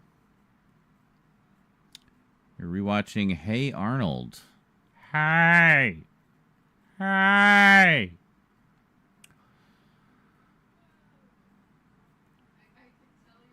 So we have some pork things that one of Rose's friends' mums gave us. they were moving, so they gave us some of the stuff from their freezer. And it's some pork that I gather is in some kind of marinade. It says there's a maple chipotle sauce kind of thing. So I think it's just like little pork chops or something. Because she also gave us some vacuum-sealed things of just like ground pork. I use ground pork for breakfast sausages and that sort of thing. It's quite good. That is a classic show.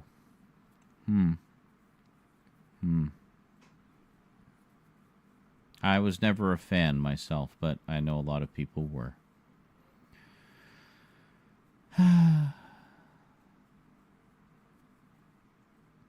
Actually, I wasn't really into a lot of the shows from that era, funny enough. A lot of the Nickelodeon shows from that era. But, yeah, I remember when the first movie came out, because I was working in the movie theater at the time. And the Wild Thornberrys movie came out around that time as well. But,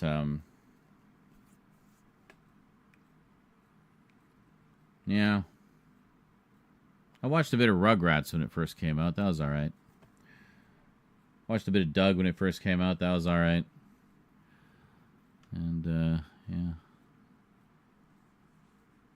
Which, hey, Arnold, really? It's sad? Well, I didn't know it was sad. I thought it was just stupid. Well, if it's sad, I might have to watch it. I like sad stuff.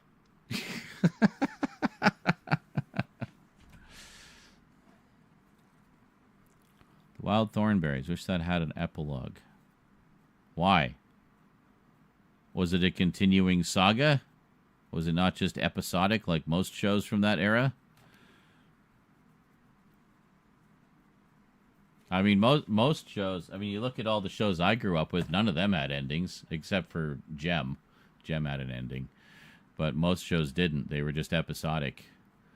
Mind you, Gem generally was more of a continuing story than most shows from that era. It just ends with no conclusion. But what conclusion? Like, what ongoing storyline was there? That's my point. Like, most shows for kids are just episodic. They don't have a beginning. They don't have an end. They just do episodes. You know? It's like you start at point A at the beginning of the episode. You go to point B for the adventure or story of that episode. Then by the end of the episode, you're back to point A.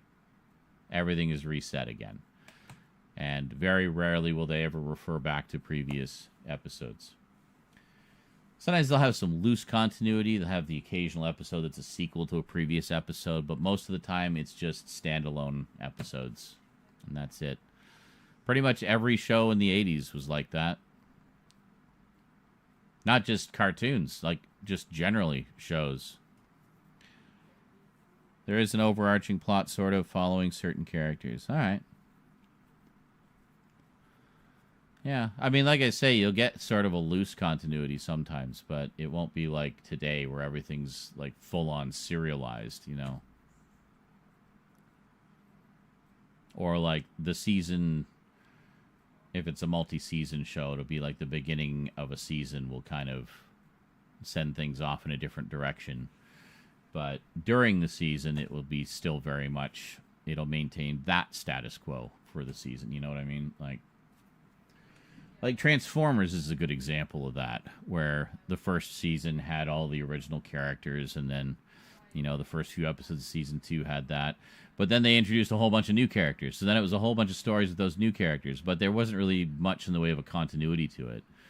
Then they had the movie, and that was a big reset. So then the third season all took place after the movie, so it was like, you know... But again, during the season, there wasn't really a huge continuity. There was a little bit, but not, you know, if you missed an episode, you wouldn't be lost, you know, so. Yeah, Aqua Teen Hunger Force would be another example of that. Very episodic. Ren and Stimpy, one of my favorites. Very episodic. There's no continuity whatsoever.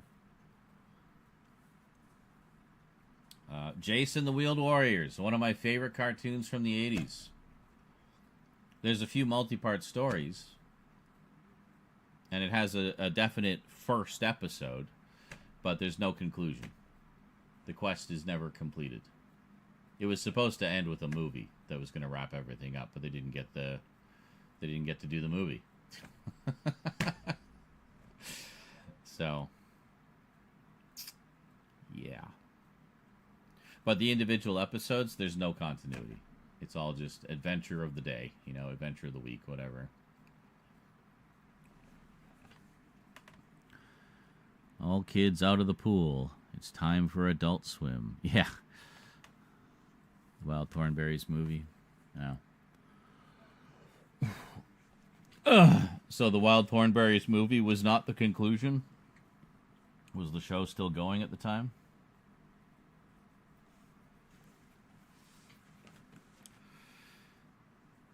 G.I. Joe. Another one. Very episodic. Except the start of the season. The start of the season would have their big epic 5-part miniseries that would send things off in a new direction. But then during the show, during that season, it was very episodic. And then it concluded with the animated movie.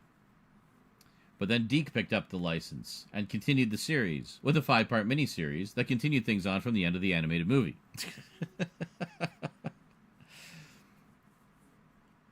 But then their series was very episodic and didn't really seem to follow on fully from the animated movie. It's weird. It's a strange one. I need to watch more of that one. I actually really enjoyed that, what I saw of it.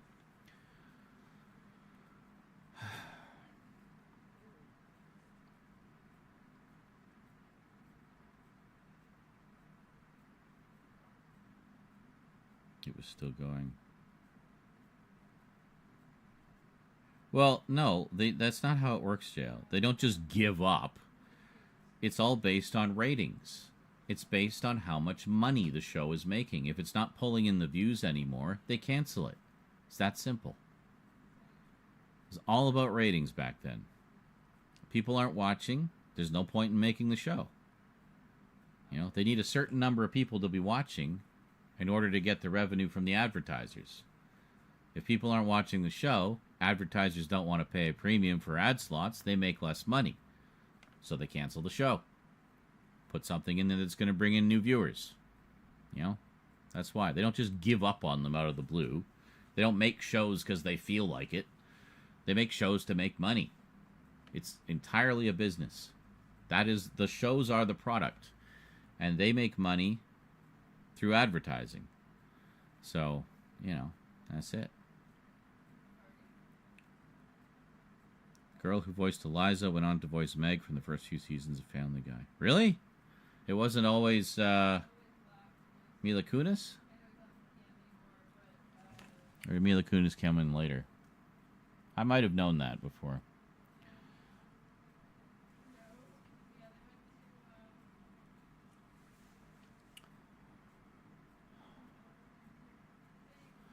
Scooby-Dooby-Doo, where art thou? Nope. Okay. I may have known that, but not realized that she wasn't there until, like, seasons later. Interesting. Yeah, I mean, that's often the case with the first, like, animated shows anyway. Sometimes they're not quite fully formed right in their first season. It takes a season or two to kind of settle in. But sometimes they are, you know? Sometimes they are. They just have a very clear idea of what they're doing.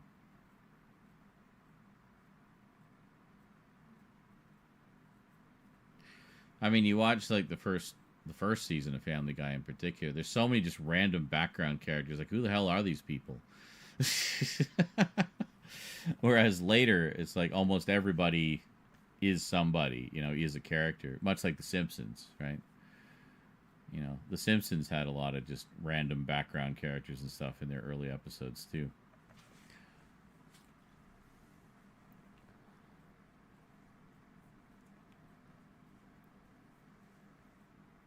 Oh, really? Did you go and listen to a couple clips, Curlatin? I wish Paramount would bring Thornberrys back. I bet Tim Curry would like to do that. Dude, Tim Curry had a stroke. He can barely talk. like a decade ago. I mean, he's recovered a fair amount, but he's never going to be quite back to his old, energetic self.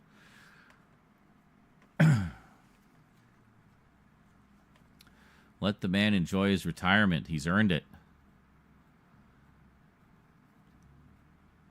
Isn't he also like 80 now? So A, he had a stroke, and B, he's old as fuck. Like he's in a wheelchair now. He's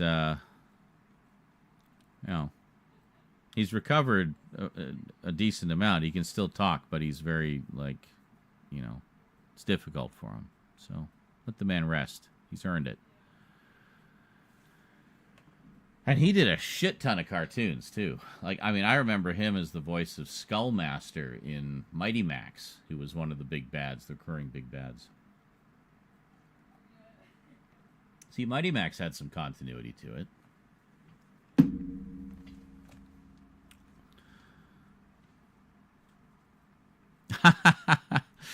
Oh, I kind of figured, Nihilist, because, a lot of times you just randomly dropped donos and that's it, just out of nowhere. Just so you know, I don't give money because you ask for it. See, I give because I love your content and your streams. You got me into collecting, friend. Hey, that's what I like to hear. Yeah, Superhuman Samurai Cyber Squad. Well, I only ask for it when things are getting a little tight, and it's been a while, But generally, I don't. I don't like to ask for it, honestly. It feels tacky to me. But sometimes, you got to do what you got to do, right?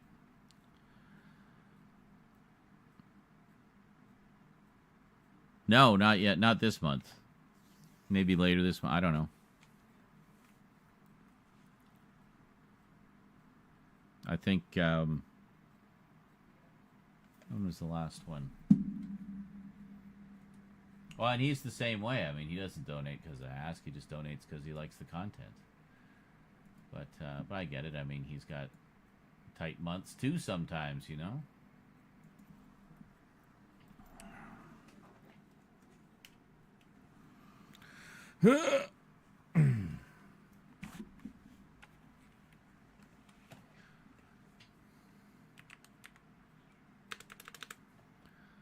Fuck, he's gone by alternate names for so long, I forget what his real name is.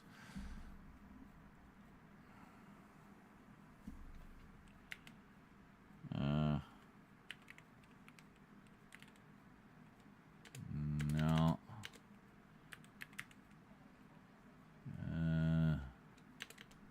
No.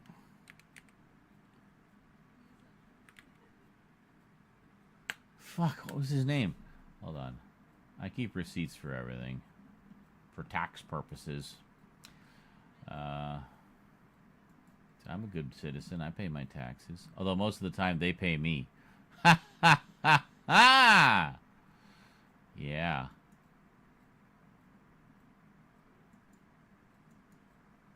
I thought the last one was last month, towards the end of last month.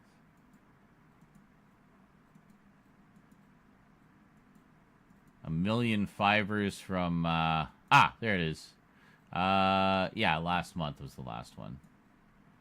So, who knows? He sometimes comes in clutch right at the end of the month. And sometimes it's not until the start of the next month. So, I don't know. I have no idea what the dude's budget is. I just assume he's got a fair amount of disposable income that he can throw away so much on me every month. And I'm very grateful for that, too, because it's saved my bacon on more than one occasion. So...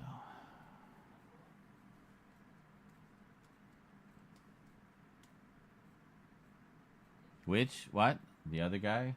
What are you talking about? Oh, no, that was Nihilist. Yeah, sorry. Yes, the other guy. That's Nihilist. He is also known as Ronin799 on YouTube. It was far too long before I discovered that, and I only discovered it because he told me.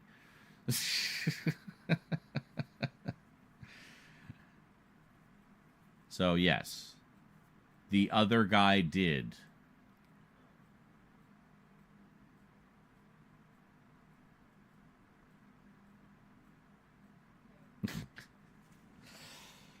You know, the fun thing is about a lot of these ones we're doing unboxings of is not so much the two we just did, but some of these other ones are actually out of print now and no longer available, and probably go for a pretty penny on the aftermarket in you know, factory sealed condition. But we're gonna tear them all open, baby. Oh yeah, because we want to watch them. You know, we want to watch them. Yeah, like I know this Demolition Man set is pretty sought after. We're gonna tear that sucker open. We're gonna watch it. Barbarella. This one came out 3 years ago. This is long out of print. Highly sought after. We're going to tear that sucker open. Oh, yeah, baby. Caligula, the ultimate, the Absolute Power Edition. Big time, ultra rare, out of print, hard to find collector's item. Tear that sucker open. Yeah.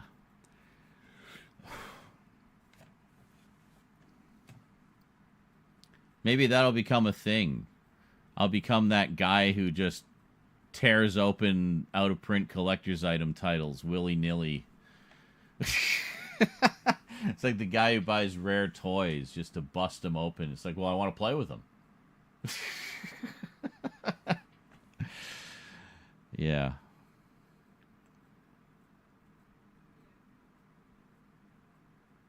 He did do the original It, Tim Curry. He was Pennywise. You bought the Wild Thornberries complete. Now, are you buying all these things today, now, as we're chatting, even after you dropped all those massive sound bites? Well, holy shitballs, dude. Never remove from box. Yes. Oh, we're going to remove them from the box. What's in the box? We are going to remove everything from the box. All of it. Well, the good news is, having eliminated some subscriptions and stuff, PlayStation Premium being a big one, we should be able to stretch the money out a little farther next month. We don't have as many unexpected expenses either. Well, I guess that would make them expected then, wouldn't it? If you know what I mean. They started releasing. I had that one for a while. Oh, okay. I'm gonna wreck it. They started releasing in separate sets. ONC, the complete series came out. I bought that one instead. Oh, once. I was like, ONC? What's that show? Advised for buyers. Don't spend all of your money in one place. Well, unless it's like Arrow Video or something. That's a good place to spend all your money. Yeah. Some of the boutique labels, I've spent a lot of money in one place there. But not for a while. I actually have some shipments coming from a few of them. Got another one coming from Arrow. A very strange one. You can probably guess what that one is. Same one I'm pretty sure everybody got. Meow. What you mowing about? Is it 'cause Mummy locked you out?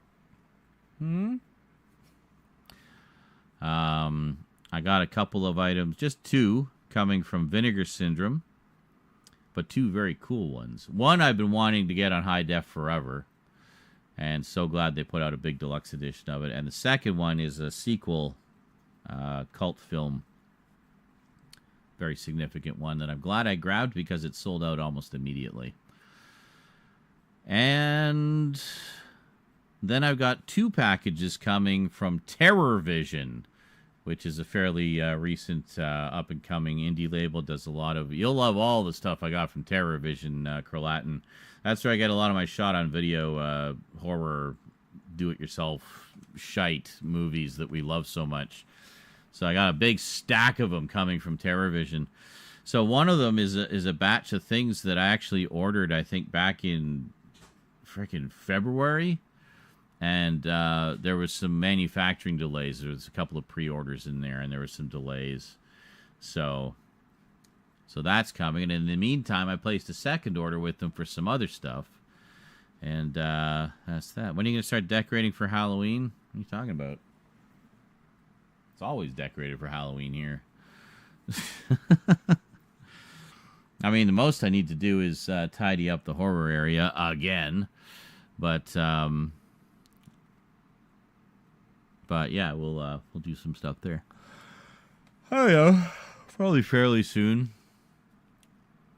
Might put up a few more decorations, maybe some stuff in the hallway and whatnot, and then make a little more haunted housey.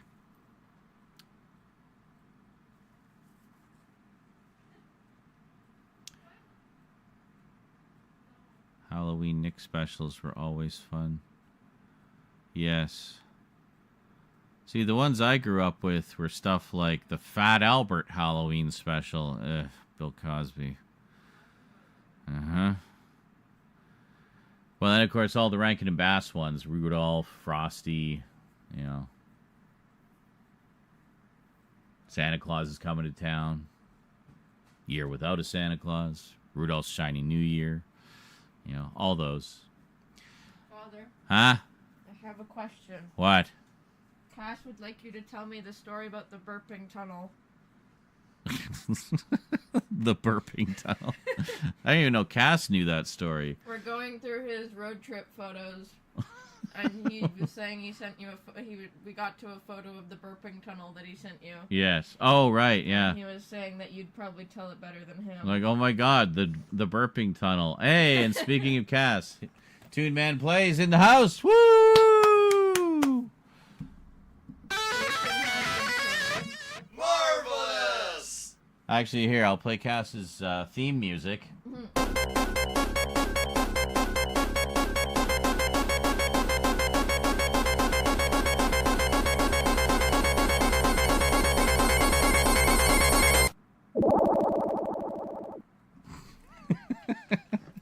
I knew that's what you were going to play. Anyway, Just getting some water. all right, the burping tunnel.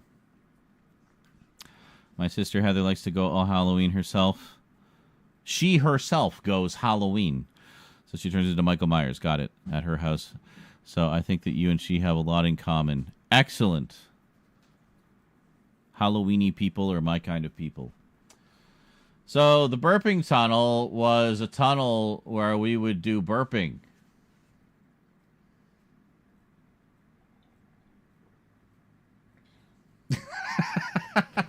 All right, so for those who... This is going back to my high school days.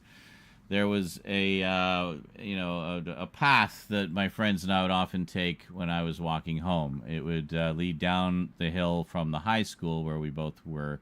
This is my friend Jason and I, who I've talked about in Multimedia Chronicles Retro many times. There was a path that would lead down, and then it would go to one of the local malls. So we would usually take that path after school to go hang out at the mall, you know, as scumbag little teenagers like we were tend to do. Ah, Jesus! And I forgot about that GIF. I added GIFs to all the soundboard sounds, by the way. Even mulch, which we've seen a few times today. So we would take this path, and then about halfway along the path, there was a tunnel, and there was, I think, train tracks that go over the top of the tunnel, so it would go under the train tracks. But the thing about this tunnel is there was this amazing echo in it, and I was known in my circle of friends as the guy who could burp really well on command. I still can sometimes, not right now, but So, you know, we came to call it the burping tunnel because of the incredible resonant echo. It was like a freaking megaphone mixed with the echo of the Grand Canyon. So I would just let rip these mega belches into the tunnel, and Jason would just like die laughing at just how we're... That's not how he laughed, but thank you for that. But yeah, so he'd be dying laughing. So this one time, we walked through the tunnel, and this girl walks by going in the opposite direction. And then I just kind of look at Jason, and he kind of looks at me, and he's like, no. So I like turn around and into the tunnel, just like the poor girl is just awash in belch resonance, and she just says, "Fuck off! Don't be gross." And that's just and Jason said.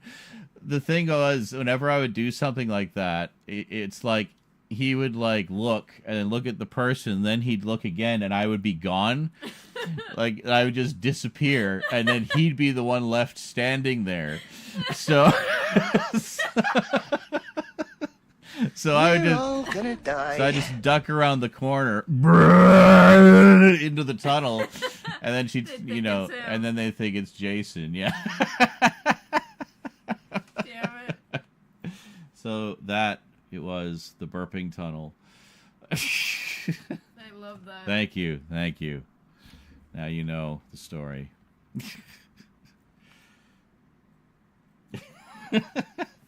There was a lot of moments like that Jason and I would do.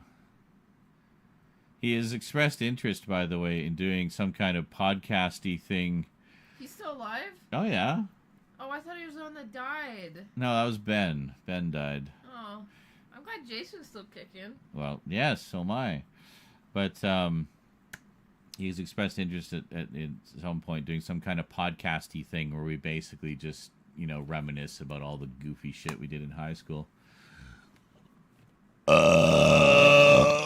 Here we go.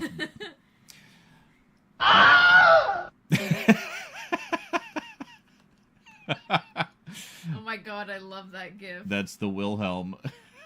The gif. having the stormtrooper do a header down the stadium seats was just too perfect. Cass said disappearing like Batman on Commissioner Gordon. He does that. He does that. Yeah, basically. Yeah. So.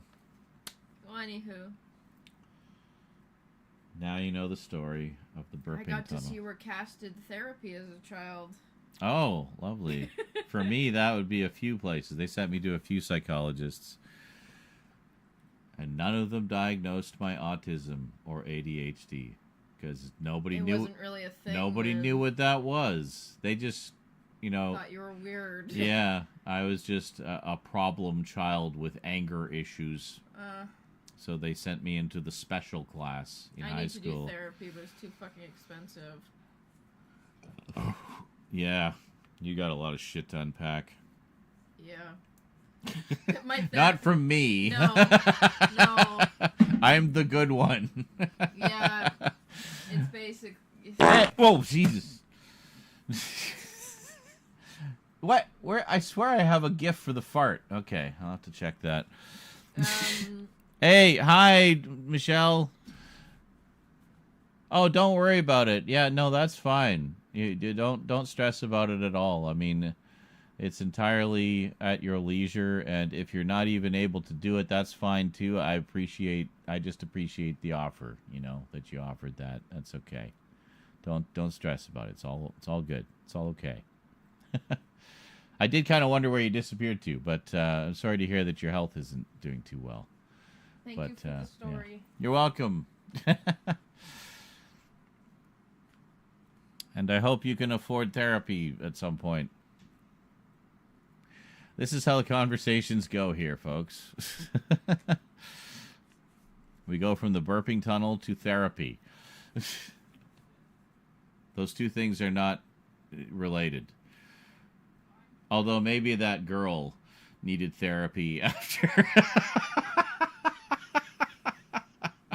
As I recall, it was a pretty impressive belch that time. So, yeah. Get out of my wall.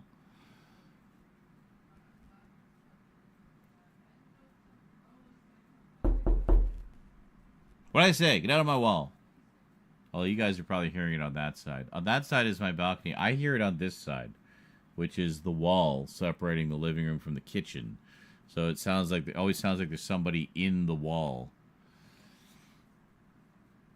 Better out than in. That's right. That was the Doctor Who person you mentioned last time. No, that's a different Doctor Who person. There's a lot of Doctor Who persons. Yeah, no, it's okay. M-Fear and I figured out a way to communicate. So, that's okay. The other one I'm still waiting to hear back from. I don't know where he's disappeared to. I've given up. So, I put in all the effort to try to contact the guy, and he just disappeared. So, I don't know what's going on there. Jesus! Okay, now that's my balcony. That's coming from my balcony, but you guys are hearing it over there.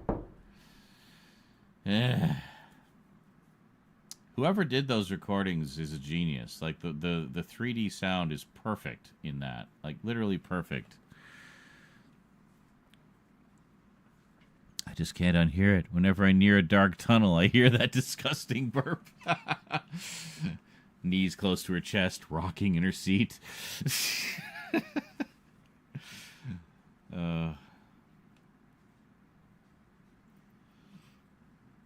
And just picturing Jason the whole time.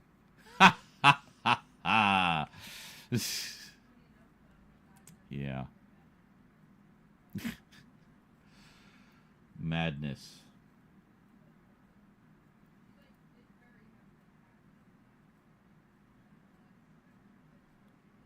Better out than in. I think the first time I ever heard that expression was Family Dog. And not even the regular series of Family Dog, the Amazing Stories episode of Family Dog, where that debuted. Yeah, very funny. Had Annie Potts as the mum, the voice of the mum. It was a cartoon. It was a cartoon by Tim Burton. He did all the character designs for it. Yeah. And then a few years later, they did a regular series, which ran 10 episodes. I have it on Laserdisc. I have the Amazing Stories episode on Laserdisc as well. Sadly, no means to transfer them or watch them. I might have recordings of them, though. Yeah. I wish summer would end. I can't take it anymore. It's actually cooled down here now. We did have a bit of a heat wave for a week or so. But it's actually cooled down again now, which is nice.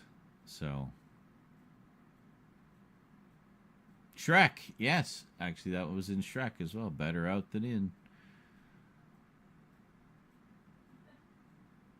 Yeah, because I remember in Family Dog, it's basically like the life of a sort of typical suburban family, but seen through the eyes of the family dog. And I thought it was quite funny. The original special especially was or the Amazing Stories episode was freaking hilarious. The series was okay. It had its moments, but it was... I felt like the Amazing Stories episode just had a little more edge to it, a little more bite to the humor. A little bit Looney Tunes, you know. But yeah, I remember there's a scene where they're all sitting around having dinner, and they finish their dinner, and the dad, like, loosens his belt and lets out a big belch. And he says, better out than in, and the mom's like, that's disgusting. And then the kid lets out of the little Billy, who's like this, you know, Dennis the Menace type, little hellion, lets out a belch as well and says, better out than in. It's like, see what you're doing? See how you're influencing Billy? I think he was actually named Billy, too. But anyway, I had the SNES game of Family Dog. It was not great. Why am I not surprised? Yeah. Yeah, like, I mean, I loved the original Amazing Stories episode. It is legitimately great and hilarious. the series has its moments, but it is not a great show. I will be honest about that. But I think I was more forgiving of it because I was a huge fan of the original episode, the original Amazing Stories episode. Because I remember a friend and I saw it just randomly one night. I was over at his place, and it came on, and we watched it. And, oh my goodness. Michelle, I'm so sorry to hear that. Well, I guess as much of a positive note as it can be, stage 3 is at least treatable, I think, is it not? Because stage 4 is when it's not. But, yeah. Well, best of luck to you fighting the fight. And all together now, fuck cancer. Right? Ridiculous. Can't believe that's still a thing in this day and age, and all the wonders of science that we have. My friend Ben, I lost him to cancer a number of years ago. Yeah. And I guess technically my dad as well, because he died from complications from cancer as well. Yeah. Sucks. But I appreciate you coming by and you know, visiting when you can. So I hope the treatments go well, whatever you decide, whatever route you decide to go there. Well, I was going to go for a break, and now I feel like, is it going to be really tacky to put some funny clips on now? Well, you know, we do what we got to do. I'm going to go for a short break, and then let's film a couple more, shall we? I think the phone should be more or less charged up by now. All right. See you shortly, everybody.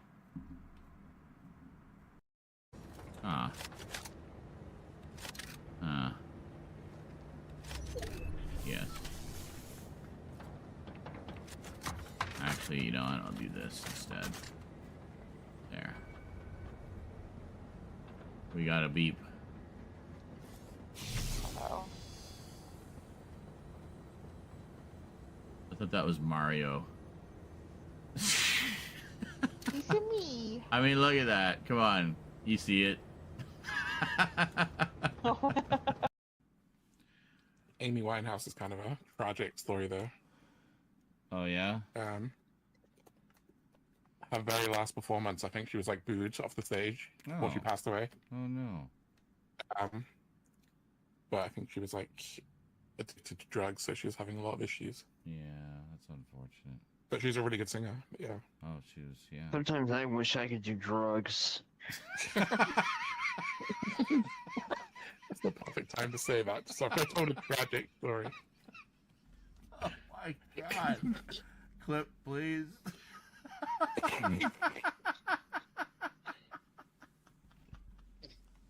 Oh my god. Oh boy. Okay.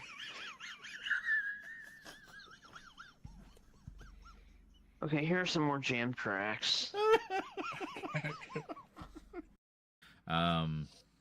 Speaking of which, I'm hoping to make that the date that I release my Halloween special. And we're going to be doing Halloween all year this year because I've got so much catching up to do in the horror section. It seems like the best year to do it. So, yeah, good times. I'll be considered a world authority on all things horror by this time next year.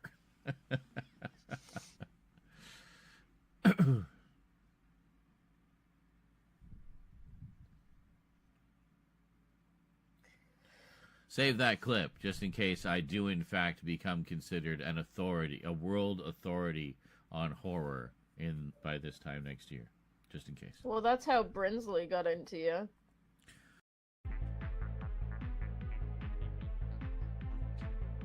Gritty Determination, that's your middle name. That's right.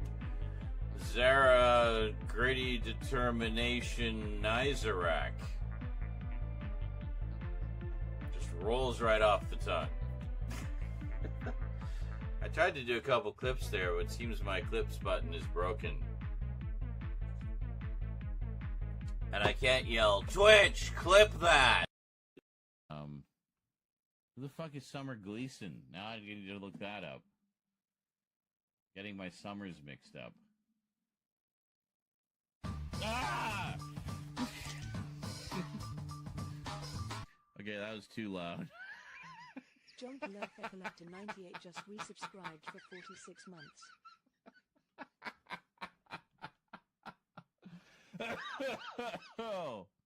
Twitch, clip that. Okay.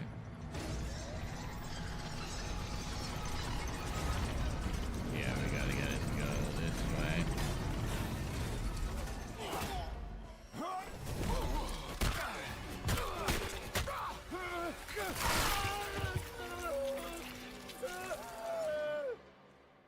I don't think I won. Them. Yeah, sorry about that. I have a habit with spoilers. Yes, good habit to break. The one thing I liked about Toy Story 2 was 2 buzzes. Yeah, I remember. I think I've seen that one once. I remember it being great. Oh, that's interesting. Where's the wire? Anybody else seeing this? I see no zip line here. Uh-huh. Interesting. Well, We find the extra. Do this side.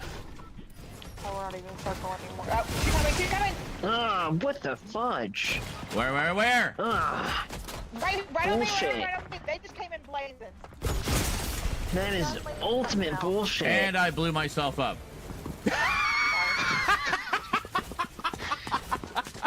Went to leap off the roof to the rescue and shot the wall right beside me and blew myself up.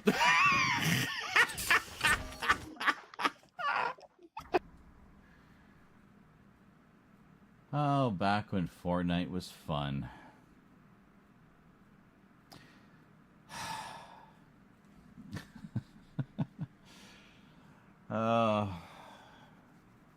See, we need, I don't know. See, I canceled my PlayStation Premium, so our multiplayer options are now more limited. But, yeah,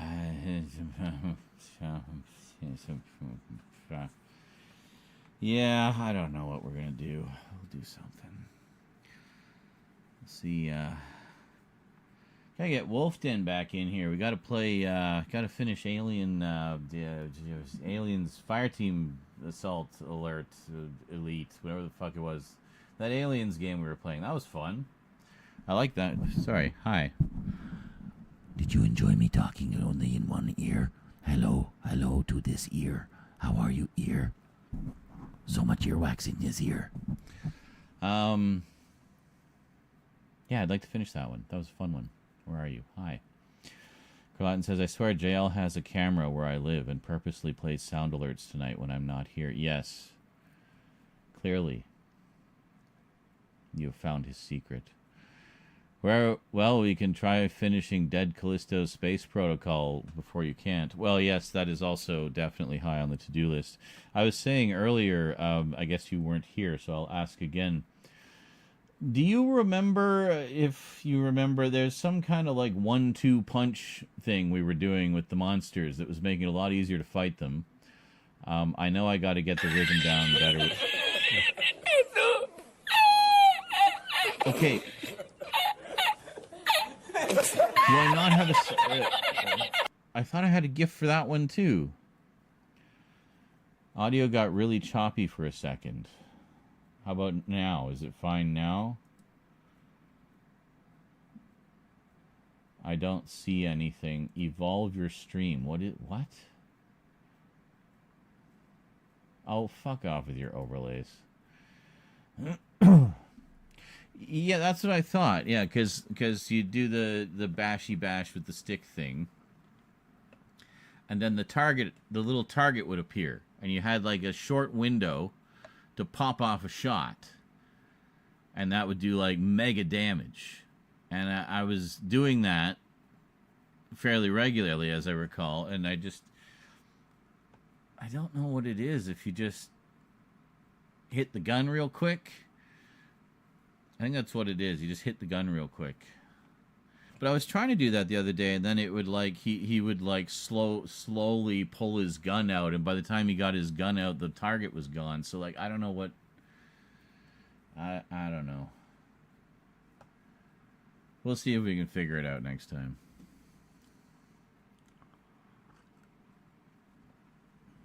Well, shall we rip open another highly sought after collector's item?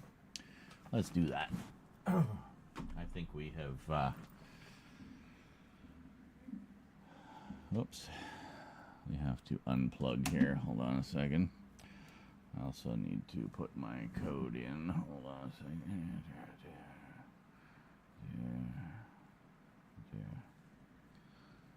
There we go. Wow, this is working quite well, actually. I like this. This will be incredibly easy to edit as well, not having to do multiple shots of everything. Just a few overlays. Yeah, I think it's like smash, smash, target, shoot. Smash, smash, target, shoot. And that's it. Let's do Demolishing Man.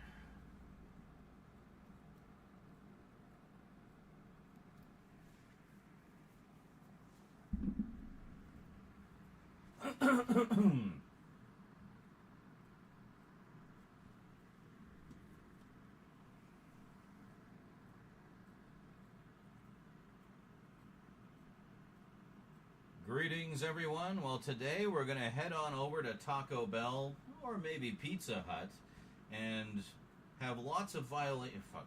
Hold on. Greetings, everyone. Well, today we're going to head on over to Taco Bell or maybe Pizza Hut and... fuck. What am I trying to say?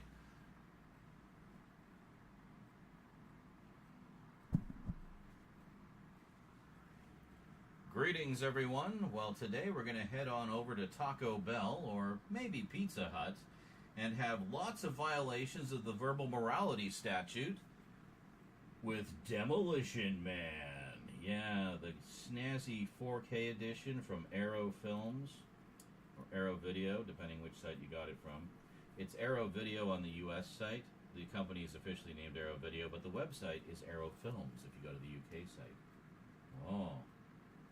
They're basically the same. So one's in the UK, one's in the... Why are you going under the desk? No, no, no, don't. Sorry, cats are milling about my feet. Fuck. Great timing, cat. Let's try that one more time.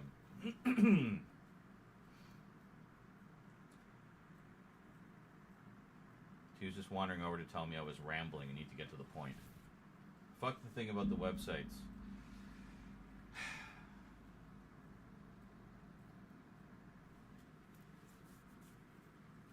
Greetings, everyone. Well, today we're going to head on over to Taco Bell, or maybe Pizza Hut, and have lots of violations of the verbal morality statute with Demolition Man. Yeah, the snazzy 4K box set edition from Arrow Video. Check it out.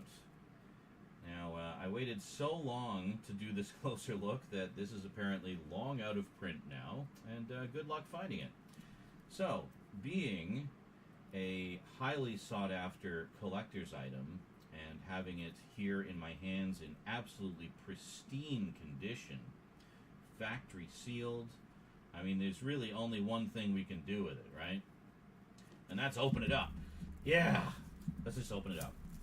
Oh, yeah, there we go. Devaluing it in real time. Urgh. There we go. It's now worthless. Not really, but there we go. So nice slip cover. No spot gloss or anything. Just a sort of light gloss matte kind of finish on the slip box or slip cover there. So this, much like Arrow's other sets they've been doing recently, is a ginormous slip cover that goes around. There we go. The hard box. Very nice. Nothing on the spine. Oh, there we go. The San Angeles Police Department. Be well. Sorry, I had to clear my throat there.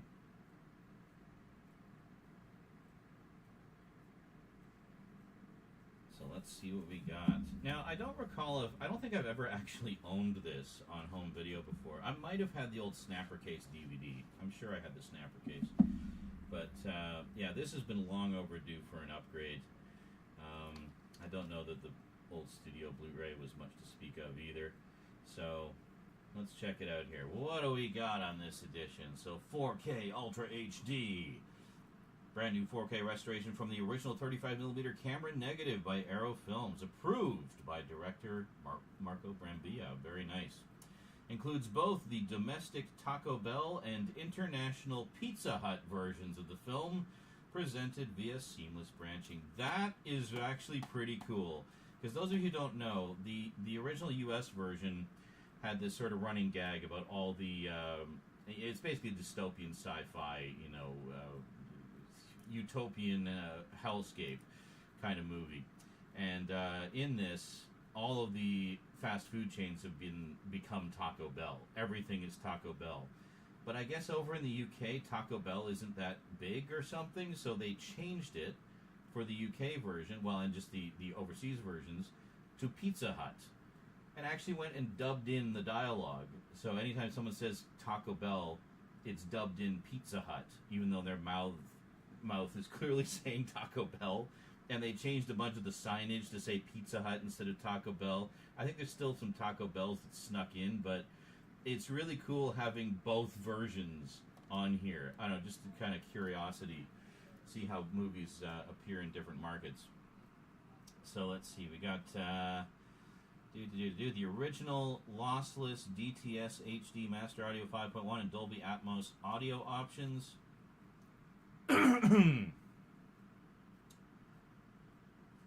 Subtitles, brand new audio commentary by director Marco Brambilla and screenwriter Daniel Waters.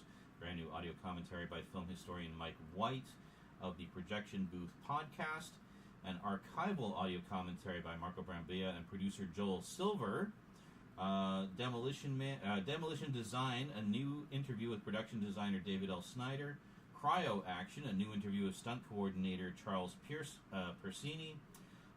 Biggs Body Shop, a new interview with special makeup effects artist Chris Biggs.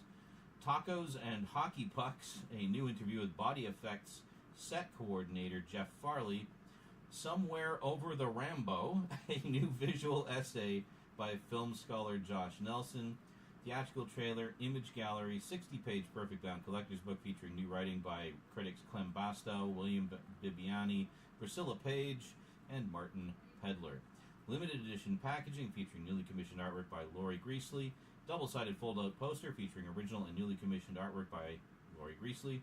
6 postcard-sized art cards, 3 seashells and Edgar-friendly graffiti stickers, and reversible sleeve featuring original and newly commissioned artwork by Laurie Greasley. Very nice. Now, I remember seeing this basically when it first came out. I did not see it in the theater, but a friend and I actually rented it on good old VHS back when it was first released. And funny to note, we actually did an on-camera review of the film, which I do not currently have captured. Otherwise, I would probably sneak in a clip of it. But you will see that in a future Multimedia Chronicles Retro episode, I promise.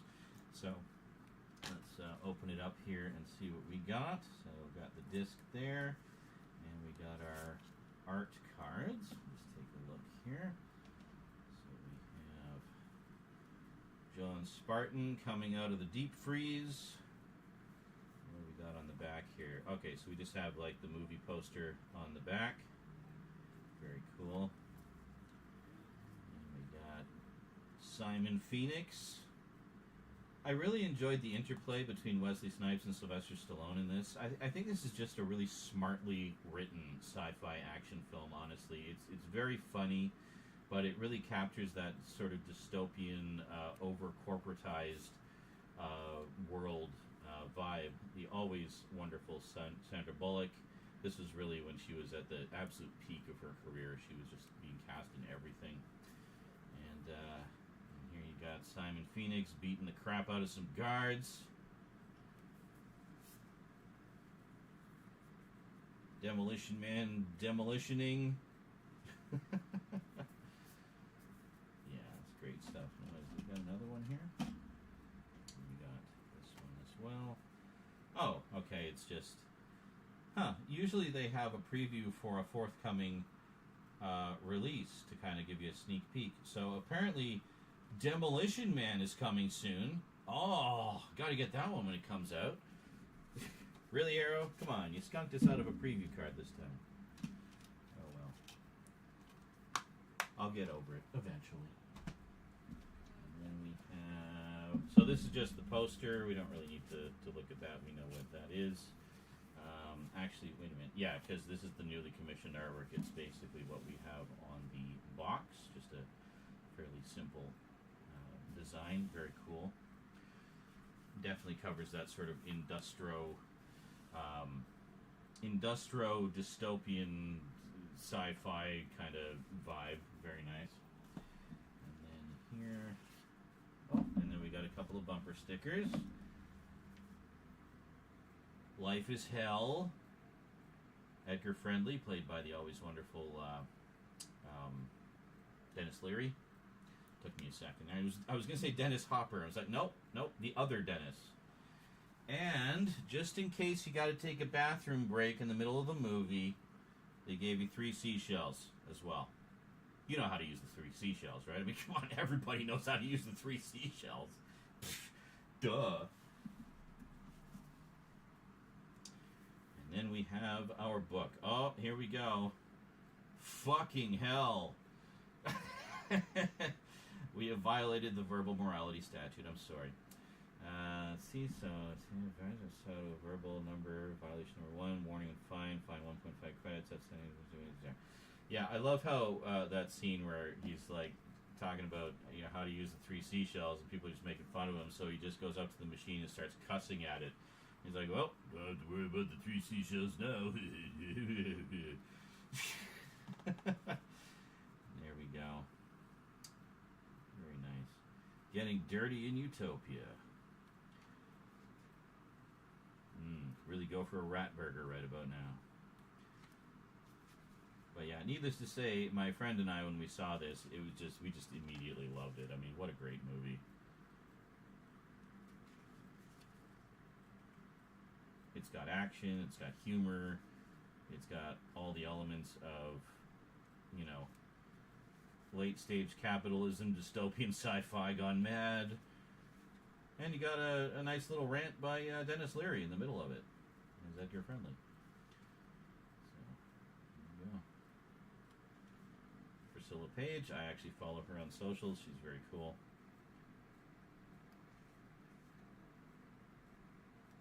There you go. This is wunderbar. Oh, this is going to be fun. I'm going to really enjoy revisiting this. I haven't seen it in ages.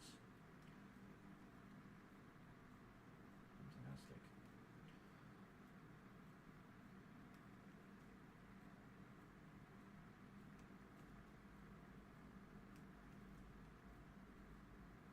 Yeah, I love these books. They always have really interesting essays in them, too. They get really interesting people to write them.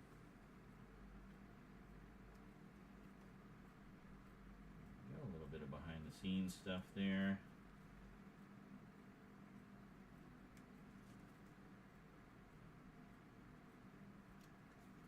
Yeah. Great stuff. Love it. Throw this back in.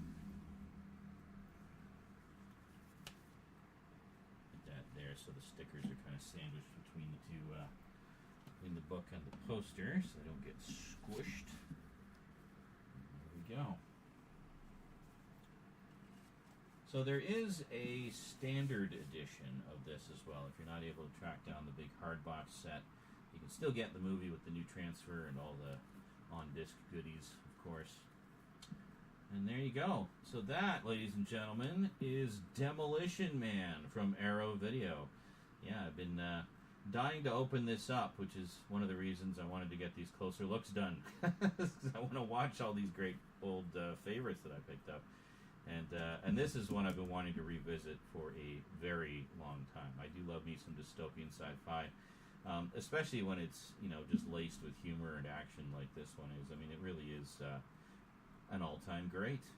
Alrighty, folks, that is it from me to you for now. Hope you enjoyed. So I will see you next time. Until then, thanks for watching, and sayonara.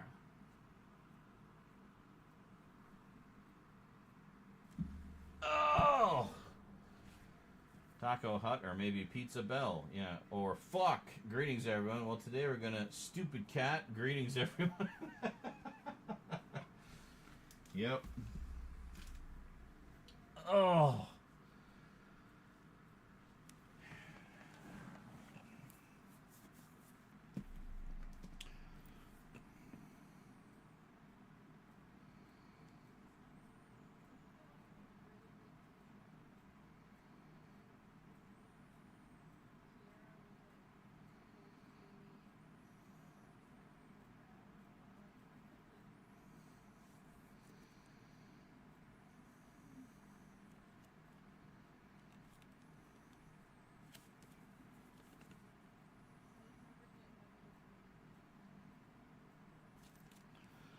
Just giving my back a rest. Having to hunch over the camera is painful. So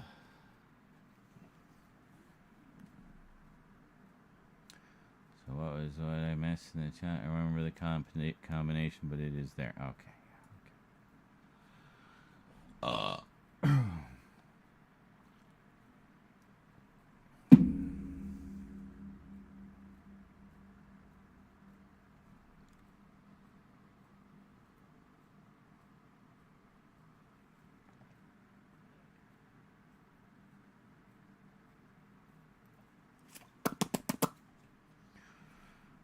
It still feels like it's Monday.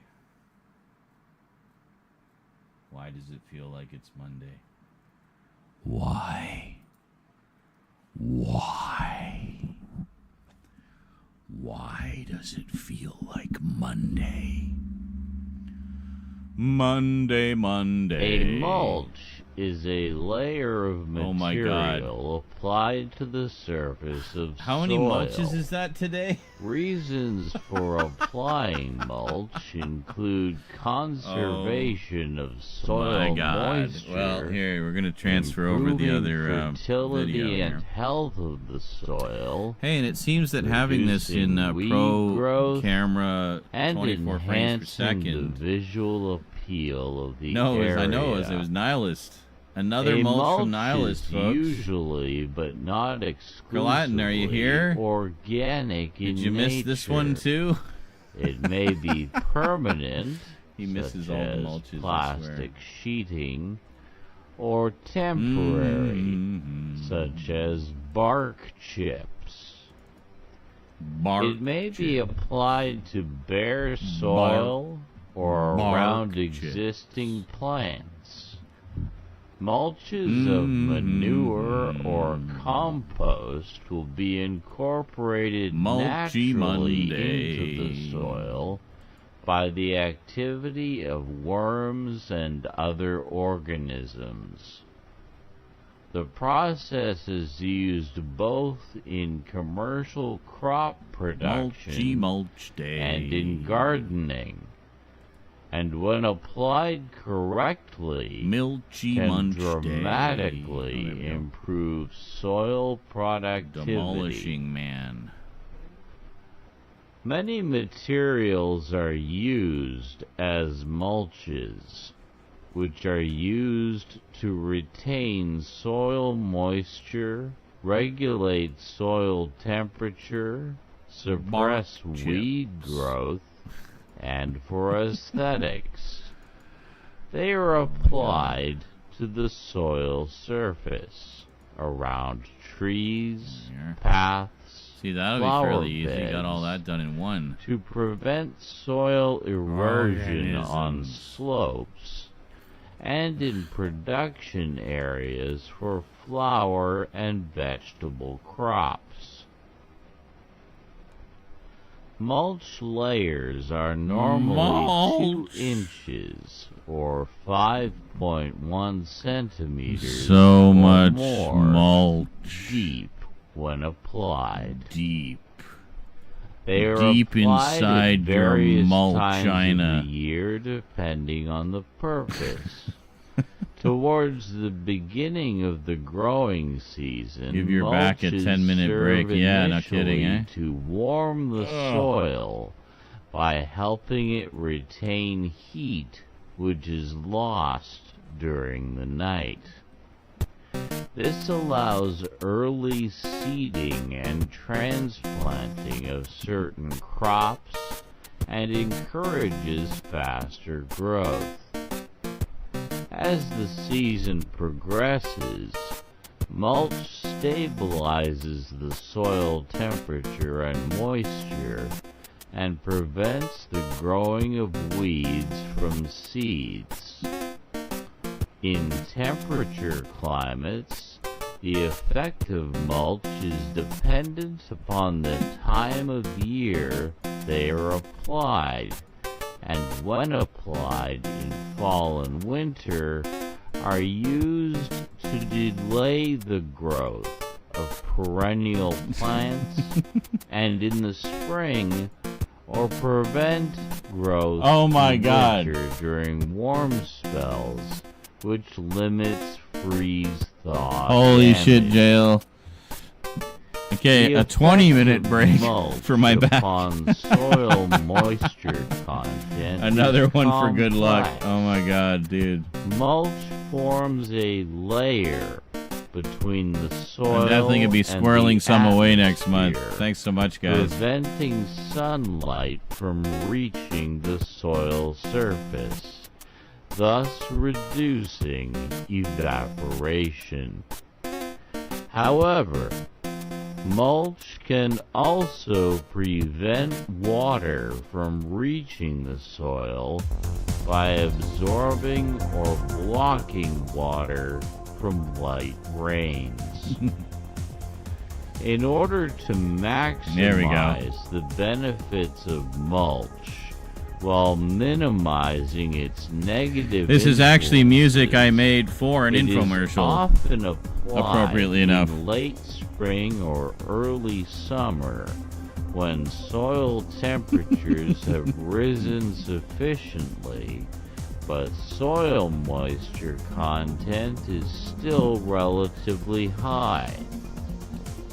However, permanent mulch is also widely used and valued for its simplicity, as popularized by author Ruth Stout, who said, Good quote, old Ruth Stout. "My way is simply to keep a thick mulch of any vegetable matter that rots on both sides of my vegetable Permanent and flower mulch. garden It all was year for long. some kind of data backup As it decays service. and It was like a enriches the computer soils, software company I that add did more." industrial software End for quote. big companies. Plastic mulch Plastic used in mulch. large-scale commercial production. So the guy was the laid director down of with a those, and the producer, tractor-drawn well, producer and director, I guess, standalone layer was a fan plastic of my mulch. videos and liked my This music. is usually So he part hired me to do a a bunch of pieces of music for it. sophisticated mechanical This was the last one I process did, and it's personally my where favorite. Raised beds are formed, plastic is rolled out on top, and seedlings are transplanted through it. Drip irrigation is often required, with drip tape laid under the plastic, as plastic mulch. See, this is why I gotta get is Reason again. I really miss doing music like water. this. Materials used as mulches vary and depend on a number of factors. Use takes into consideration availability, cost, appearance, the effect it has on the soil, including chemical reactions and pH, durability, combustibility, rate of decomposition, and how clean it is. Some can contain weed seeds or plant pathogens. A variety of materials are used as mulch, such as organic residues, grass clippings, leaves, hay, straw, kitchen scraps, comfrey. Curlatin, where are you? Bark, whole bark nuggets, sawdust, shells, wood chips, shredded newspaper, cardboard, wool, animal manure, etc. Many of these materials also act as a direct compositing system, such as the mulched clippings of a mulching lawnmower or other organics applied as sheet compositing. Composting, not compositing. We're not talking about film production, we're talking about motherfucking mulch. God damn it. Oh, well, thank goodness that's over.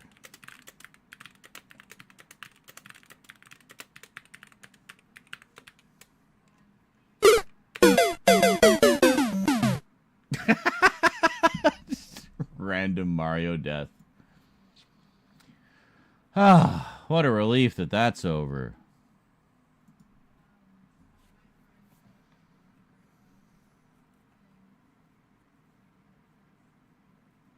A mulch is a layer of material applied to the surface of soil. Reasons for applying mulch include conservation of soil moisture, improving I wish Thomas was here. He would be like just raging at this point. Reducing weed growth and enhancing the visual appeal of the area. A mulch is usually, but not exclusively, organic in nature. It may be permanent, such as plastic sheeting, or temporary, such as bark chips. It may be applied to bare soil or around existing plants. Mulches of manure or compost will be incorporated naturally into the soil by the activity of worms and other organisms.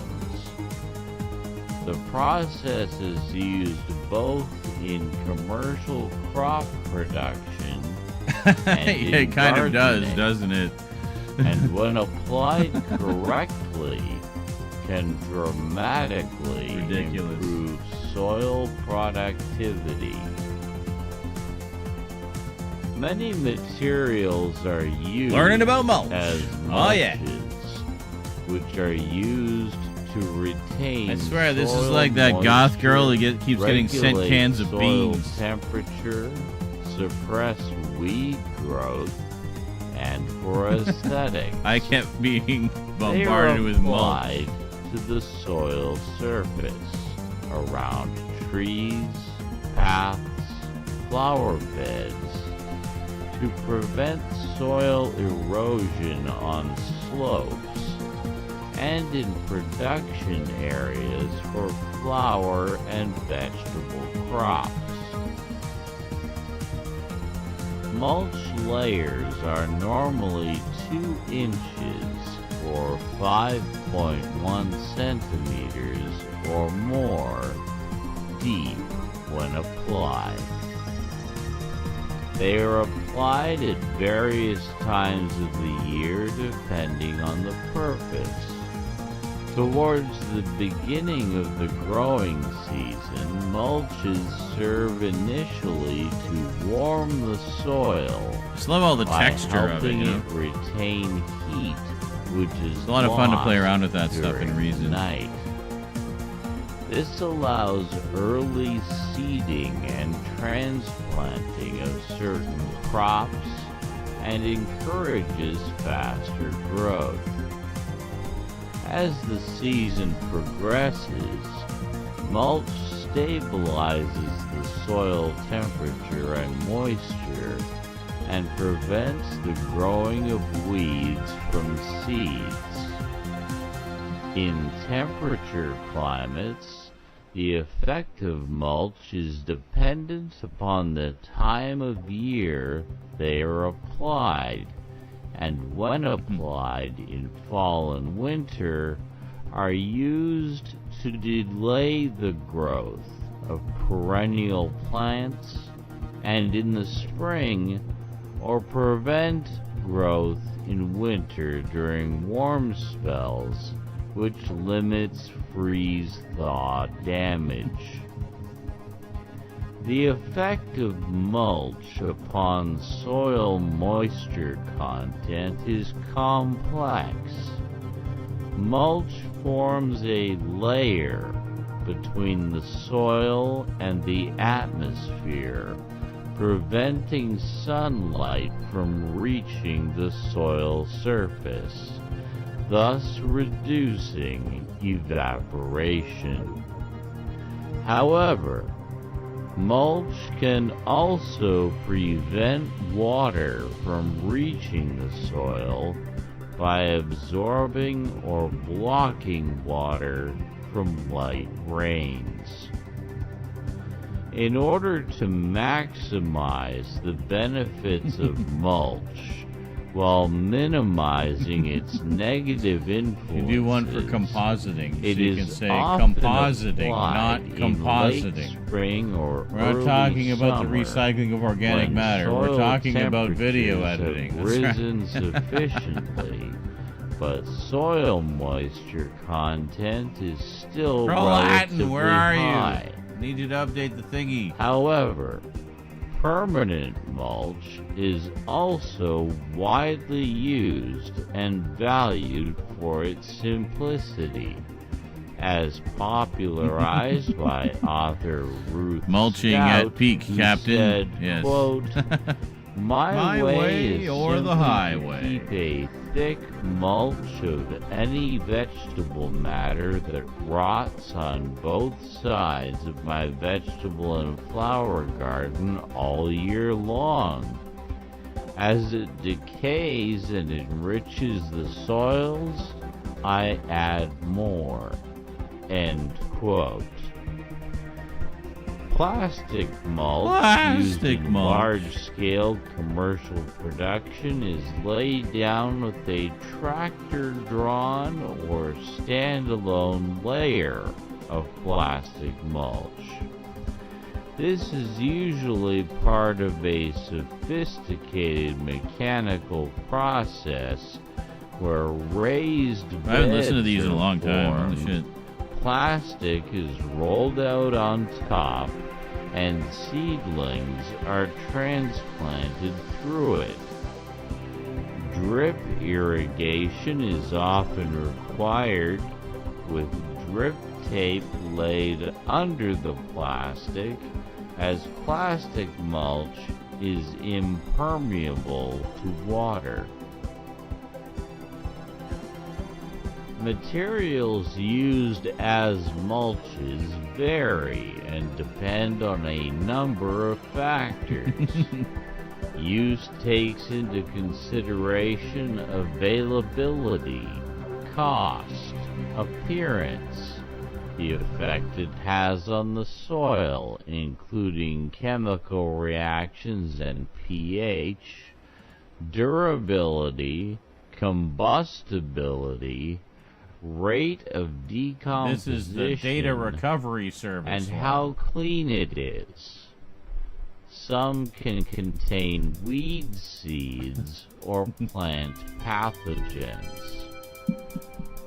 A variety of materials are used. They're all very as similar, mulch, but they have slightly different vibes. such as organic residues, grass clippings, leaves, hay, straw, kitchen scraps, comfrey, shredded bark, whole bark nuggets, sawdust, shells, wood chips, shredded newspaper, cardboard, No, I'm not adding a Disney wool, section. animal manure, etc. Many of these materials I already gave you a also tokusatsu act section. as a direct compositing system, Compositing system. such as the mulched clippings of a mulching lawnmower or other organics applied as sheet compositing. Composting, not compositing. We're not talking about film production. We're talking about motherfucking mulch. God damn it. Welcome to your job orientation. Yep, that's basically the vibe I was going for.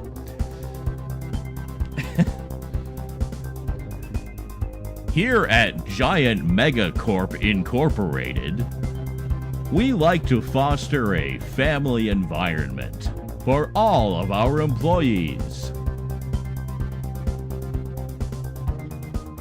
If you score highly on your employee review every month, you might get stock options.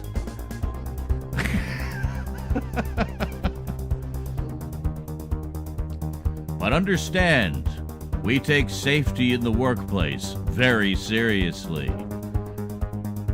If you fuck around, you will find out. So just don't. And if you think about stealing office supplies, don't. Because what happens to employees who do a bunch of stupid shit is we turn them... I'm insane with anger!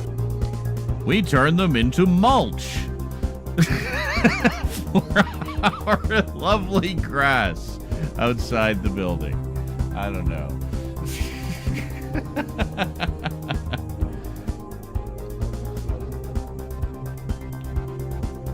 Welcome to Dystopia Inc., where we are slowly destroying civilization, one shareholder at a time.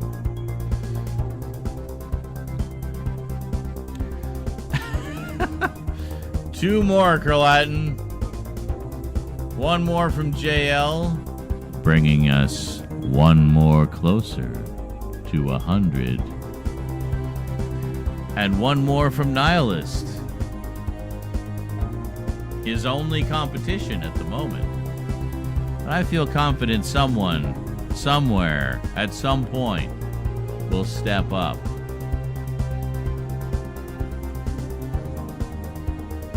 Oh yeah.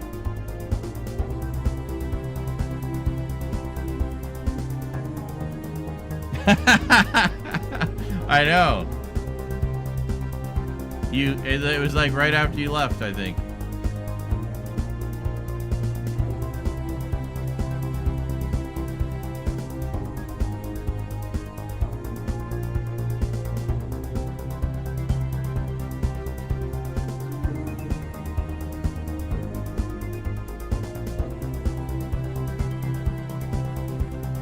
So what did I do? I did 5. I did 5 for them. And after the last one, which was my favorite and the most elaborate, they never hired me again. Because, you know, fuck that guy, right?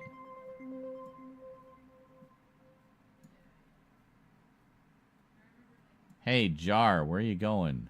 Get back over there.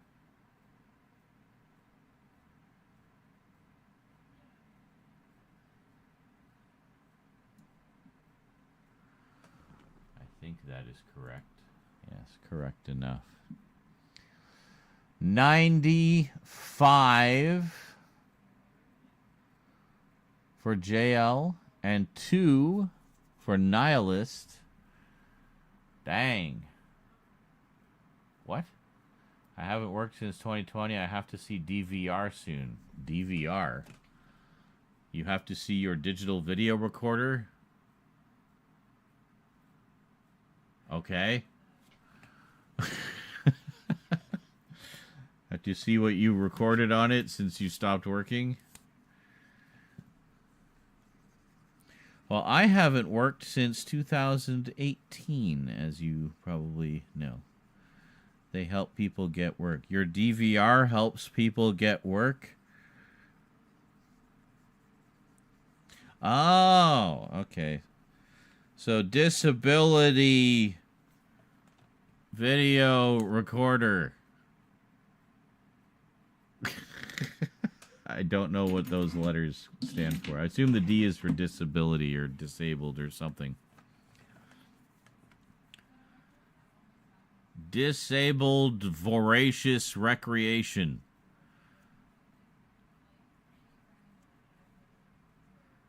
Digitally violent repairs. I don't know. What the fuck is DDD? That's like what they used to put on the back of CDs, meaning that it was fully digital from conception through authoring and mastering. So you'd have ADD, AAD, or DDD. DDD was the purest of pure digital. Disability service. Disability, disability, disability. Developers, developers, developers, developers, developers, developers, developers, developers.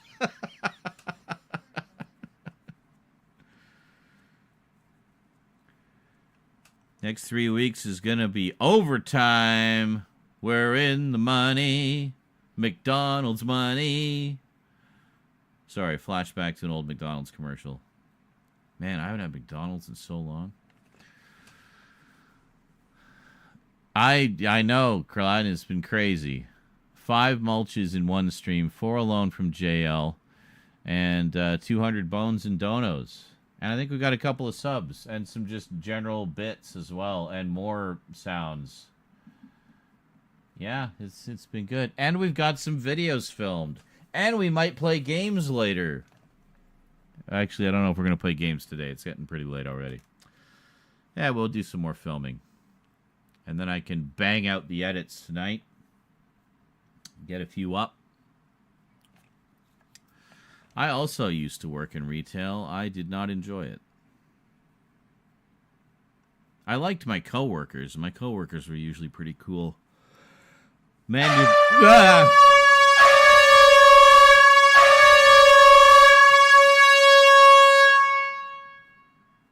Okay, clearly I don't have GIFs for all the sounds. There's some sounds that don't have GIFs. I need to, I'll need to fix that, I think. You know. Meh, meh, meh.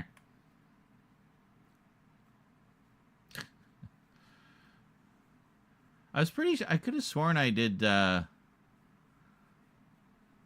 one for like the Benny Hill one.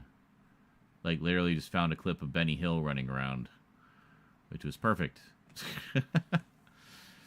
I like how everybody knows that song, but I don't know how many people have actually watched the show. I used to watch it because I'm old. I feel like that type of humor would not be as accepted today. It was very lecherous type of humor.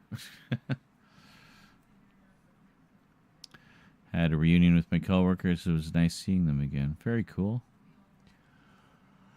I don't really see a lot of my old coworkers anymore. No. Don't really see them. I mean, there's a few I still kind of sort of keep in touch with, sort of, kind of. But, not all of them.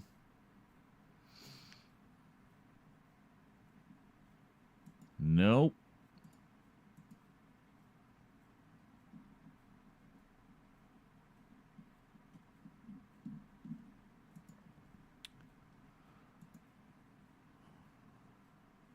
We've only seen clips.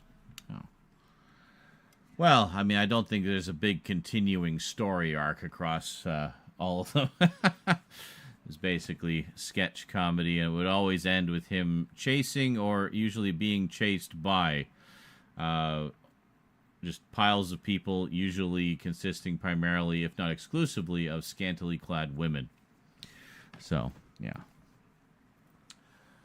What I mean by breaking records was from the record JL set last stream, then the Hype Train record JL and Nihilist broke a few weeks ago. Oh, I see. Gotcha. Yes. How many years did I work at the movie theater? About 2, roughly. 2002 to 2004. And then in 2004, I worked in a call center for AT&T Wireless, a Canadian call center that dealt with customers exclusively in the United States. And it was during a big changeover when AT&T Wireless was acquired by Singular. It was also a big changeover of technology where they were switching over from the old analog phones to digital phones, and it was a completely different system requiring completely different software, completely different customer service, and it was just a big mess, and we were really undertrained. But I met Rose's mom there. We fucked a lot. She got pregnant, had Rose, and then we broke up a few years later.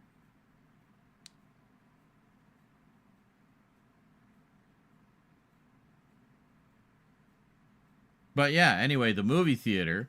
The movie theater was good for the most part. Most of the management was good. There was a couple that were assholes, just power trippers, hated them.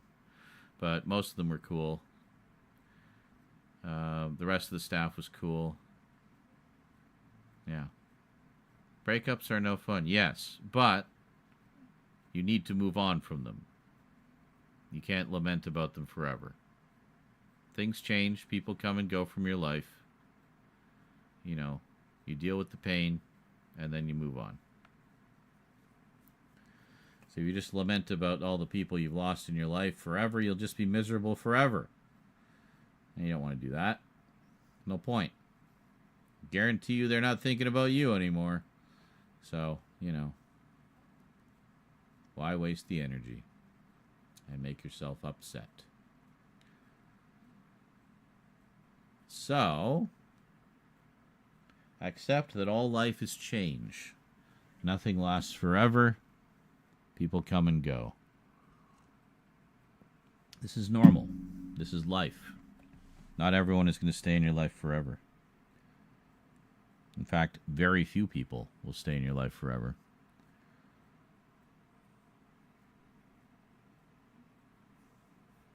Even family. But, yeah, the movie theater was fun. I was a projectionist there. My friend Ben was the other projectionist, and we were mentored by one of the longtime managers there. I remember your very old vlogs talking about that job. Yes, always seemed like a cool job for movie nerds like us, but in reality it's just another form of retail. Yep. Just another customer-facing job. My happiest moments were when I was in the projection booth, away from the people. So, yeah, do you ever see anything weird? Like in terms of customers or anything? Not really. I mean, there was a few, once in a while we'd have some troublemakers, but I mean, wasn't anything, you know. Movie nerds. What do you say? Movie needs. I have a mighty need for movies. Yes. Which is why we tend to collect them. So what have we filmed? We filmed 3 today so far.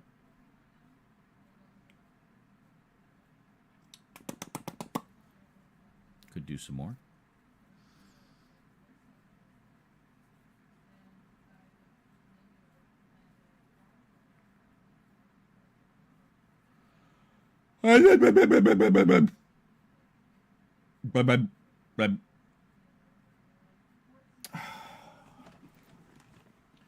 Shit, was there a reversible cover?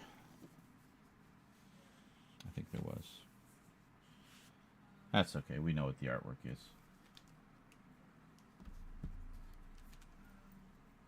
The artwork is the artwork that was on the hard box. So, movie nerds. Movie nerds. Nerds. Movie merds. Movie nerds. Movie merds.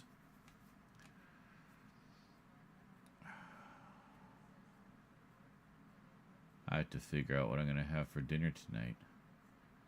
Maybe popcorn. Since we're talking about movies. So maybe we'll film one more.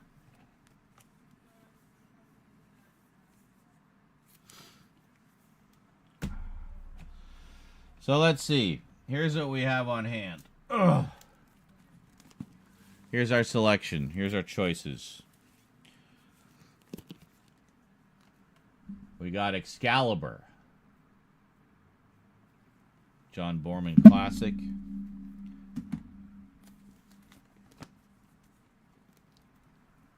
We got Silent Running.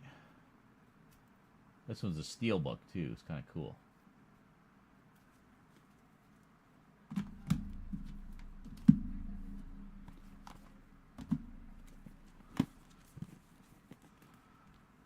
We got Barbarella. Classic Jane Fonda. And we have Caligula, the Ultimate Power, or the Absolute Power edition from Umbrella Entertainment. So, what's it gonna be, folks? What's it gonna be, fellow movie nerds? Which one are we doing? I feel like doing one more tonight, and then I might call it a night there, because we've been going for a good long while tonight. It's been a good night. Yeah, a little over 6 hours. Should we have a poll? I can only do polls on Twitch, though. I don't know how many people are watching on Twitch versus YouTube. Thought about getting that Excalibur set. I'm in danger. What?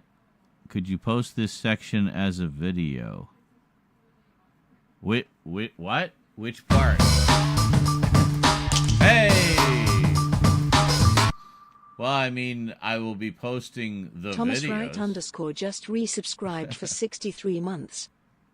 Booyah! Thank you, thank you, thank you. What about a poll? Well, I have 4 items here that I'm trying to decide which one we're going to film next. So if we do a poll, maybe the viewers can decide.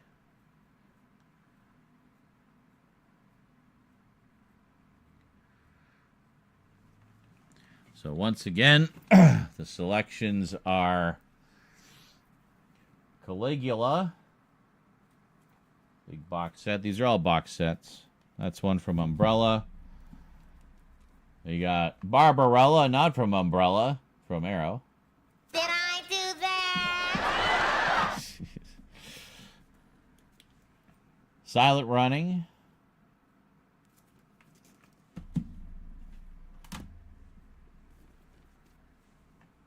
And Excalibur. Oh, I see what you mean. Like, that's the video. Just, I got these. Now fuck off.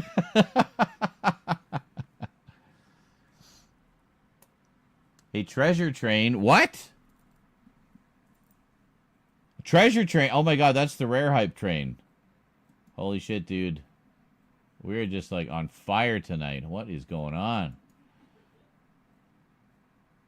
Where is the stream? There it is. Treasure train. That is the rare one. We are in a treasure train right now. We got 4.5 minutes left on it. It's like a deluxe hype train. Hold on. I think if we go over here.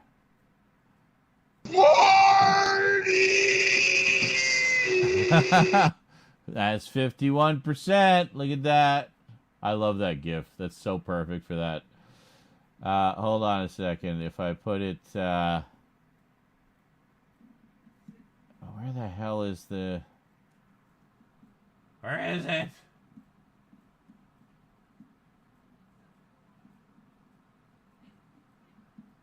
Do I not have it here? For fuck's sake. Hold on. Do I have it here? Yes. So if I grab this and put it over here. Yes, needs to get to level 2. Needs to get to level 2.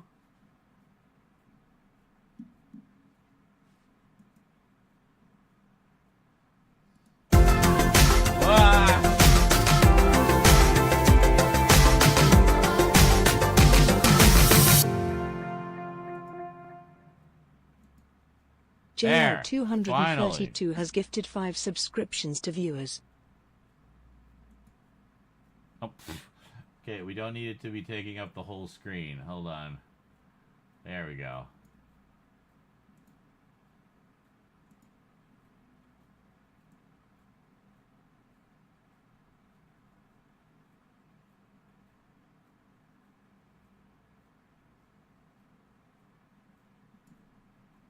There.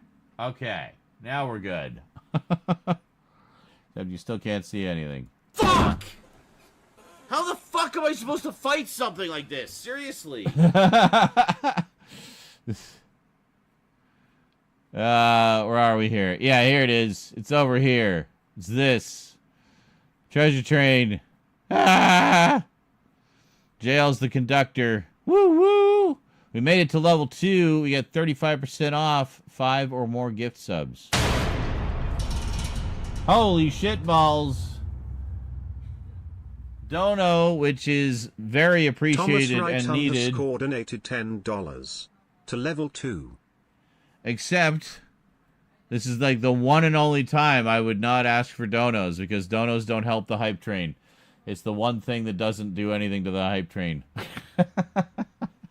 But thank you. I appreciate that. We are trying to pull together some end-of-month money, so definitely appreciate it, dude. It just doesn't help the hype train. But it helps me. Definitely helps me.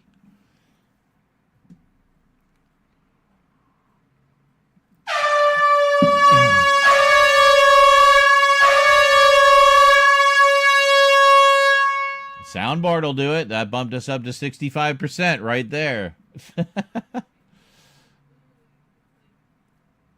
I clearly need to add some kind of GIF to that one. Maybe a Vuvuzela or something. I thought I did have a GIF on that.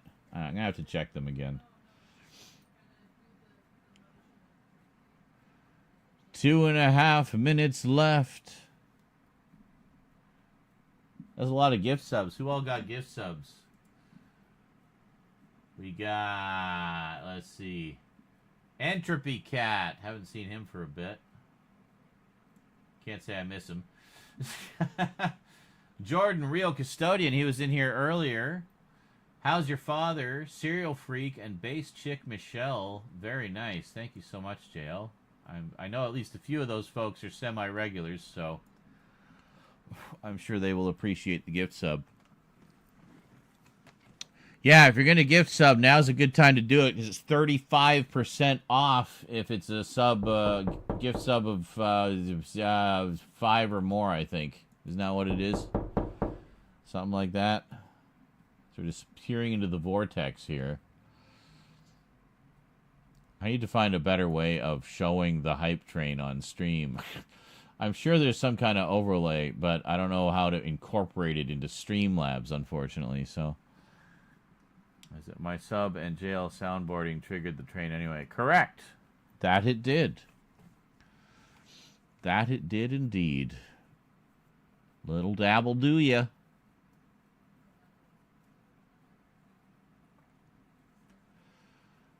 Madness. Gift 1 sub for reward. Whoa! Hey!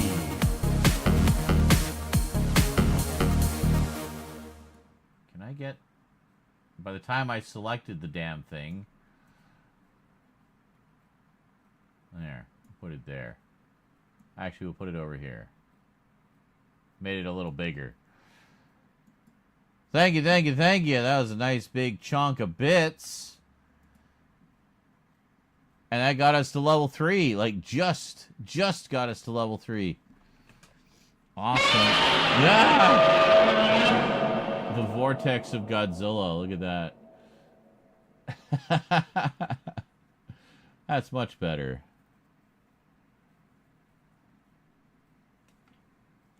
Not like how we see it repeated on the other screen. The GIFs are fun. I like the GIFs. Unlock a random email. Yeah, we know. Show us the status, you stupid thing. Stop hyping us on the hype train.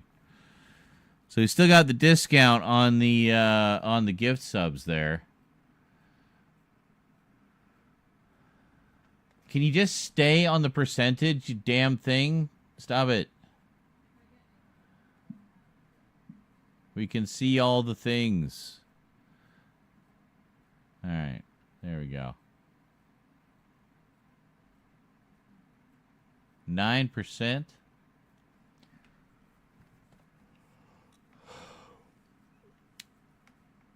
I feel like we're not going to beat our old record on this one. That record is pretty crazy. But it's cool. We got the treasure train. I think the last time the treasure train came up, we didn't quite. Oh my God! Of material well, that'll do it. To the that'll definitely do it. soil. Holy shit! Reasons for applying mulch include conservation of from soil Nihilist moisture, again, dude. Improving fertility and health. You got us almost all the way to level soil, 5 with that one mulch. Reducing weed Holy growth, crap, man! And enhancing the visual appeal of the area. A mulch is usually, but not exclusively, organic in We nature. have heard mulch so many times tonight. It may be permanent, such as I was thinking, like, man, I wish Thomas was here. He'd be so mad. Temporary, such as bark chips. Bark chips. It may be applied But be glad you came when you did. bare You missed most of soil them.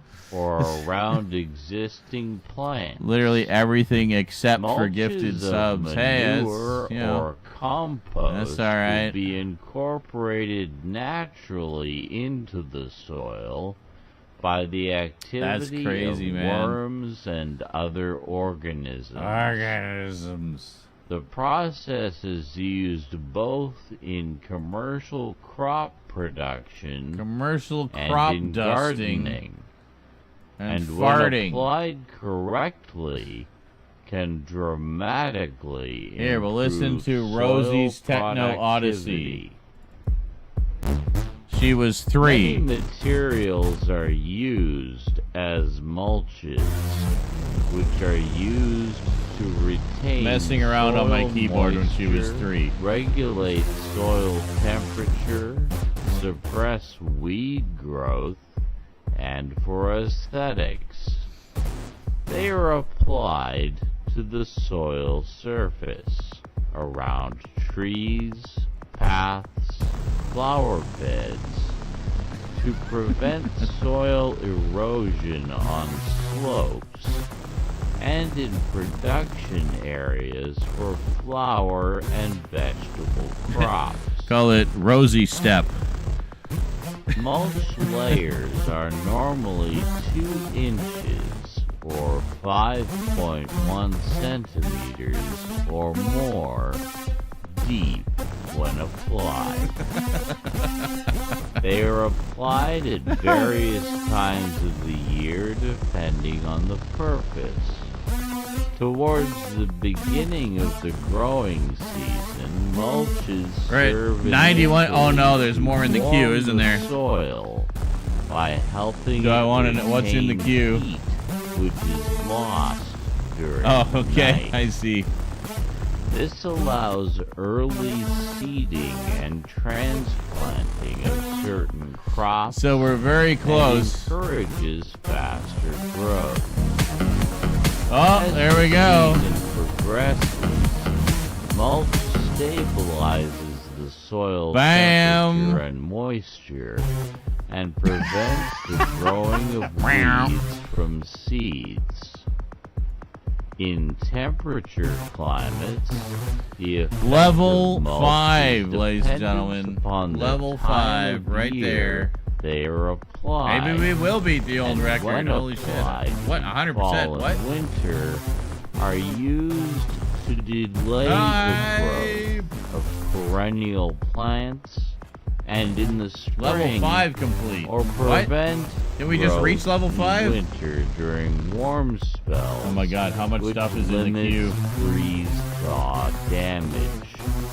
Oh my god. The effect of mulch upon soil. We have another moisture mulch in the queue, content ladies and is gentlemen. Complex.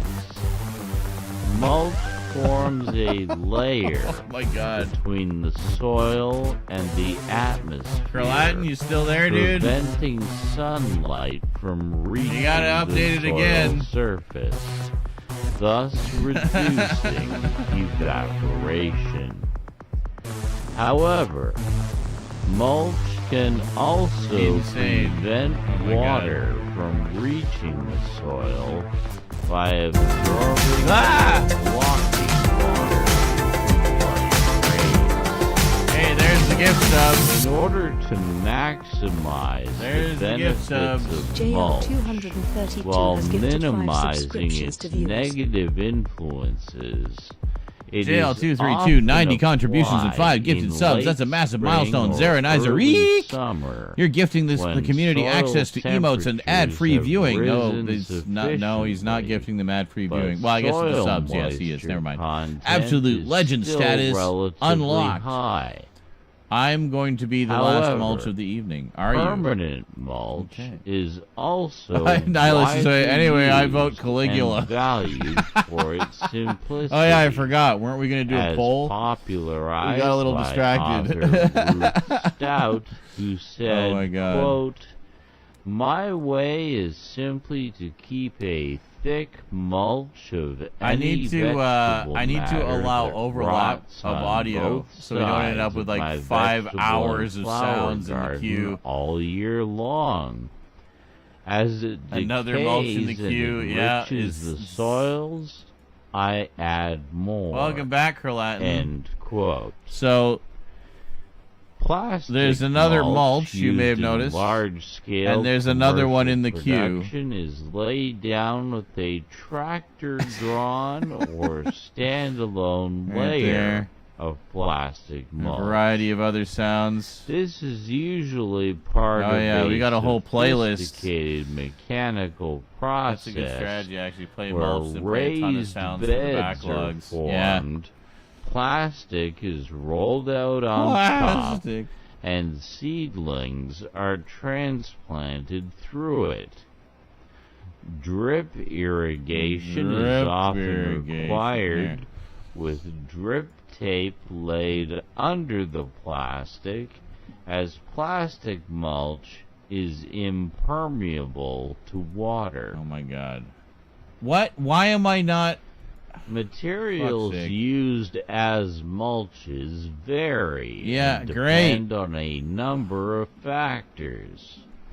Use takes into consideration availability, Great. cost, appearance, the effect it has on the soil, including chemical reactions and pH, durability, combustibility, rate of decomposition, and how There we clean go. it is. Some can contain weed seeds or Okay, plant overlapping pathogens. sounds are now active, but I think that doesn't A affect the ones that are in the variety queue of already. materials are used as mulch, such as organic residues, This grass could be... clippings, leaves, hay, we might... straw, Oh, that's why there was a 10-second kitchen gap in the scraps, queue. comfrey, But now, shredded bark, going forward, they should whole just play... bark They nuggets, just overlap. sawdust, So we could have, shells, like, several wood mulches chips, playing simultaneously. Oh my god! animal manure, for applying Oh my any God. of these materials Oh, no. also act as a direct It did affect the queue. improving fertility. It did affect the queue. It just played everything at once. Lawn growth or other organic. There's still more. There's still more. The area. A mulch is usually but not Composting. Oh my God. not compositing. It may be talking permanent, about film production. We're It's talking just like blue about and slowed all at once. fucking mulch, such as bark. God damn it! It may be applied to bare soil or around existing plants. Oh my God. Mulches of manure or compost will be incorporated. Sorry, back to the hype naturally train. into Holy the shit, soil man. By the activity Did the hype of train end? worms We ended and it, yeah. other organisms. How far did we get? The process is I was doing the both sound alerts. I in missed the last commercial bit of it. Crop production, Level 6, and I in think. gardening, and when applied correctly, can dramatically improve soil productivity. Many materials are used as mulches, which are used to retain soil moisture, regulate soil temperature, suppress weed growth, and for aesthetics. They are applied to the soil surface, around trees, paths, flower beds, to prevent soil erosion on slopes, and in production areas for flower and Rosie the Mad crops. Organist. We gotta put that one in there. Mulch And Rosie's layers Piano are normally Adventure. 2 inches or There we 5.1 Excellent. centimeters or more deep when applied. They are applied at various times of the year depending on the purpose. Towards the beginning of the growing season, mulches serve initially to warm the soil We have by overlapping helping it sounds now. retain heat, which is We literally had lost two mulches going during the simultaneously. night. We have This overlapping allows sounds now. early So we had seeding and one mulch ending and the other transplanting began of like a certain minute before the crops first one ended. and encourages faster growth. As the season progresses, Level mulch 6 in 10%. stabilizes Wow. the soil That's temperature awesome. and moisture. It's actually and pretty damn prevents close the to where we were growing last. I of think last time we hit weeds level from 7, right? seeds. Didn't In temperature climates, the effect of mulch yes. is dependent upon the time of year they are applied, and when applied in fall and winter, are used Well, to did we want to delay do the that growth poll now, of Carlatin, while we're perennial listening to mulch? plants, and in the spring, or prevent Give it like 5 growth minutes. in winter during warm spells, which limits freeze-thaw damage. The effect of mulch upon soil This is madness. moisture Absolute content madness. is complex. And I love it.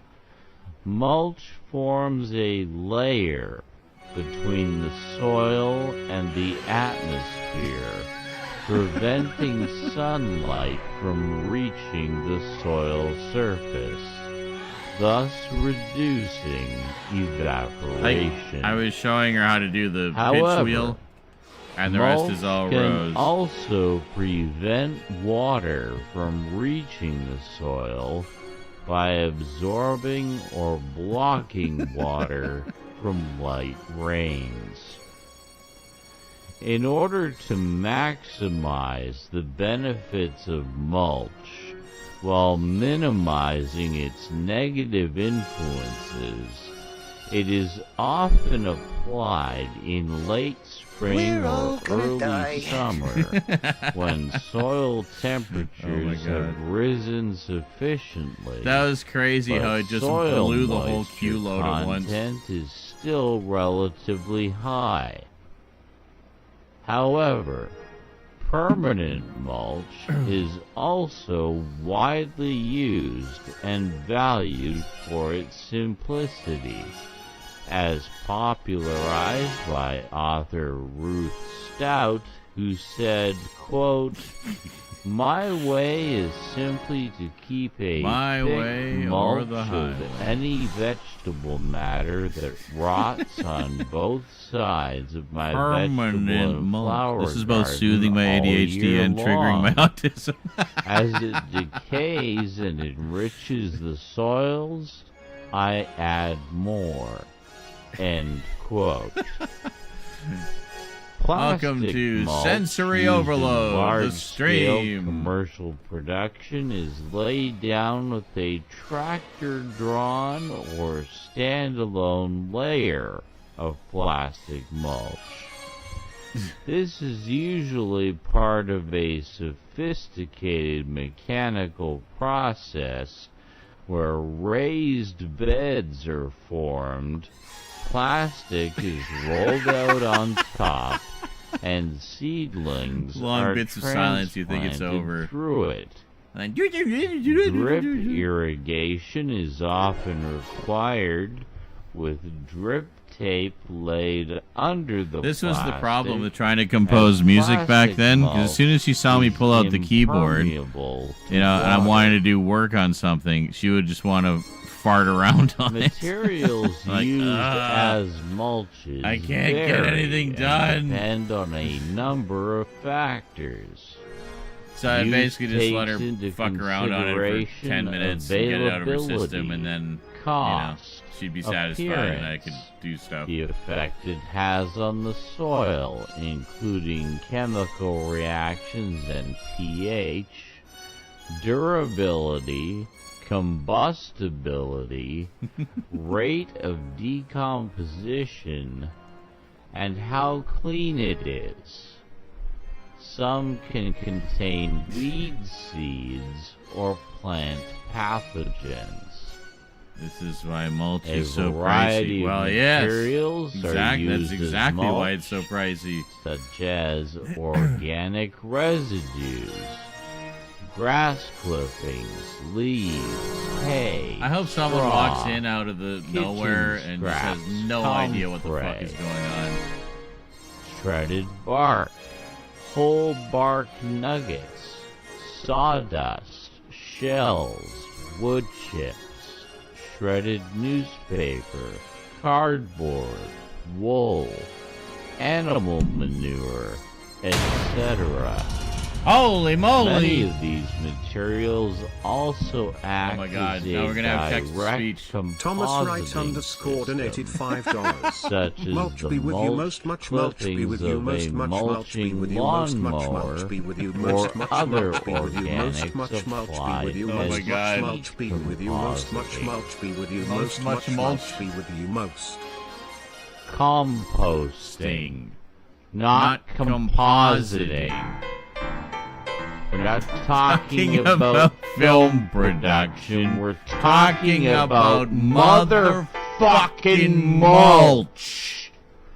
God damn it.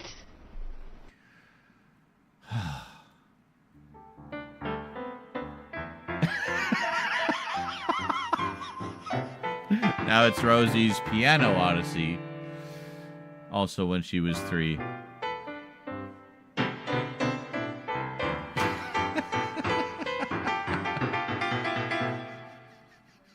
Aggressive.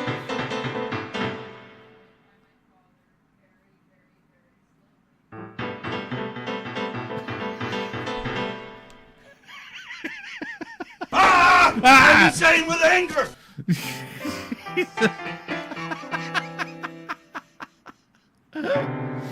Oh my God, this night.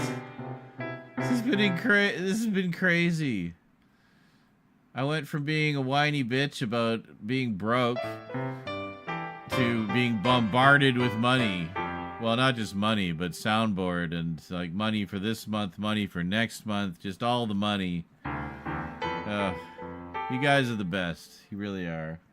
You're the reason I keep doing this, because of this absolute insanity that we all enjoy being a part of. Mulch is gone, or have I gone deaf to it? Yes. Was that it? Was that the end of the Piano Odyssey? Yes, okay. Oh, I was just a short one.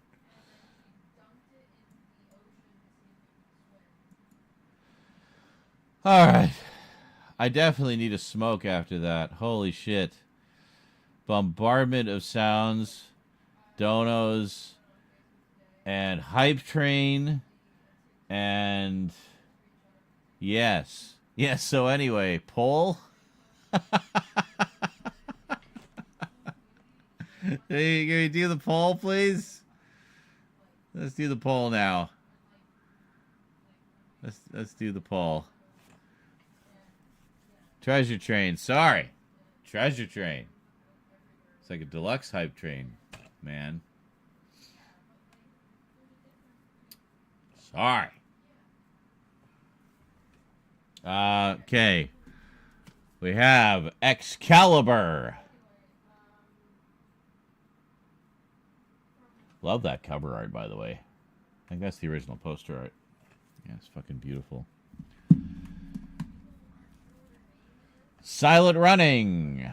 Also original poster art on there. Very nice. I think some of these had alternate boxes you could choose from. I went with the ones with the regular art because I'm a purist that way.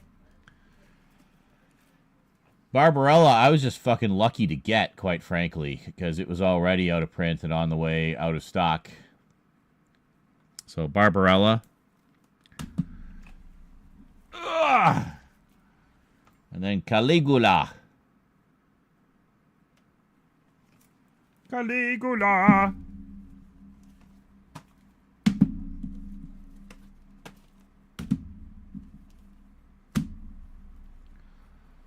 Did you get all that? Did you get all that? You get it? You get all that? Can I go for my smoke now?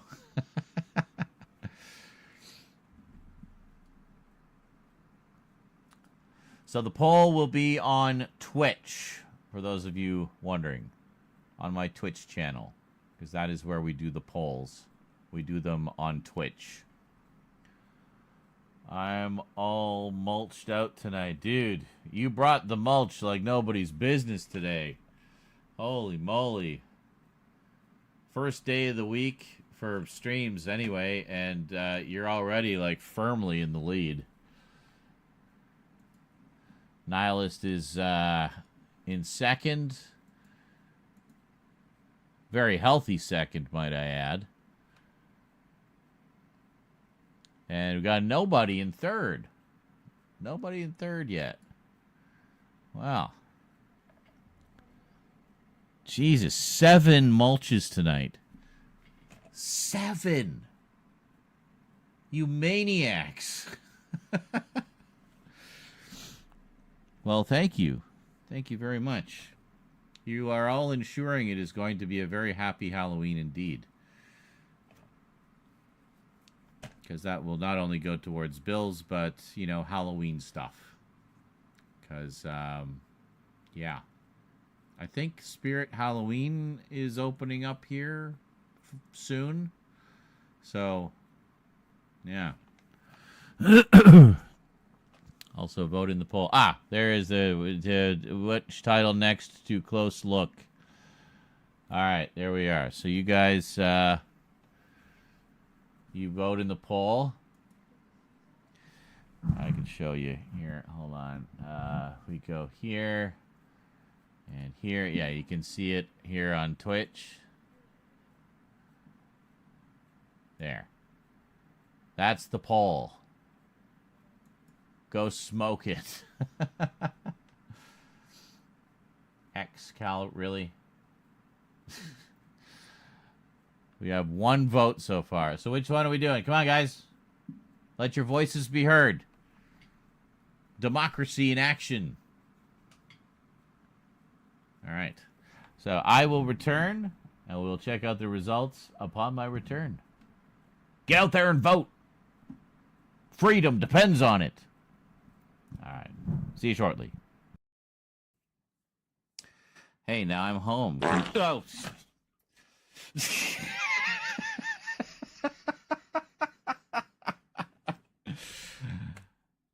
Why the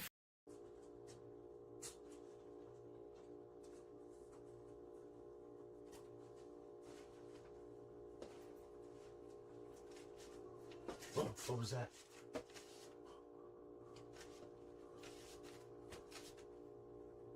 How do I get out of here?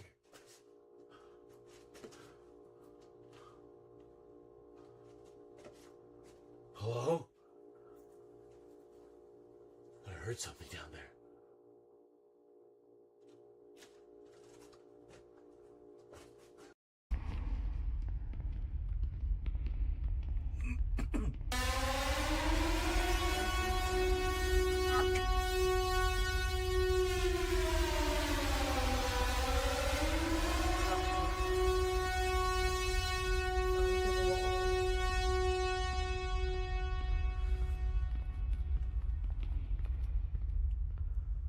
Thanks for the 50. Nihilist27 has just tipped 50. Good job, team. We made this town our bitch. Yep. What is... These palm trees have skirts. Or they are skirts. What? How do these work? What's that? These palm trees, they're just like... They're like dangling. How does that... I thought it was like around the trunk, but there's no trunk in there. So...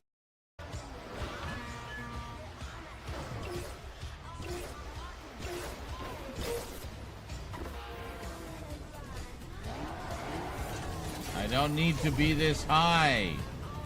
Why am I in the storm? You put me so Yeah, I was high. in the storm too.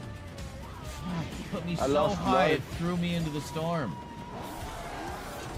I lost 3 health. I haven't even landed. I lost 2. Fuck's sake.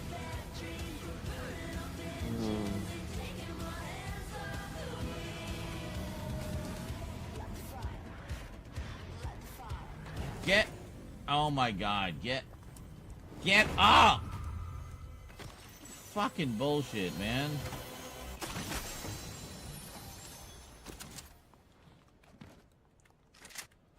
I'll take that.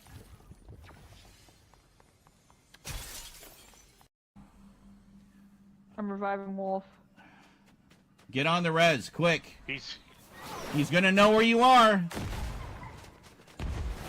get underneath. He's hitting you with dynamite. He's hitting you with dynamite. Look out, it bounces. He's just unloading with everything he's got. You have to get up there. I'm going right now. Come on. Don't forget you're in build mode as well. You can ramp up there if you need to. This is the last guy. There he is, there he is. Yeah. Ah, damn it. He's up Right there, right there, right there.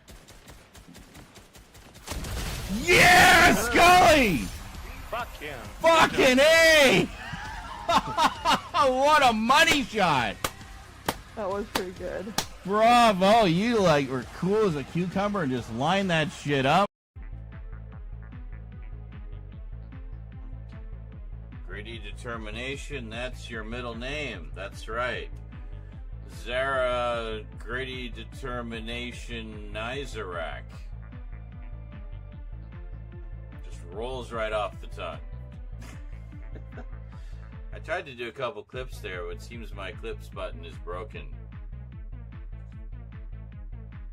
And I can't yell, Twitch, clip that!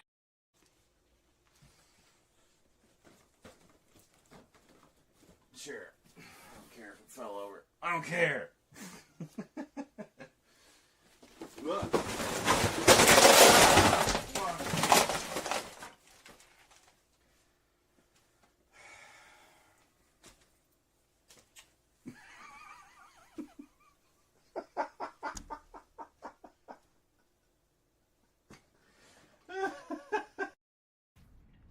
No, I am here. Where are you? I'm Heat Blast. Oh, you're on the drums, Doy. Yeah. Who isn't here? Somebody isn't here. I'm so confused. Who are you missing? Oh, Brinsley. Where's Brinsley? No, I'm here. Oh, no. You're here. Oh, wait a minute. I'm in first person. That's why I'm not seeing... There we go. I didn't realize I wasn't emoting with you. I was just watching you. I love how my record player is right in the middle of your drum set. Now it's in your chest. I have no idea what the song is that they're doing. It definitely would have been copyrighted now. We left it playing that long. I may be just a little bit high, by the way. I don't know. Terabyte drive soon. Yeah, no kidding. Well, first order. Ah, fuck.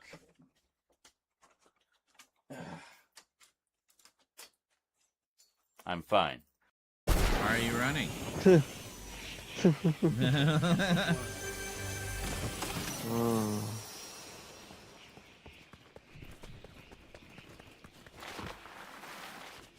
Oh, that's cute.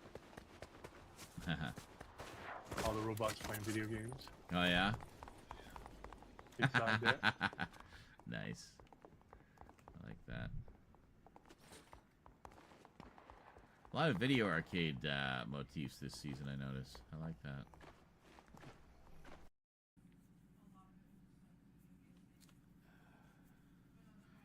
that. Oh my god, Frosty Tools.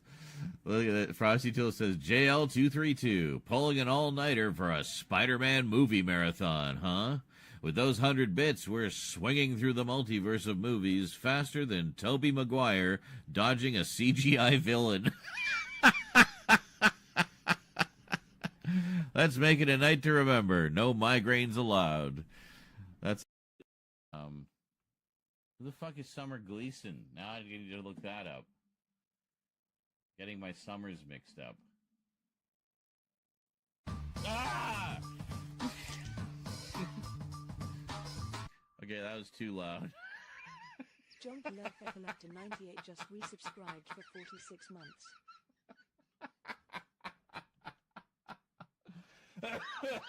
Oh, Twitch, clip that. Do this side. Oh, we're not even circle anymore. Oh, keep coming, keep coming! Ah, what the fudge? Where? Ah, Right on me, bullshit. right on me. They just came in blazing. That is ultimate bullshit. And I blew myself up.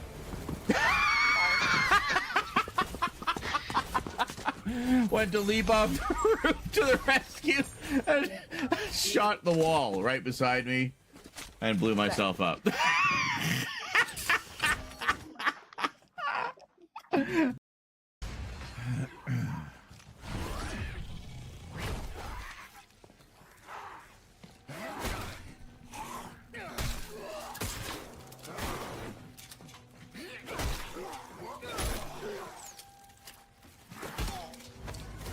Fuck. Wow, damn. Oh my god. Damn.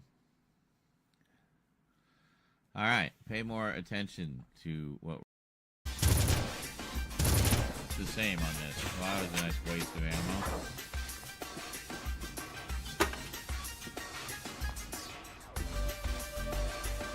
What? Shit, how do I jump? Oh! I just got crushed by the elevator. I didn't realize you could go in while the elevator wasn't there. Hi. We're back. So what'd I miss here? What? Why is the chat ancient? That's chat from like hours ago. So confused. Yeah, Icarus said, don't blame me, I voted for Kodos. I understood that reference. Twitch. Okay. Let me take a look here. We got,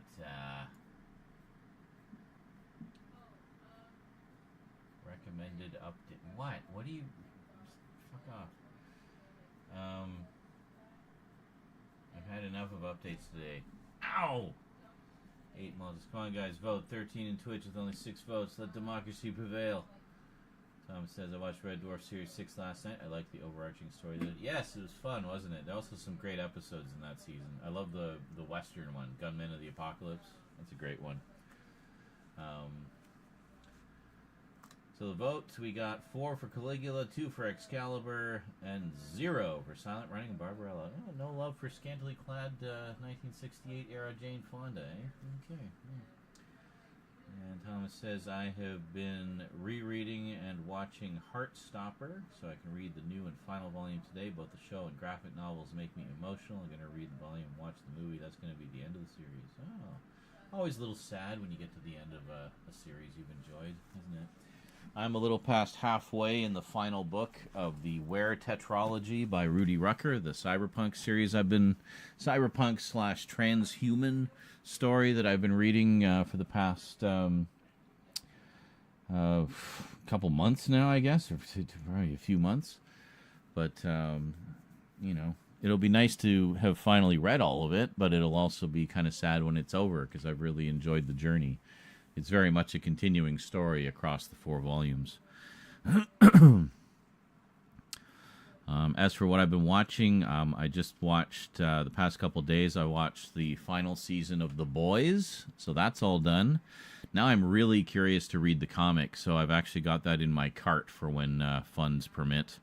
It's not very expensive, actually, to get the whole series of that. They got some pretty affordable volumes of that, about 25, 30 bucks a piece for a good chunk of it, and there's 6 volumes total. So,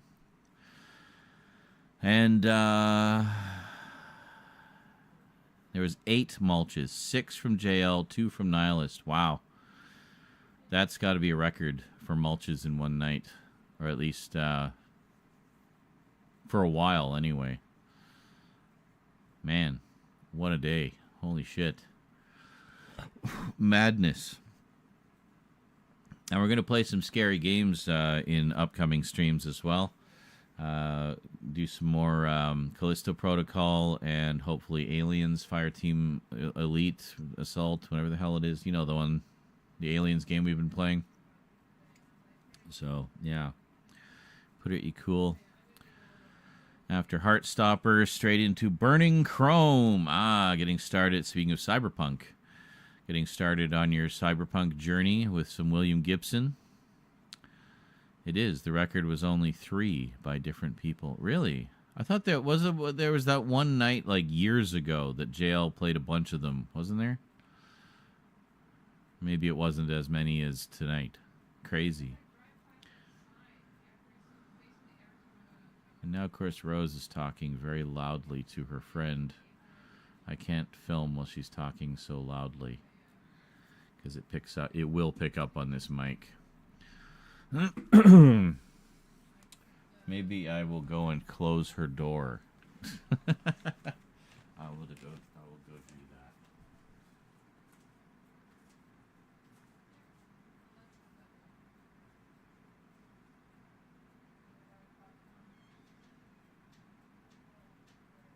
Very loud. Yes, you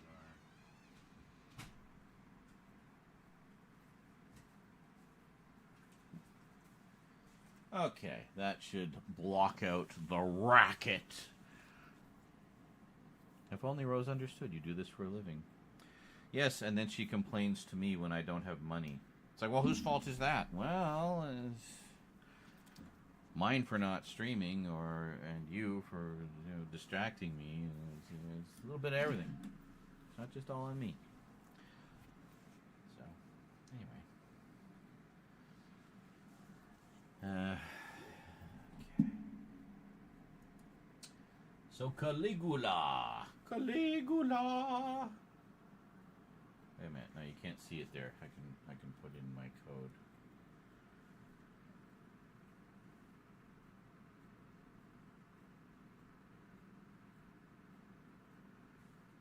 All right. There we go. This seems to be working well with the Pro Video settings for the camera. looks good. And it'll be very easy to edit. I look forward to that. I might bang all of these together tonight and get them scheduled, and we got a whole week's worth of videos done in like a day. Oh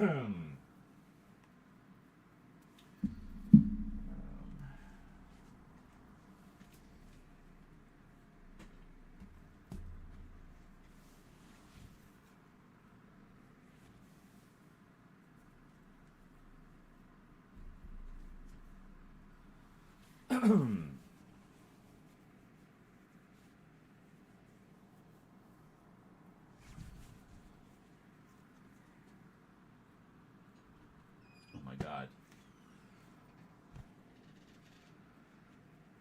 What?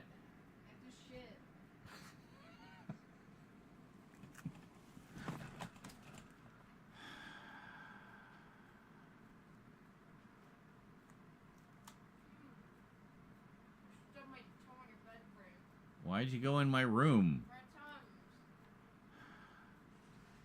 said she had to shit, and then she stubbed her toe on my bed frame. I'm like, well, why are you shitting in my bed?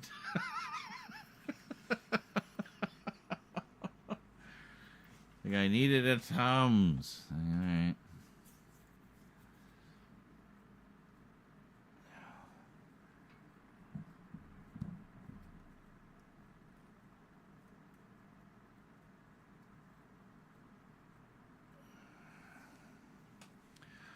Rose is now a cat. Yeah, apparently. What? Alright, well, we'll power off the camera again while we're waiting. As a famous poet once said, I'm gonna go take a shit. I remember there's a particular character actor. He was in the Doom movie from 2005 with Carl Urban and The Rock. One which I've always enjoyed as just a cheesy, dumb action movie. And I like the first-person segment in it. I think that one's fun. But there's a character actor in it, and his big thing is he has to take a dump. It's like, I gotta go take a dump. So he goes and takes a dump, and he gets killed by one of the monsters while he's taking a dump. But then I saw the same actor in another movie, and his character went off to take a dump in that movie, too. I'm just like, is this just this guy's thing? He's the I gotta take a dump guy? It's like, oh, we really need a guy to play this character who has to take a dump. Oh, I got just the guy for you. Did you ever see Doom? Oh, that is the best I gotta take a dump guy you've ever seen. He takes a dump like nobody's business and delivers that line like he really genuinely has to take a dump. Like you will believe it. I did not shit in your bedroom. Thank you. I know, Curlat, and the reason I went to grab a Tums was because my tummy really hurt from eating too many nib sticks. And then the sugar always gives me the runs. So anyway, that pork thing is like, it looks like it's pork, like chunks of pork. Okay. So like little pork chops or something. Mm-hmm.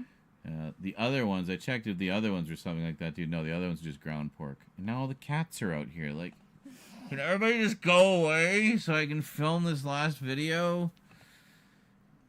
His secret is that he actually takes a dump. Oh. Can I go? What? Can I go now? You're in the middle of explaining the pork chops. That was it. That was the whole explanation. Okay. Just they're like seasoned or like marinated pork chops in like a maple chipotle thing. Sounds good.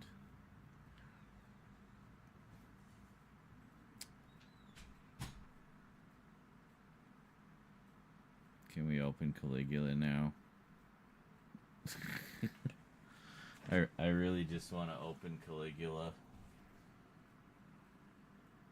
No. And maybe I'll even watch it tonight. I have never seen it.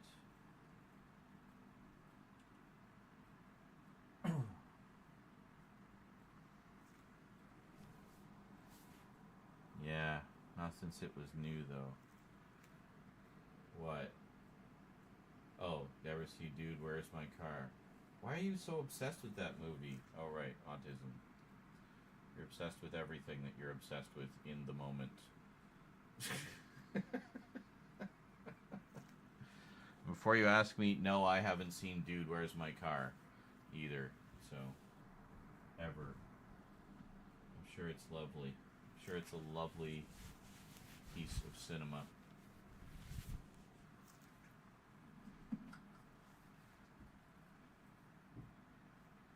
Got prune juice?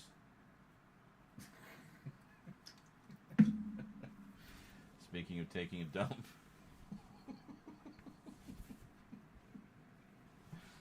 I am going mad.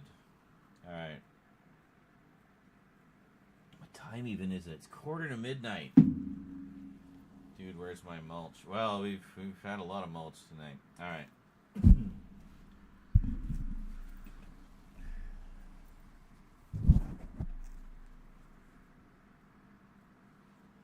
Greetings, everyone. Well, I recently watched this. I, Claudius, the classic 1976 miniseries from the BBC about the early days of the Roman Empire. And in this, we have John Hurt playing the Emperor Caligula. So that kind of got me in the mood to check out Caligula, which some of you may remember I picked this up a little while ago. This is the Absolute Power edition of Caligula from Umbrella Entertainment. It says the Ultimate Cut, but that's not the only cut that's on here. This actually has 5 cuts of Caligula. This is by far the single most ultimate set that has ever come out for this movie. Now, I remember first hearing about this movie when I was a kid, when it originally came out in theaters, and seeing the newspaper ads, which just showed the Caligula coin image with the bloody tears, and I didn't know anything about it. It was just an enigma to me. It was a mystery to me, and I asked my dad, "Well, what's this? Like Caligula? Is that like Dracula or something?" And he's like, "Oh, no, you don't want to see that. That's like, it's like really violent and gory and lots of sex and stuff in it. You wouldn't be interested in that." I'm like, "Oh, okay." So it was always this sort of mysterious movie to me. And then years later, I picked up Penthouse on the Wild Side, which was a VHS tape because I was, a young adult and wanted to get some dirty videos for my collection. And on this Penthouse on the Wild Side video, which overall was kind of lame, to be perfectly honest, at the end, they had a big, long featurette, like a 15-minute long featurette about the making of Caligula. And I was like, oh, that's what it's about. Like, I had no idea what this film was when I was, 7, when it originally came out. So, as a young adult, saw the making of it, and I got really fascinated by it, and kept meaning to pick it up on VHS, or actually at the time I was getting into Laserdisc. So I was like, I'd really like to get it on Laserdisc, but I just never did. So, I have actually still, to this day, never seen Caligula. But, having recently watched I, Claudius, it got me really wanting to open this thing up and finally see the movie. In fact, I almost opened it up before doing this closer look, but I wanted to be a good boy and have that experience of opening up for the first time with all of you. Now, as you can see, this is quite a beefy box set. And just looking at the back here, you can see how much stuff is in here. I mean, this thing is massive. So we have number 1018 of 5,000. I'm pretty sure this is long out of stock by now and probably highly sought after by collectors. So I imagine this goes for a pretty penny on the aftermarket. So, I mean, there's only one thing to do then, right? I mean, if this is something that's valuable in brand new condition, well, clearly we need to open it up. So, let's do that. Here we go. Just tear that sucker off. So I have to say, John Hurt's performance as Caligula in I, Claudius was absolutely terrifying. Like, legitimately terrifying. He is so scary in that. Highly recommended. So, after watching that, it got me even more curious to check out this version. and see what Malcolm McDowell's take is like. I imagine he's going to be amazing too. So, very nice spot gloss on there, and otherwise matte finish. Take a look on the back here. I think this is just a, yeah, this just comes right off. There we go. Oh, and there's the coin. There it is. Look at that. In full color this time. That is, look at that. So I saw that on all the newspaper ads. The newspaper ads were so just nondescript as to what exactly it was either. The only thing they would mention is like, absolutely not for kids. Don't bring the kids. Do. And we've got spot gloss on that as well. So, just very quickly, what is the Ultimate Cut? I thought initially that it was just yet another extended cut of the movie, because it's had a few cuts over the years. The main one is the theatrical cut, which is generally considered to be the uncut, uncensored version. And that's the one that's closest to the director's original intent. However, apparently the director did not get final cut on this movie, and he kind of hates it and has kind of disowned it over the years. Bob Guccione decided, the Penthouse guy, the Penthouse publisher, decided he wanted to have more sex and debauchery in it to really depict Rome the way it was. And while the director just kind of wanted to do a straight-up historical epic, Anyway, the ultimate result was Caligula, which is kind of notorious for not only its violence, but also its just sex, and basically just showing Rome in the era of Caligula as it was. So, how historically accurate is it? Well, who really knows? I mean, that was a long time ago. We only have a lot of hearsay to know what really went on back then. But I'm sure this gets it probably closer than a lot of the more sanitized Hollywood efforts. So, they put it out, and, it gained its notoriety over the years. There's been a few different cuts. In different markets, it was cut down or censored to varying degrees, and you can find 3 of those alternate cuts on here, as well as the original uncut, uncensored theatrical version, as it was originally intended to be shown. And then we have the ultimate cut. Now, the ultimate cut is not just yet another extended cut. It's actually way more interesting than that. So, apparently there was a lot of footage that was shot for this movie that was not used in any of the other cuts. So, when they set about to make an ultimate cut, essentially what they did was they looked at the original version and some of the editing decisions and compared that against the original footage, and found that a lot of the decisions that were made, which clearly were not made by a director, but were made by, an intern or what have you, were very arbitrary as far as the shot selection and so forth, and which takes they would use and things like that.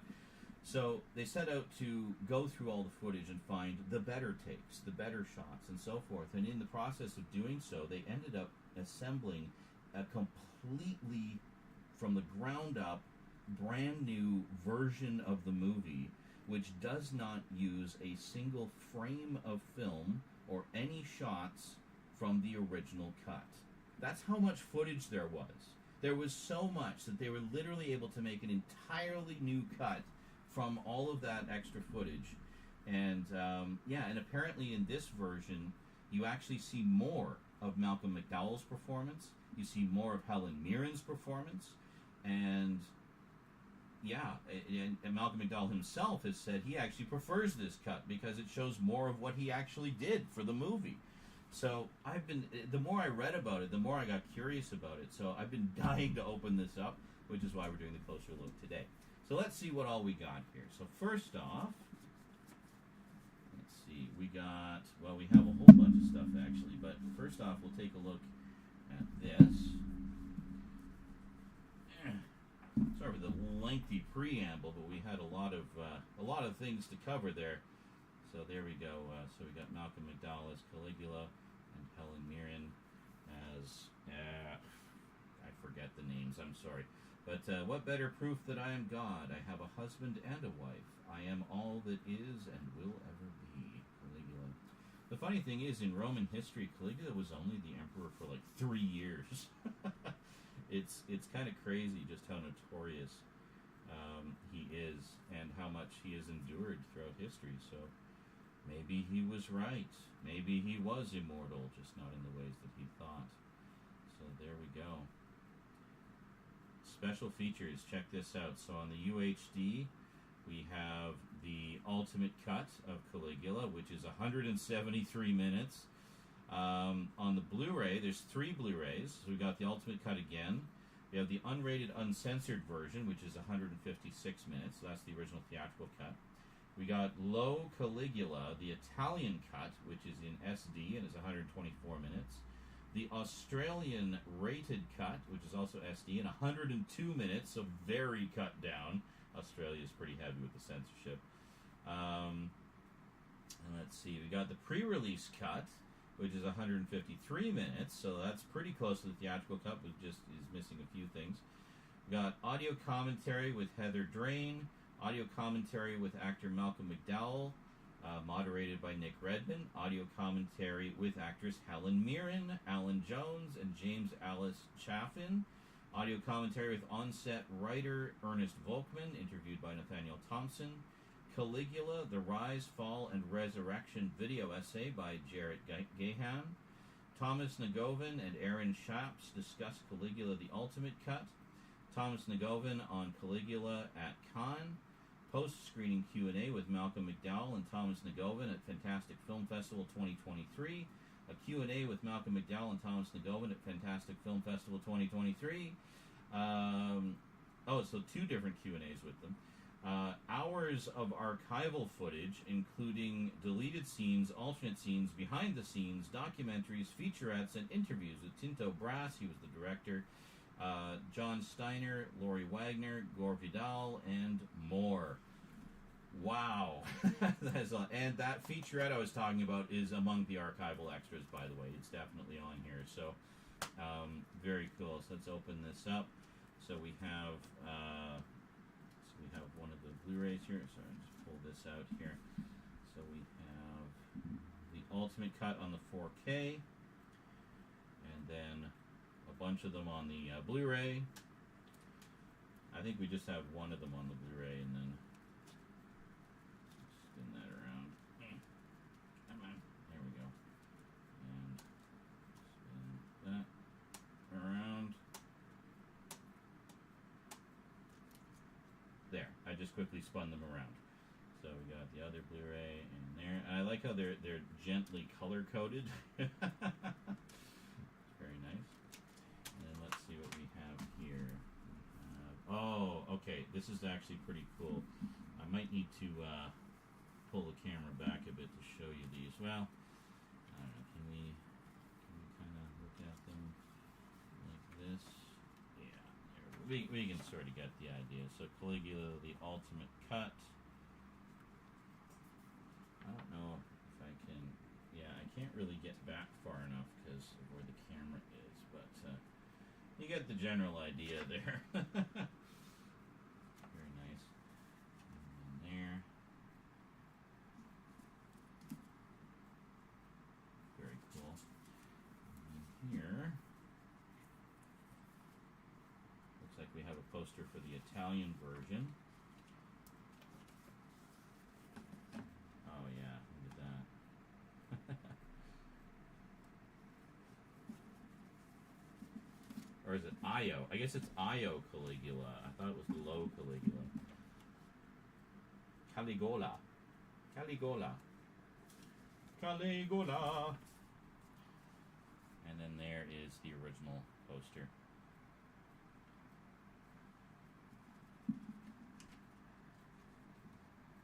The one that terrified me as a child. Just from its mystery and not knowing what the deal was and why it was such a forbidden film.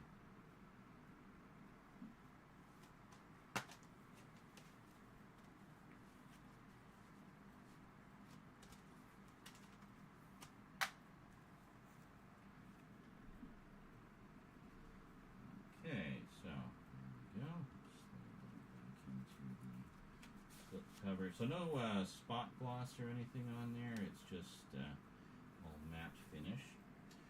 So next we have. Oh, we actually have a reproduction of the special Caligula issue of Penthouse, complete with cigarette ads. Oh my god, it like has all the ads. Got cigarettes, Lord Calvert Canadian, like whiskey or something. So this isn't the full Penthouse issue, obviously, but it's all the Caligula related stuff. That is really cool, and like fully reproduced from the magazine, as you can see.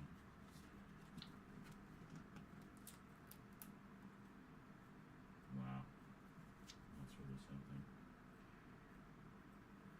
Yeah, I don't think I can show you all of this because there's a lot of boobs and stuff, but you get the general idea. Then we have some art cards.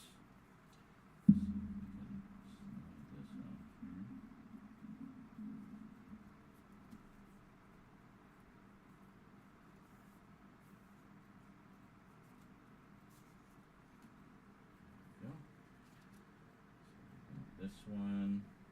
Let's go one by one. Nothing on the back.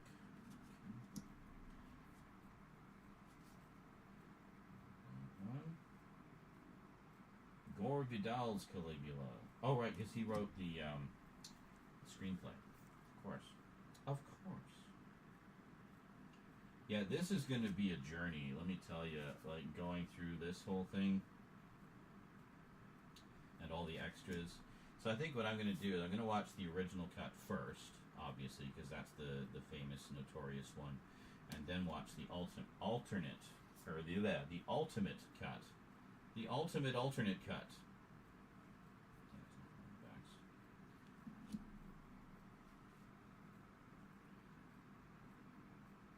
Very cool.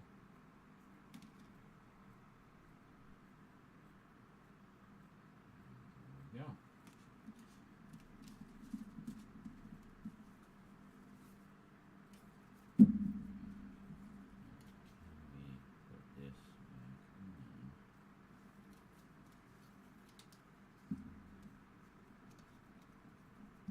Yes, just a bit of a tight squeeze.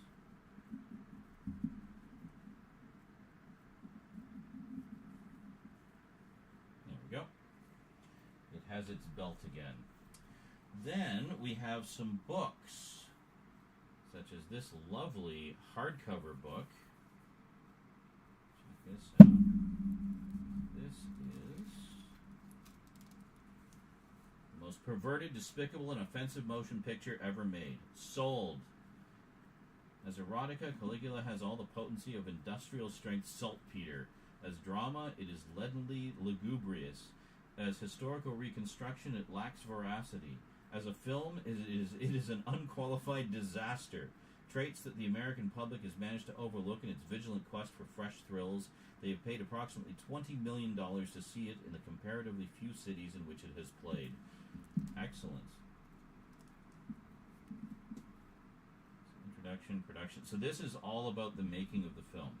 So this is like a massive freaking book, hardcover, all about the making of the film. Let's quickly flip through it here. So lots of on-set photos and production documents and reviews, good and bad. Yeah, actually, here we go. We see some of the ads here.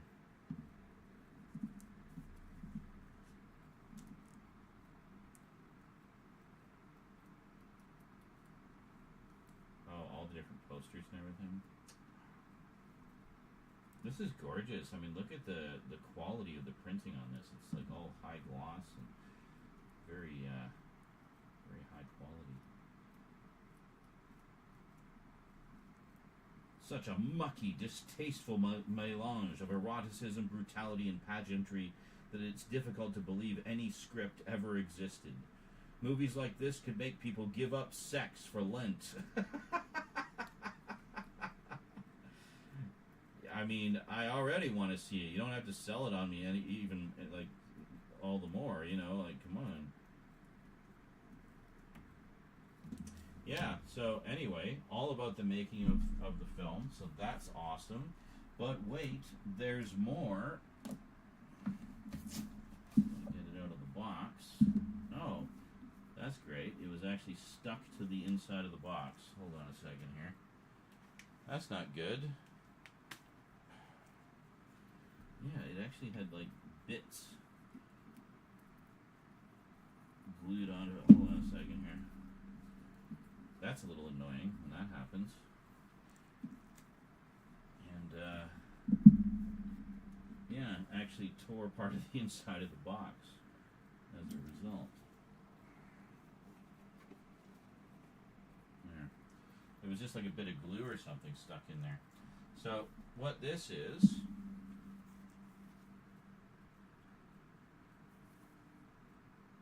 the most decadent man in the history of man. Yeah. This is like debauchery taken to a whole new level, you know. So what this is we have two versions of the screenplay and the novelization. Like, there you go. Oh, you reviewer who thought there was no script? There's two of them. To get the whole script. Two different versions.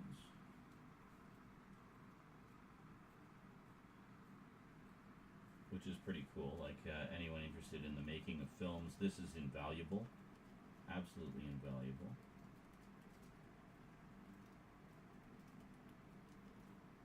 And then here's the novelization. Like, how freaking cool is that? Like, how often do you get this much stuff in a set for a movie? You know, like... That's absolutely mad. So, there you go. That, ladies and gentlemen, is the Caligula Ultimate Power Collection. And, well, I think I got my evening's viewing sorted. Definitely going to enjoy checking this out, finally, and seeing what I wasn't allowed to even know what it was about when I was 7. And actually see the movie that I've only ever really seen the making of on that old Penthouse video. Yeah. So, yeah, as I said, very curious to see, in particular, I'm curious to see the performances because, of course, I just watched I, Claudius, which had, as I say, the wonderful John Hurt as Caligula, so I'm eager to see Malcolm McDowell's portrayal of the character. And also, funny enough, speaking of Helen Mirren, I just watched all 7 series of Prime Suspect, which was a series that she's very well known for, where she plays a police detective. Very gritty crime drama. Great stuff. Also, Peter O'Toole is in this. John Gielgud is in this. Like, it's got like some serious caliber cast to it. And from what I've seen of some of the some clips and photos and such from the film, the set pieces look absolutely spectacular. Like the set design and everything. And as I say, regardless of the historical accuracy and level of debauchery and the notoriety of it, I'm looking forward to seeing it just for the production, the actual production of it, the production value, and the costumes and the sets and the cast. Just a wonderful cast of insanely talented actors. So that is it, folks. That is the Absolute Power edition of Caligula, which, as you could see, let's take the snot glow off the back here, snot glue rather, is absolutely loaded with stuff. And this we should be able to fit in, and it's a bit of a tight squeeze actually. We'll fit that in later, but there you go. Very nice. Looking forward to finally checking out Caligula after waiting literally a lifetime to find out what all the fuss was about. Well, folks, that is it from me to you for now. So until next time, thanks for watching, and sayonara.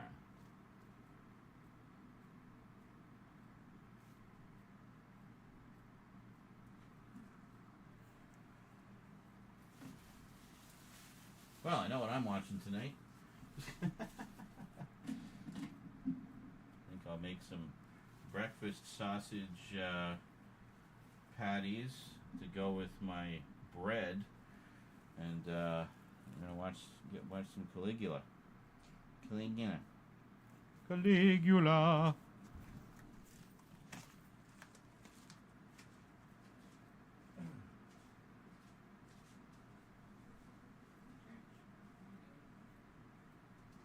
Get booted from the room.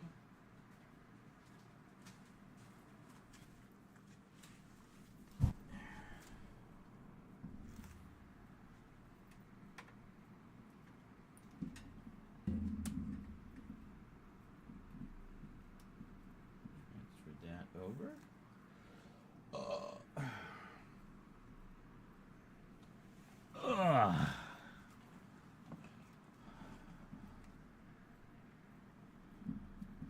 We can actually just take this right off for now.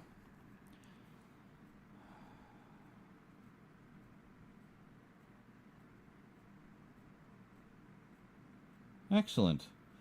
Yeah, I like that Pro Video mode. That actually worked quite well.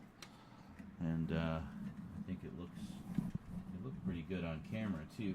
And from the footage I looked at earlier, it's looks pretty good. Looks pretty good. Click. Isn't that one like really misogynist?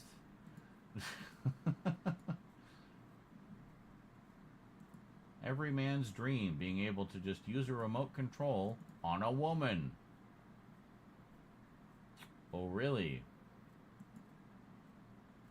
Okay.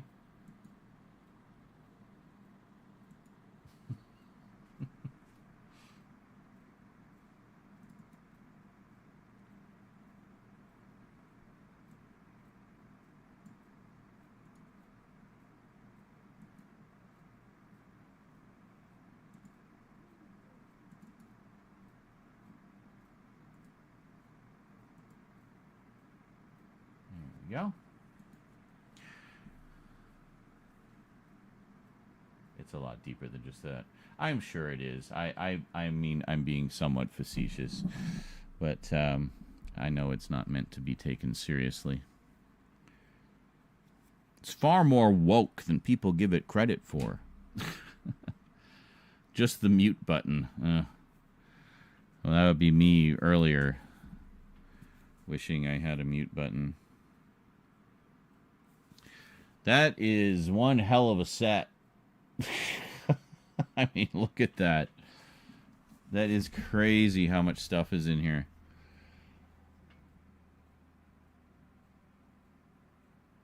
There we go. Very nice. Very sexy edition. From our perspective, looking down, it looked nice. Yes. Very classy set. I'm loving these umbrella sets, honestly. I mean, they really do go all out. And I love this reproduction Penthouse magazine, which is pretty neat. The slipcase is a little tight in there, but that's okay. Oh, yeah. We're watching this tonight. In fact, I can...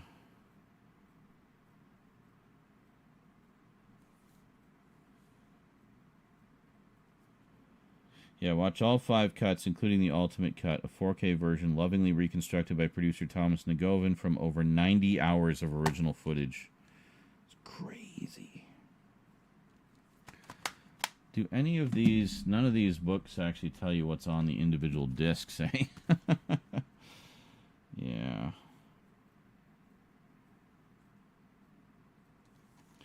I'm assuming the theatrical cut is on the 3rd disc.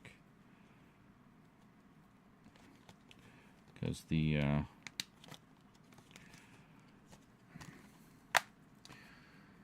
well, that one I can just rip because I don't need to go on to the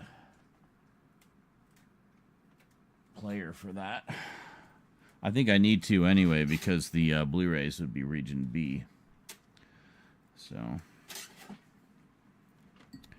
I believe.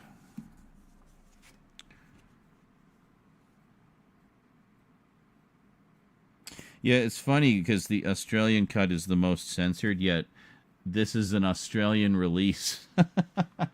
Things have changed a little since back then.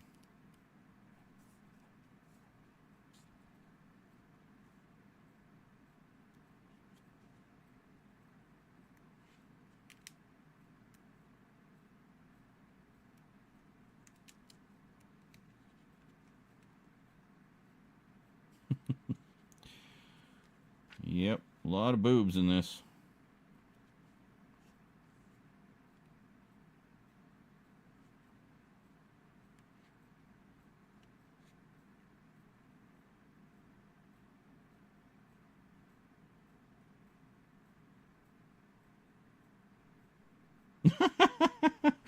Every time I read a lousy review, I want the pleasure of knowing it cost the author $7.50 to write it.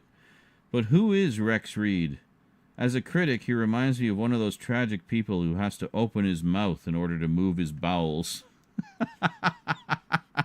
There's just so much back and forth trash talk with this movie. It's incredible.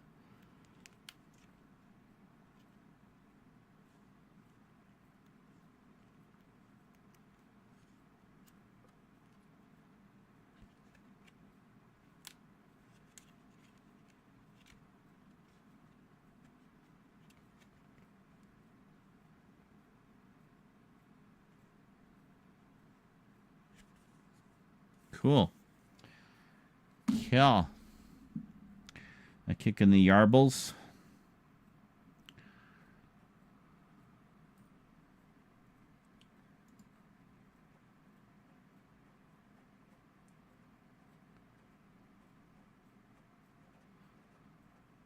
The guy who made the remote is named Morty. Not Rick.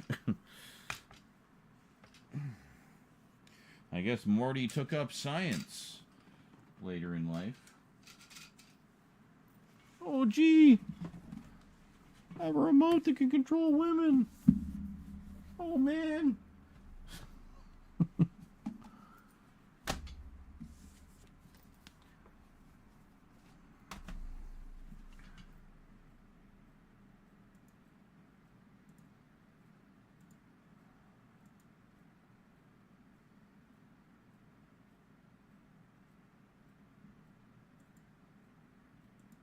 Yes, 156, right? 156. Yeah, this is the one. Got it. Season 9 of Rick and Morty ended. Don't I already have that on Blu-ray? Or was that season 8? Maybe it was season 8. I think it was season 8. I got the anime as well.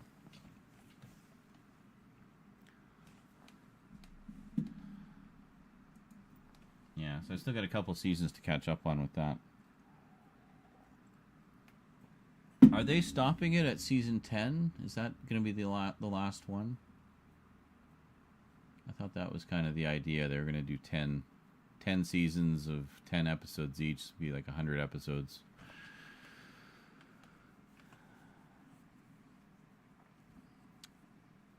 Classic match. Okay, we have a different definition of classic. To me, classic matches would be stuff from like the 80s and 90s, not from 2009, which to me was yesterday. That was like the golden era of YouTube as well. I guess it was the silver age for YouTube. The golden age was like 2006, 2000 to 2008.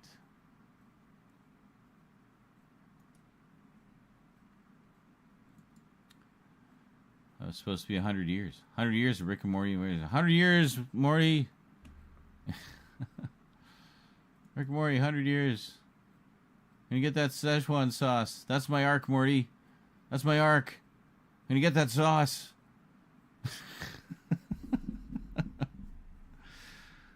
Season 9 of Rick and Morty is pretty good. The Blu-ray, from what I've read, should be out to buy in November. Excellent. Okay, so I guess I got Season 8. I got up to Season 8. I know I've seen up to Season 7. So, yeah. You posted in Wrestling. Wrestling.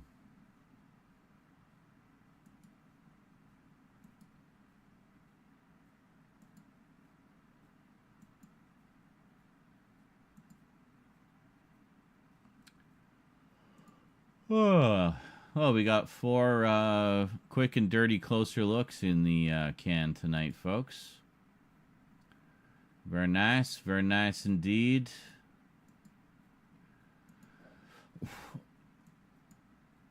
Had a shit ton of activity. Clearly, streaming later is the way to go. Like, there's just... It's so quiet in the, like, early evening, late afternoon. It just gets so quiet. I don't know. I've tried for years to figure out the pattern, and I just can't figure it out. The only thing I can figure is stream all the time. That seems to be the secret. Cool. That's fine. It's not a matter of streaming later. Well, it doesn't seem to be a matter of streaming earlier. I don't know. I don't know what the pattern is. When is the optimal time? I don't know. Just stream and stream and stream until your voice is hoarse and you can barely move from sitting in your chair, being one entertaining motherfucker for 14 hours straight. Brutal. Absolutely brutal, laddie. You did, like 2 months ago when you were doing days, it was just as active. What did? What? What's going on? I'm so confused. I put your name to the video. What? It didn't tag, though. Good. Don't tag me. Oh my god. What video? What are you talking about?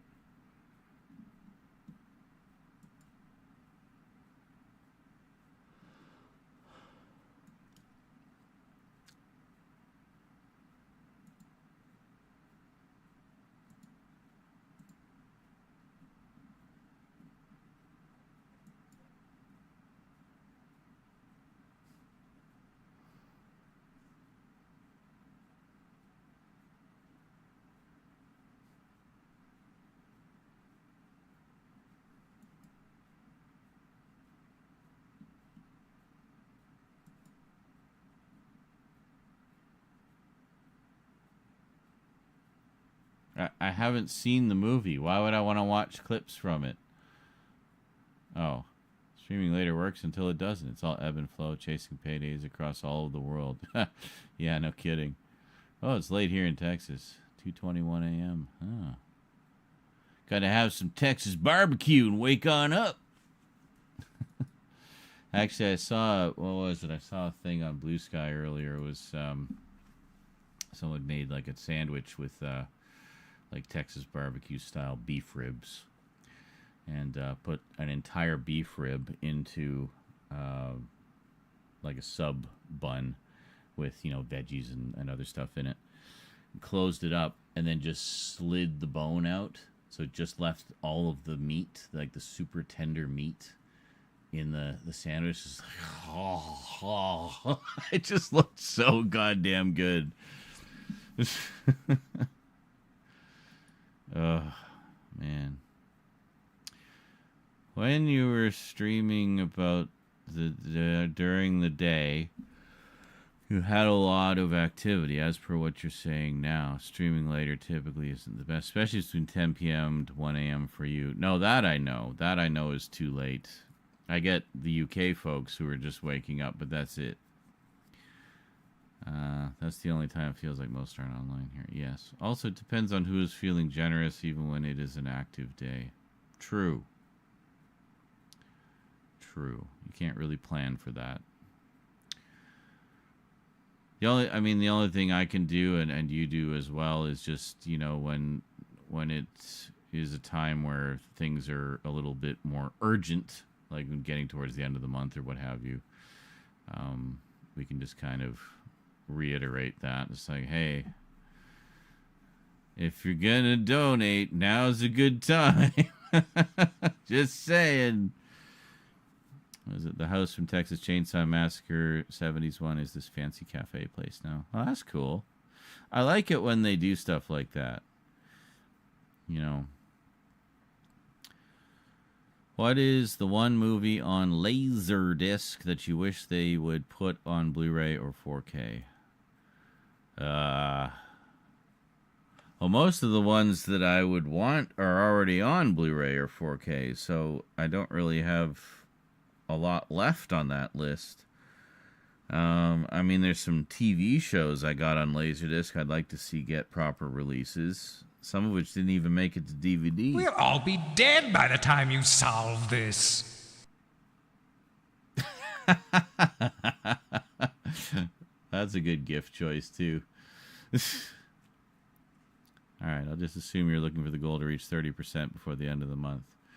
Yes, that would be nice. I mean, I fully don't expect it to reach 100 or even 50, but 30 would be nice, or 35 maybe, you know? I don't know. 13 Ghosts. Well, I mean, it's on Blu-ray. Both versions. I know because I have them. Yeah, so it's better than being stuck on DVD or VHS, you know. And with that, I'm off to get Emotional Whiplash with the last volume of Heartstopper, and then the movie tonight. I'm sure it will be just intense. Yeah. It sounds like you're doing with that what I did with Death Note, where I was reading the manga of Death Note and then sort of concurrently watching the anime. Like, I would read one of the books of the manga, and then I would watch the episodes of the anime that sort of adapted that chunk of the story, and kind of going back and forth. That was an interesting experience, because for the most part, the anime is pretty faithful, except for the last half. The last half, they definitely shortened things, and made a few little changes to the ending as well. It doesn't end quite the same, but they're both good. Like they're both equally good. I think it's just a really good story, you know. Reminds me, I still have the last couple of live action movies to watch of that. And there's the 2 anime recap movies, which tell the story of the original from Ryuk's perspective. Kind of interesting. But, yeah, anyway, enjoy your book and movie. Always good when you find a story that just kind of hits you, you know? Right in the nards. Impacts you. Makes you feel things. Hurt me, story. Yeah. Do you think a pup named Scooby-Doo will get a Blu-ray? I would love it if it did. That's a great show. Flintstone Kids needs just some kind of complete release. It's like one of the few Flintstones shows that still doesn't have a complete release.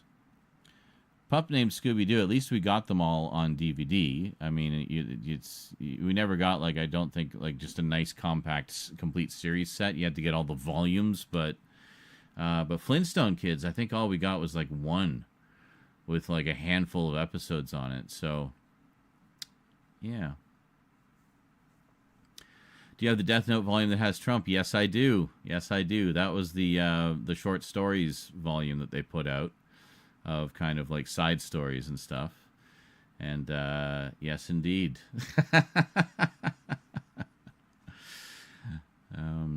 What is it? Yep, that's basically what I've done. It's all been a reread and watch to refresh my mind of the plot for Volume 6. Oh, okay, fair enough. Very nice. It's interesting to do that sometimes. I've been reading Malazan, Book of the Fallen. Oh, sounds dramatic. How would you make a tier list for each Spider-Man movie? I wouldn't, because I hate tier lists. Watch what you like. It doesn't need to be all ranked. I don't like ranking things. I mean, I rank things in a soft sense, and that, oh, I like that sequel better than that sequel in a franchise or what have you, but I don't really make lists, tier lists. I don't like those. I think they're boring. I think people who make tier lists for content are boring. They have nothing to offer in terms of content other than putting things on a list. That to me is a very like non-form of content. Very lazy. Very low effort. I wish you would read the One Piece manga. Oh my god. Why? Now that's a long read for you. 1,189 chapters. Yeah, and it's not even done yet. I understand they are wrapping it up, though. Like, it is coming to a close soon. Although I will say I have been interested in checking out the anime. Because it looks like a fun one. And I do enjoy a grand, sweeping, epic saga. And I hear the live-action version's actually quite good. I've heard good things about that. So, at the very least, I might check out the live-action version. I like the guy who plays, what's his face, Luffy. He was in a show called The Replacements? The Replaceables? Something like that. It was kind of an X-Men type of thing. It was quite good. Only had one season, sadly. Here's my ranking, but in no particular order. Yeah. Exactly. Are you going to check out Mao? No. Zero interest in any of that stuff, dude. Not my thing. Well, I kind of had an interest in it, like, half-assedly, but because you've talked about it so fucking much, I really don't want to watch it. You have pushed me away from it by talking about it so much. So... That's my answer. I can guarantee you I will never check out Mao. I mean, I have enough anime on my shelf as it is of stuff that I actually want to check out, you know? Like, I'm into, like, super robot anime and like, sci-fi stuff and horror stuff and, you know, some comedy stuff. But, you know, I'm very selective.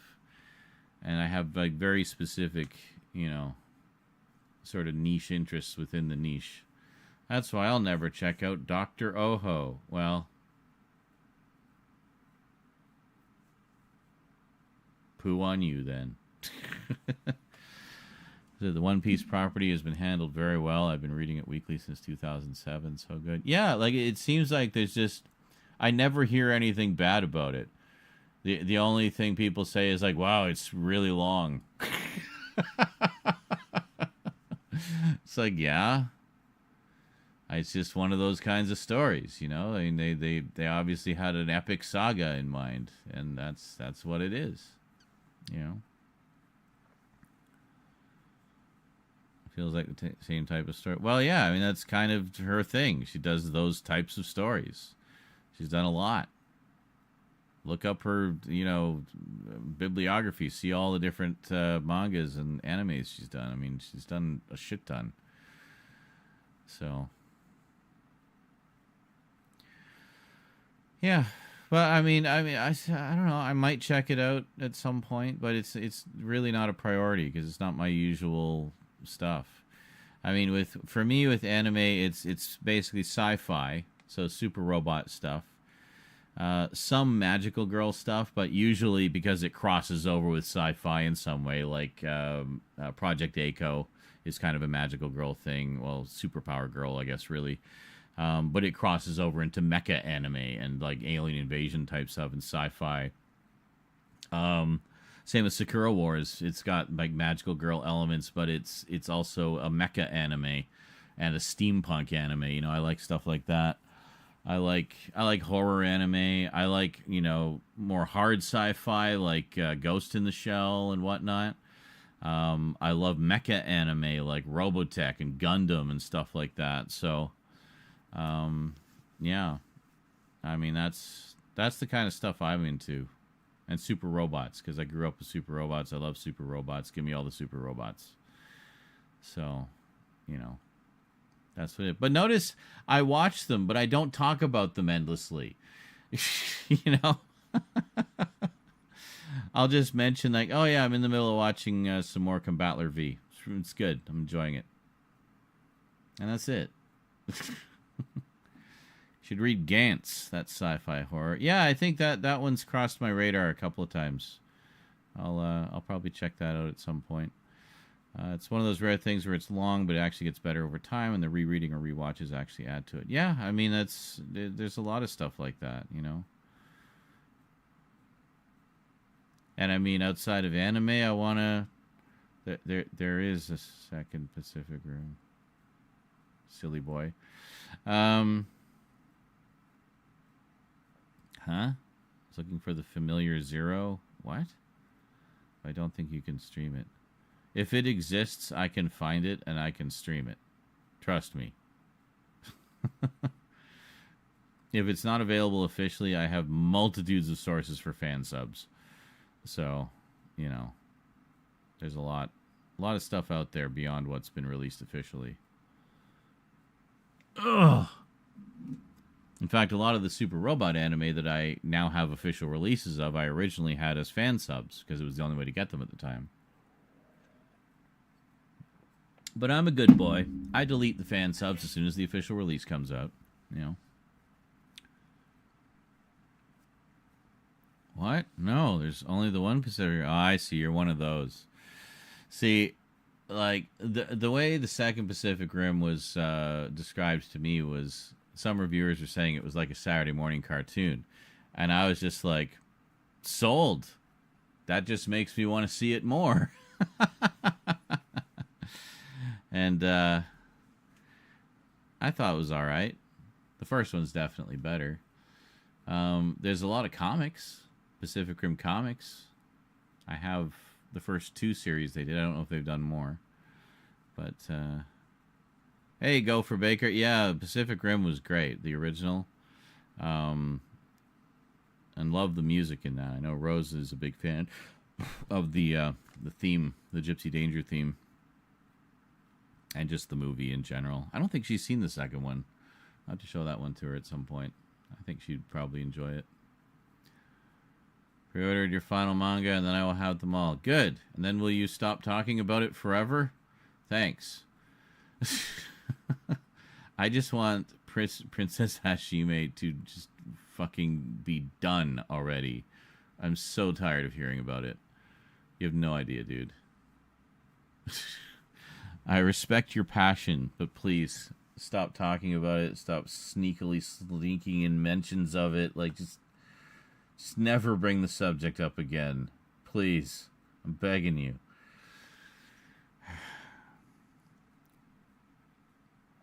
Especially if you ever want me to watch it. Was it? Yeah, Pacific Rim, they really nailed the feeling that those mechs had actual weight to them. Yes.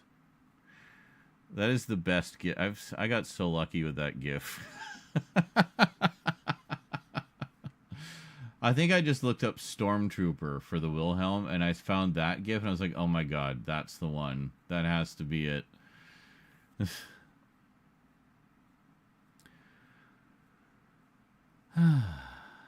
Alrighty. Well, I'm going to go make some kind of food and watch filth and depravity and debauchery set in one of the most notorious periods of the Roman Empire with Caligula. Just going to hang out with Caligula tonight. And, yeah, look forward to it. This will be the first time I've ever seen it. It's been an enigma to me for my entire life.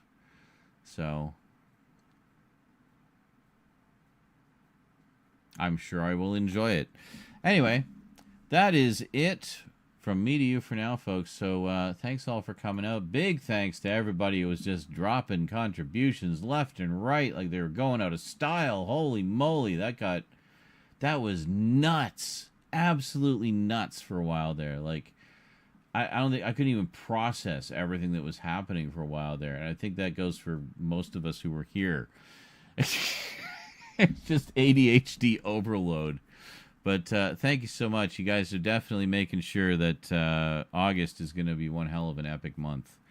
And needless to say, I'll be squirreling a little bit away so we're not panicking at the end of the month again.